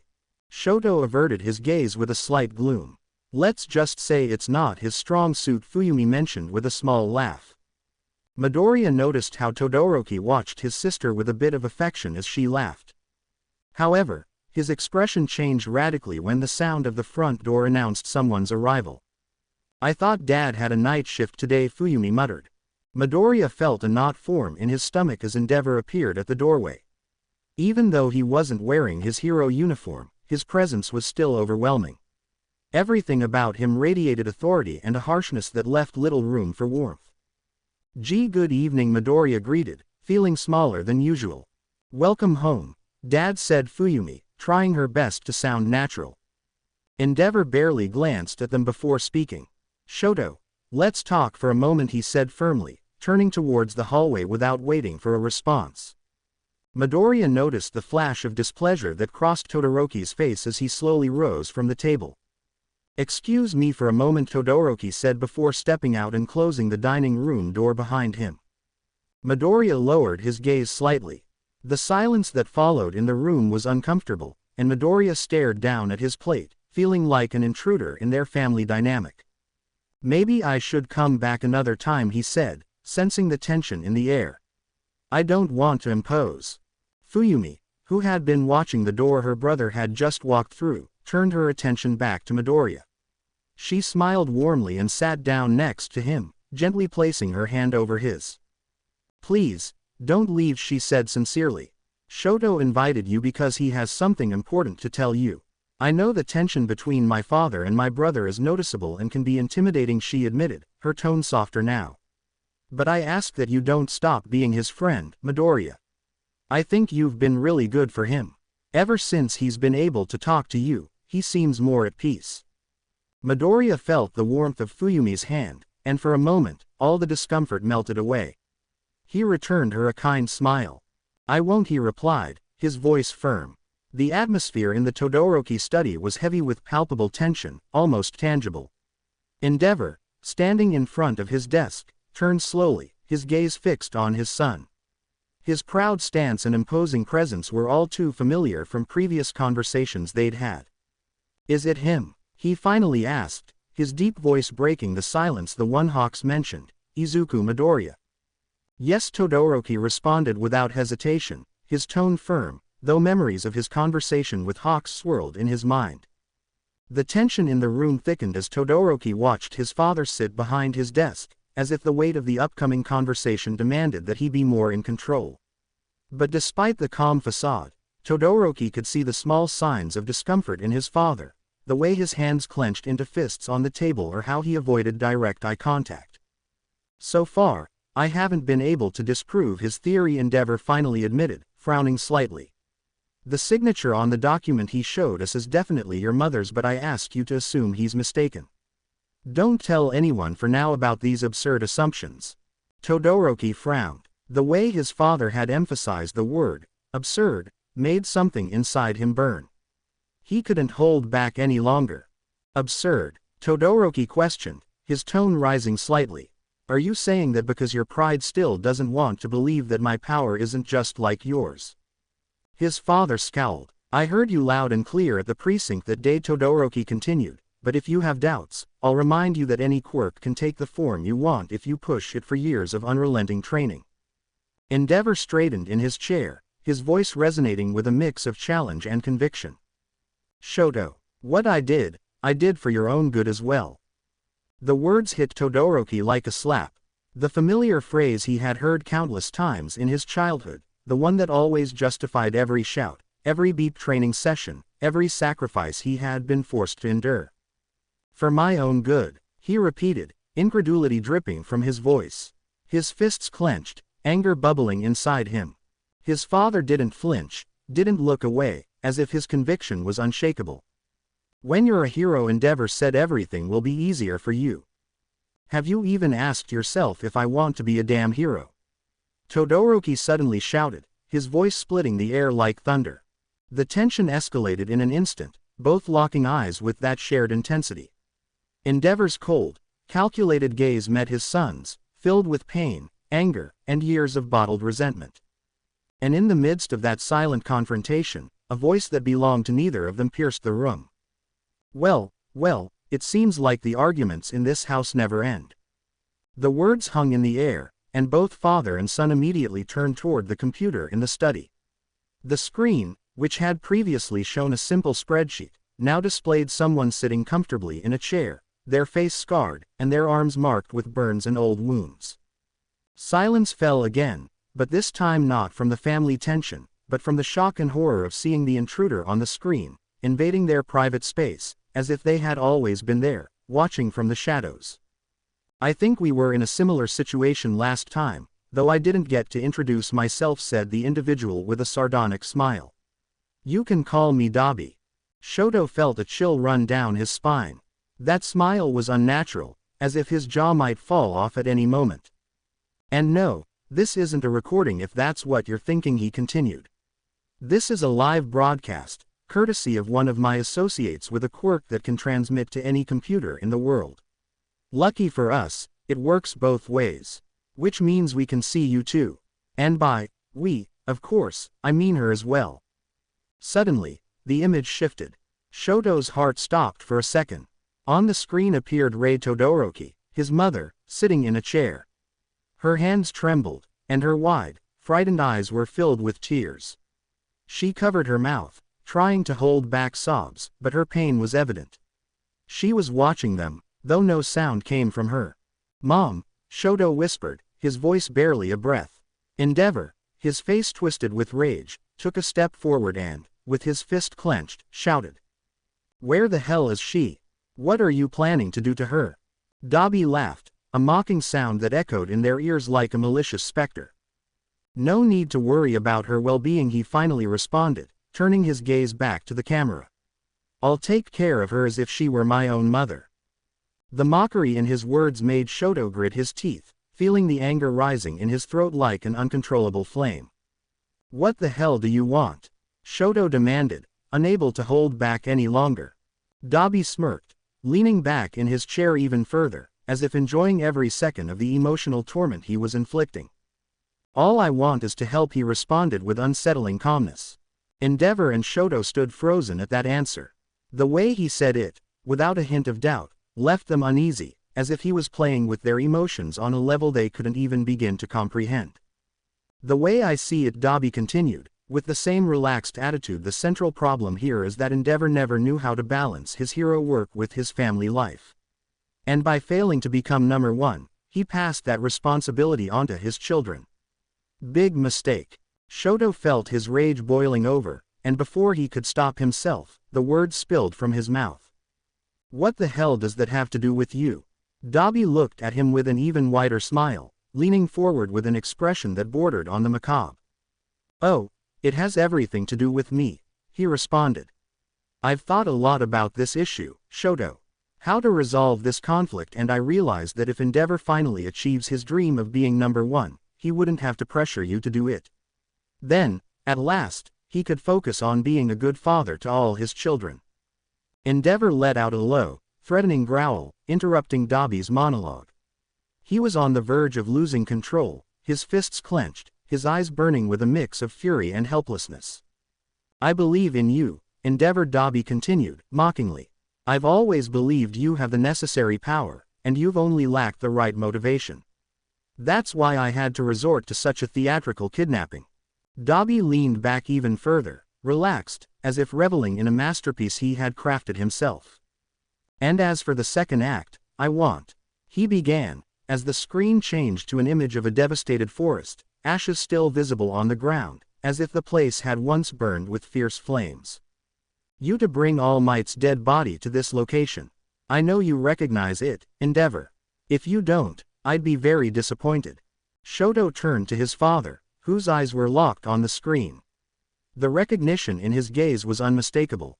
He knew exactly where that place was.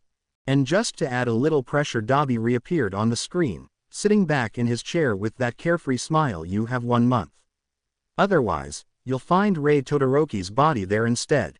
Dabi let out a laugh that echoed through the room like a sinister echo, and Shoto felt his blood boil. Hatred consumed him. "You sick, twisted monster!" Shoto shouted, but Dabi simply stopped laughing and looked at him with a serene smile. "The only monster here is the one who prefers to remain a hero at the expense of his family's integrity," he said seriously, his eyes locked onto Endeavor's, before the screen went dark, ending the transmission. The silence that followed was overwhelming. Deku stopped scrubbing one of the dishes and let it slip back into the soapy water, watching as it slowly sank.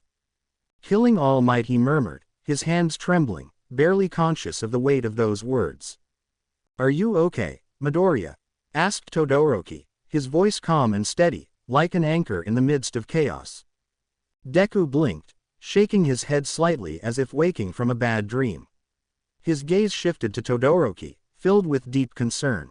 "Are you okay? You're the one going through all these terrible things," Midoriya said, his voice trembling with anguish, his hands clenching nervously.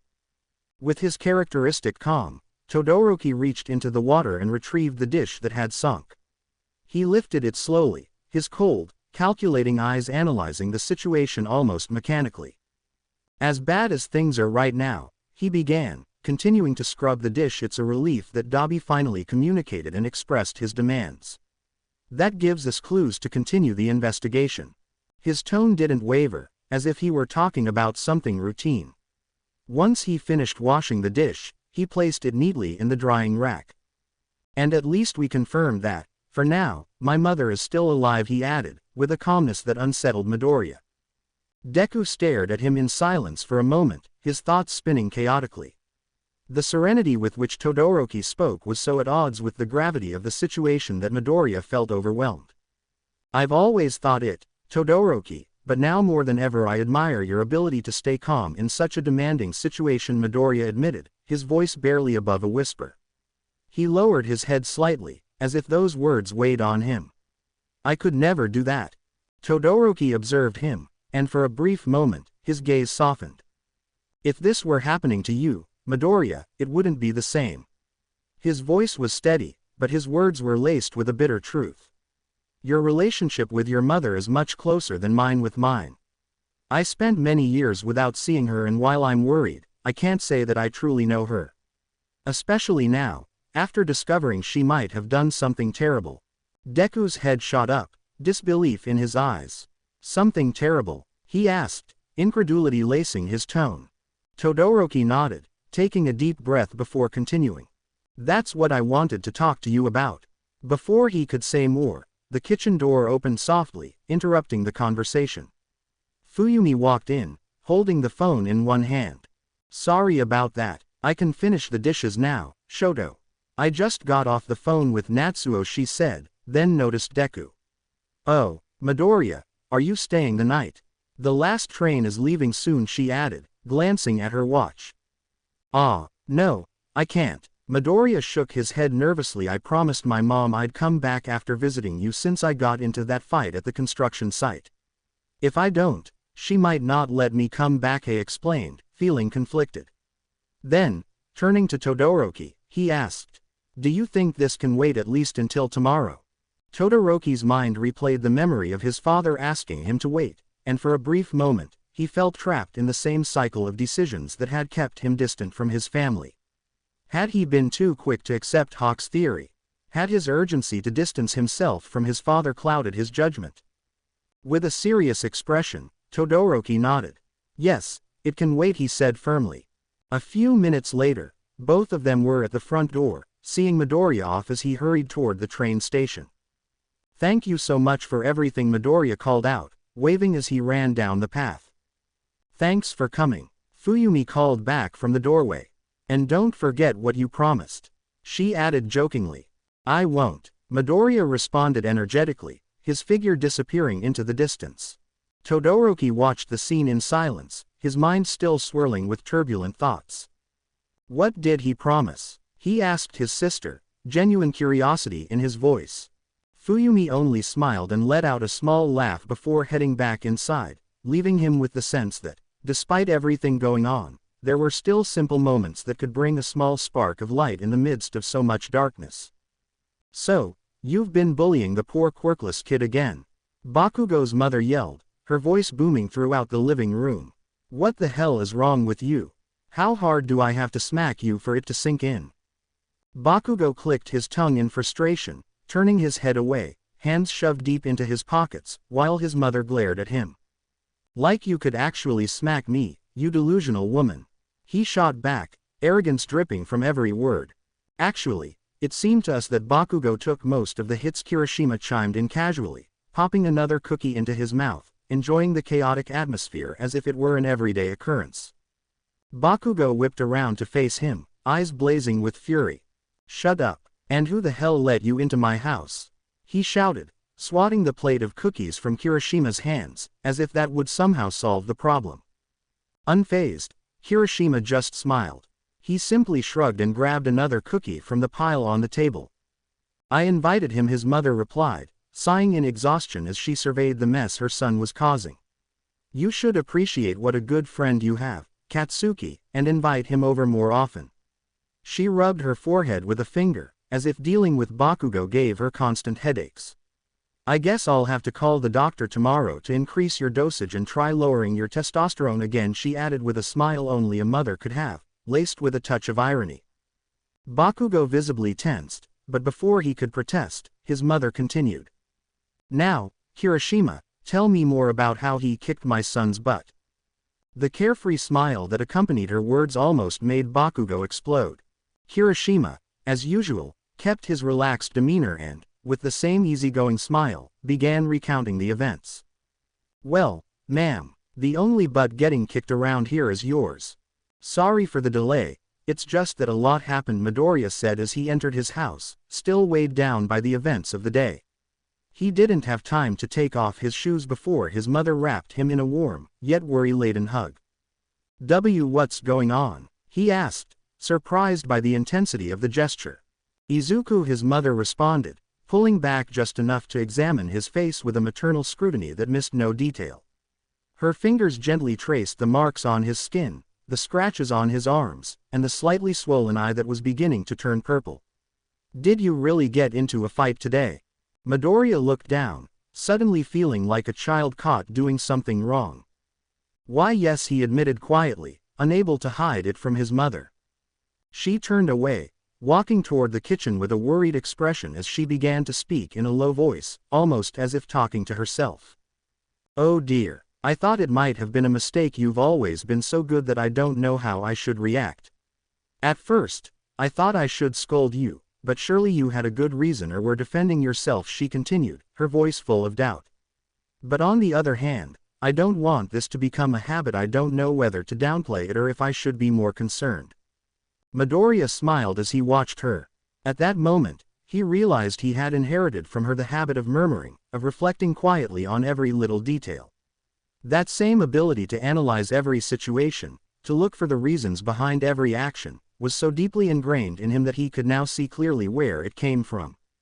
Maybe we could use this as an opportunity to talk, he suggested, walking toward the dining table, his tone calmer, though still somewhat tense. His mother nodded, continuing to look at him with a mix of concern and affection. They sat down across from each other, the dining table serving as a neutral space where words could flow more calmly. Lying in bed, Deku held his phone close to his cheek, the faint light from the screen barely illuminating the contours of his face as he stared up at the darkened ceiling of his room. The silence around him contrasted with Uraraka's soft voice coming through the speaker on the other end. "And did your mom scold you?" she asked, her tone concerned but warm. "No, and she didn't punish me either," he replied, placing an ice pack over his eye. "The first thing I told her was that the fight was with Kachan, and she immediately assumed it was just self-defense." "Well, that's true. Even though Kachan was the one who started it, if I'm being completely honest, I've wanted to face him for a while. Don't get me wrong, Uraraka. Despite everything that happened before, I don't hold any grudges against Kachan for bullying me in school. It's just that now that I've gotten a little stronger, a part of me wanted to see if the gap between us was still as wide, or if it had closed even just a bit." "I see. So how do you feel now?" Deku thought about it for a moment. Lying there in the quiet of his room, everything seemed a bit clearer. "I think better. During the fight, I was able to tell him I intended to catch up to him, and I was also able to understand Kachan a little more. He told me he doesn't want to be treated like someone weak and that it bothered him when I offered him help." "But all of this started when you were only 4 years old," Uraraka responded, her voice filled with slight incredulity. "Shouldn't Bakugo have gotten over it by now? It sounds pretty immature, doesn't it?" he admitted, but after hearing him out and thinking it over, "I realized that I've felt a little like that too, about something my mom said when I was that age." Deku replayed the scene in his mind. "When I was 4, and the doctor told me to give up on becoming a hero, I asked my mom if I could still be like All Might. She started crying and said she was sorry." Deku's eyes narrowed as the weight of that memory pressed down on him. He could still feel the echo of that childhood despair, the sensation that his dream was crumbling. "Those were the words I least wanted to hear at that moment. It felt like she was asking me to give up, and at the same time, like she was pitying me. That's why I can't really dismiss what bothered Kachan so much." "But you didn't do it consciously, right?" Uraraka tried to lighten the mood. "I mean, you genuinely cared about him when you offered to help." "That's exactly what I explained to my mom when we talked. I didn't want her to feel bad after all these years." Deku slowly rolled over onto his bed, the mattress creaking beneath him as he placed the ice pack back over his eye. "Then I told her I wanted to try the UA entrance exam, and she promised to support me from now on. I'm really happy for you, Deku. So, I was right." Deku smiled, feeling a warmth bloom in his chest at Uraraka's words, though he suddenly reacted. "Ah, sorry. I think I've been talking about myself for a long time. I must be boring you." "Not at all. These rivalry stories between boys are just as interesting as if I were reading them straight out of a manga. You two would definitely be the protagonists." Deku couldn't help but let out a nervous laugh at the mental image. "Ha ha ha, you're really cute, Uraraka." Ah.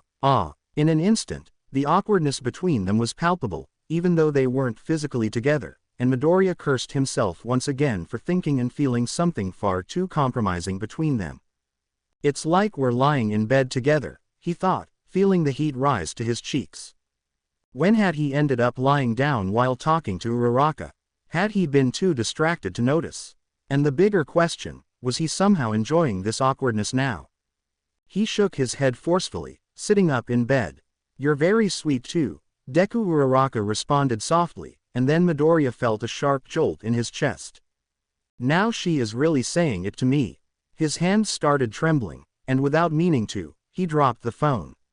When he tried to pick it up, his fingers slipped awkwardly over the screen, and to his horror, he accidentally ended the call. He froze, his face going pale, mimicking the famous pose from the Scream painting. "No, I need to call her back," he thought as he tried to recover from the shock.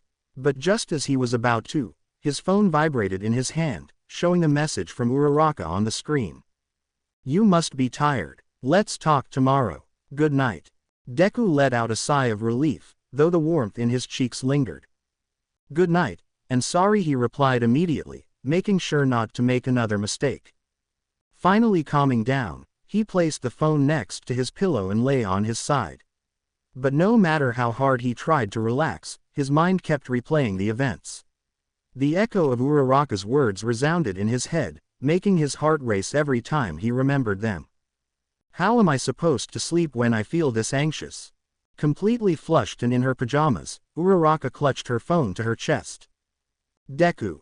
The glow of dawn was already starting to tint the horizon with gold as the waves gently crashed onto the beach. A light salty breeze drifted through the air, bringing with it a sense of serenity that sharply contrasted with the tension slowly building between Izuku and Uraraka. Their feet, firmly planted in the sand, seemed to represent the physical manifestation of their determination as they both prepared for the upcoming fight. I'm glad you agreed to come earlier, Deku Uraraka said with a smile that lit up her face, but her eyes carried a seriousness that couldn't be ignored. Today, we'll see the results of our training. Your mixed fighting style against my martial arts. And I don't want you to go easy on me, understood? Not because we're friends, and definitely not because I'm a girl. Izuku nodded slowly, feeling the weight of her words. The breeze played with his green hair, but his gaze was locked on her, focused, as if he knew this day would be crucial for both of them. Understood, Uraraka. No holding back, he responded firmly, assuming a defensive stance as if his mind was already calculating potential moves and strategies. The sun, still low, began to rise over the horizon, bathing them in a warm light that enveloped the scene. It was as though the world itself was calm, quietly observing what was about to happen. Without warning, Uraraka was the first to move, launching herself at him with a speed that would surprise anyone who underestimated her strength. A precise punch was followed by a flying kick. Izuku, though impressed, blocked both attacks with agility, his mind fully focused as he analyzed every movement. The sound of sand shifting beneath their feet marked the rhythm of their steps. Uraraka only stepped back slightly, a spark of surprise flickering in her eyes. However, before she could fully recover, Izuku gave her a gentle push with both hands against her chest, causing her to stumble back on the sand. A faint blush appeared on Uraraka's cheeks, but she masked it as best she could, keeping her eyes fixed on him. She wasn't going to let a simple shove distract her. However, as she moved forward again, she noticed something. While Izuku was blocking her attacks and calculating her moves, he wasn't actually striking back. He was only deflecting her blows, pushing her aside with gentle motions. Frustration began to rise inside her, and after a final exchange of blows, Uraraka stopped, breathing slightly heavier. Deku, she said, her voice filled with determination and a hint of irritation. You're not really attacking me. I told you not to hold back. Fight me like you're facing Bakugo. Izuku, surprised by the intensity in her words, remained silent for a moment. But something clicked inside him. He couldn't underestimate her, not when she was asking him to give his all. He clenched his fists and nodded seriously. Without a word, Izuku moved forward. This time, his movements were faster, more precise. Uraraka barely had time to react when he unleashed a series of calculated attacks. Each strike carried real intent, controlled but powerful. She stepped back, feeling the sand shift beneath her feet as she struggled to maintain her balance. Izuku didn't stop. In the blink of an eye, he used the same maneuver he had practiced with Bakugo, catching Uraraka in a swift, effective hold and gently but firmly bringing her down to the sand. Both were breathing heavily, their bodies exhausted from the effort. Uraraka, lying on the sand, stared up at the blue sky for a moment, trying to process how Izuku had managed to overpower her so quickly. Surprised, she let out a sigh and, finally, gave him a thumbs up, admitting her defeat with a smile. All right, Deku, she said, her voice breathless but full of admiration. You win. You're incredibly fast. Izuku, also breathing heavily, leaned over her, placing his hands on either side of her body, creating a barrier between them. His green eyes, still bright with the thrill of the fight, gazed at her with an intensity Uraraka had never seen before. Uraraka, he began, his voice a little shaky. You said no holding back, right? He paused, gathering his courage. Then I have to confess something. I don't just see you as a friend. Uraraka felt her heart pound in her chest. His words took her completely by surprise, and the blush on her cheeks deepened. Despite her confusion, she couldn't help but smile, a soft laugh escaping her lips. That was kind of a weird way to say it, Deku, she murmured, her eyes meeting his, which shone with a mix of nervousness and sincerity. But I get it, I don't just see you as a friend either. The moment became even more intimate as Izuku leaned in a little closer, and Uraraka, feeling that something special was about to happen, closed her eyes, her heart racing with anticipation. However, several seconds passed, and she didn't feel what she expected. Confused, she opened her eyes only to find Izuku looking at her with an incredibly concentrated expression. No holding back, he muttered, and before Uraraka could process what was happening, Izuku began to take off his shirt. Deku, what are you doing? Uraraka exclaimed, her mind in chaos. No holding back, he repeated, approaching dangerously, his hands lowering until they touched one of her beeps. Uraraka, he said with an intensity that left her breathless. No. Once again, before she could process things calmly, and driven by a reflex stronger than any other emotion, she punched him so hard that Izuku's face became cartoonishly flattened in the center. In reality, Uraraka woke up with a start, realizing she had punched her own face while sleeping. The darkness of her room was the only thing surrounding her, but her heart was still racing from the intensity of the dream. No, she thought, shaking her head and placing her hands on her cheeks, still blushing. Deku is the sweetest and most innocent of all. He'd never do something like that. She gave herself a few light taps on the head, trying to erase the images from her dream. That was not cute at all. Midoriya felt something strange. He knew he was still lying in bed and sensed that it was still nighttime, but he couldn't move or open his eyes. It was probably one of those sleep paralysis episodes he had experienced before. Somehow, he was aware that it was just a matter of time before he could move again, so he waited. Time passed slowly in near total silence. Then, without warning, he felt the weight of a presence on top of him.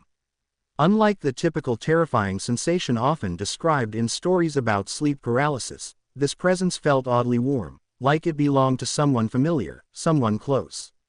The figure moved beneath his blankets with unsettling familiarity, slowly sliding from his stomach to his chest. Deku, the voice was soft, sweet, filled with affection. He couldn't see who it was, but he didn't need to open his eyes to know. It was Uraraka, her presence unmistakable, and somehow his heart began to race at the realization. He could feel her warmth pressing against his chest, and as she moved higher, his breathing became erratic, his heart rate spiking. Deku, she repeated, closer this time, her warm breath brushing against his skin.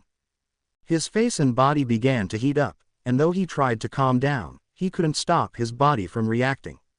The pressure on his chest, the warmth of Uraraka's body so close to his, it was all so confusing. He tried to move, to do something to escape the situation, but he remained motionless. Then, suddenly, he felt Uraraka's embrace, pulling his head against her chest with a tenderness that left him breathless. The soft beat of her heart thudded against his face, each pulse syncing with his own racing heartbeat. "You're so sweet," she whispered. Her words struck him like a jolt of electricity. Oh no, what is this? A fantasy in the middle of sleep paralysis? He thought, trying to make sense of it all. Everything felt so real, so warm, but it couldn't be true. He had to do something. This wasn't right. He struggled internally, trying not to get lost in the moment, convincing himself he had to break free from the confusion. But the more he tried, the more difficult it became. The weight of Uraraka on him, the warmth of her body, the softness of her skin against his, it was overwhelming. Several minutes passed where all he could feel was Uraraka's body adjusting next to his, as if she was searching for the perfect position. His right arm was pinned beneath her, and though he tried to move, all he could manage was a slight twitch of his fingers. Finally, with tremendous effort, he managed to roll his body to the right, his breath ragged from the strain. But instead of waking up completely, the fantasy persisted. Now, Uraraka's body was curled against his, her hip pressing gently against his abdomen, her neck resting just beneath his nose. She smelled really good. It was like they were lying together. He knew these thoughts had been in his mind for a while, so he wasn't going to pretend that this fantasy had appeared out of nowhere. He had been thinking about Uraraka recently, about what he felt for her, how much he admired her. And now, this mix of dream and paralysis only amplified all those feelings. With a sense of acceptance, allowing himself to indulge in the fantasy just a little longer, he imagined wrapping his arm around Uraraka's waist, holding her gently, and burying his nose in the crook of her neck, where he imagined her warmth and scent would envelop him. And soon, he drifted back to sleep. To be continued. I hope you enjoyed this story. Also remember to subscribe and like this video. See you in the next video.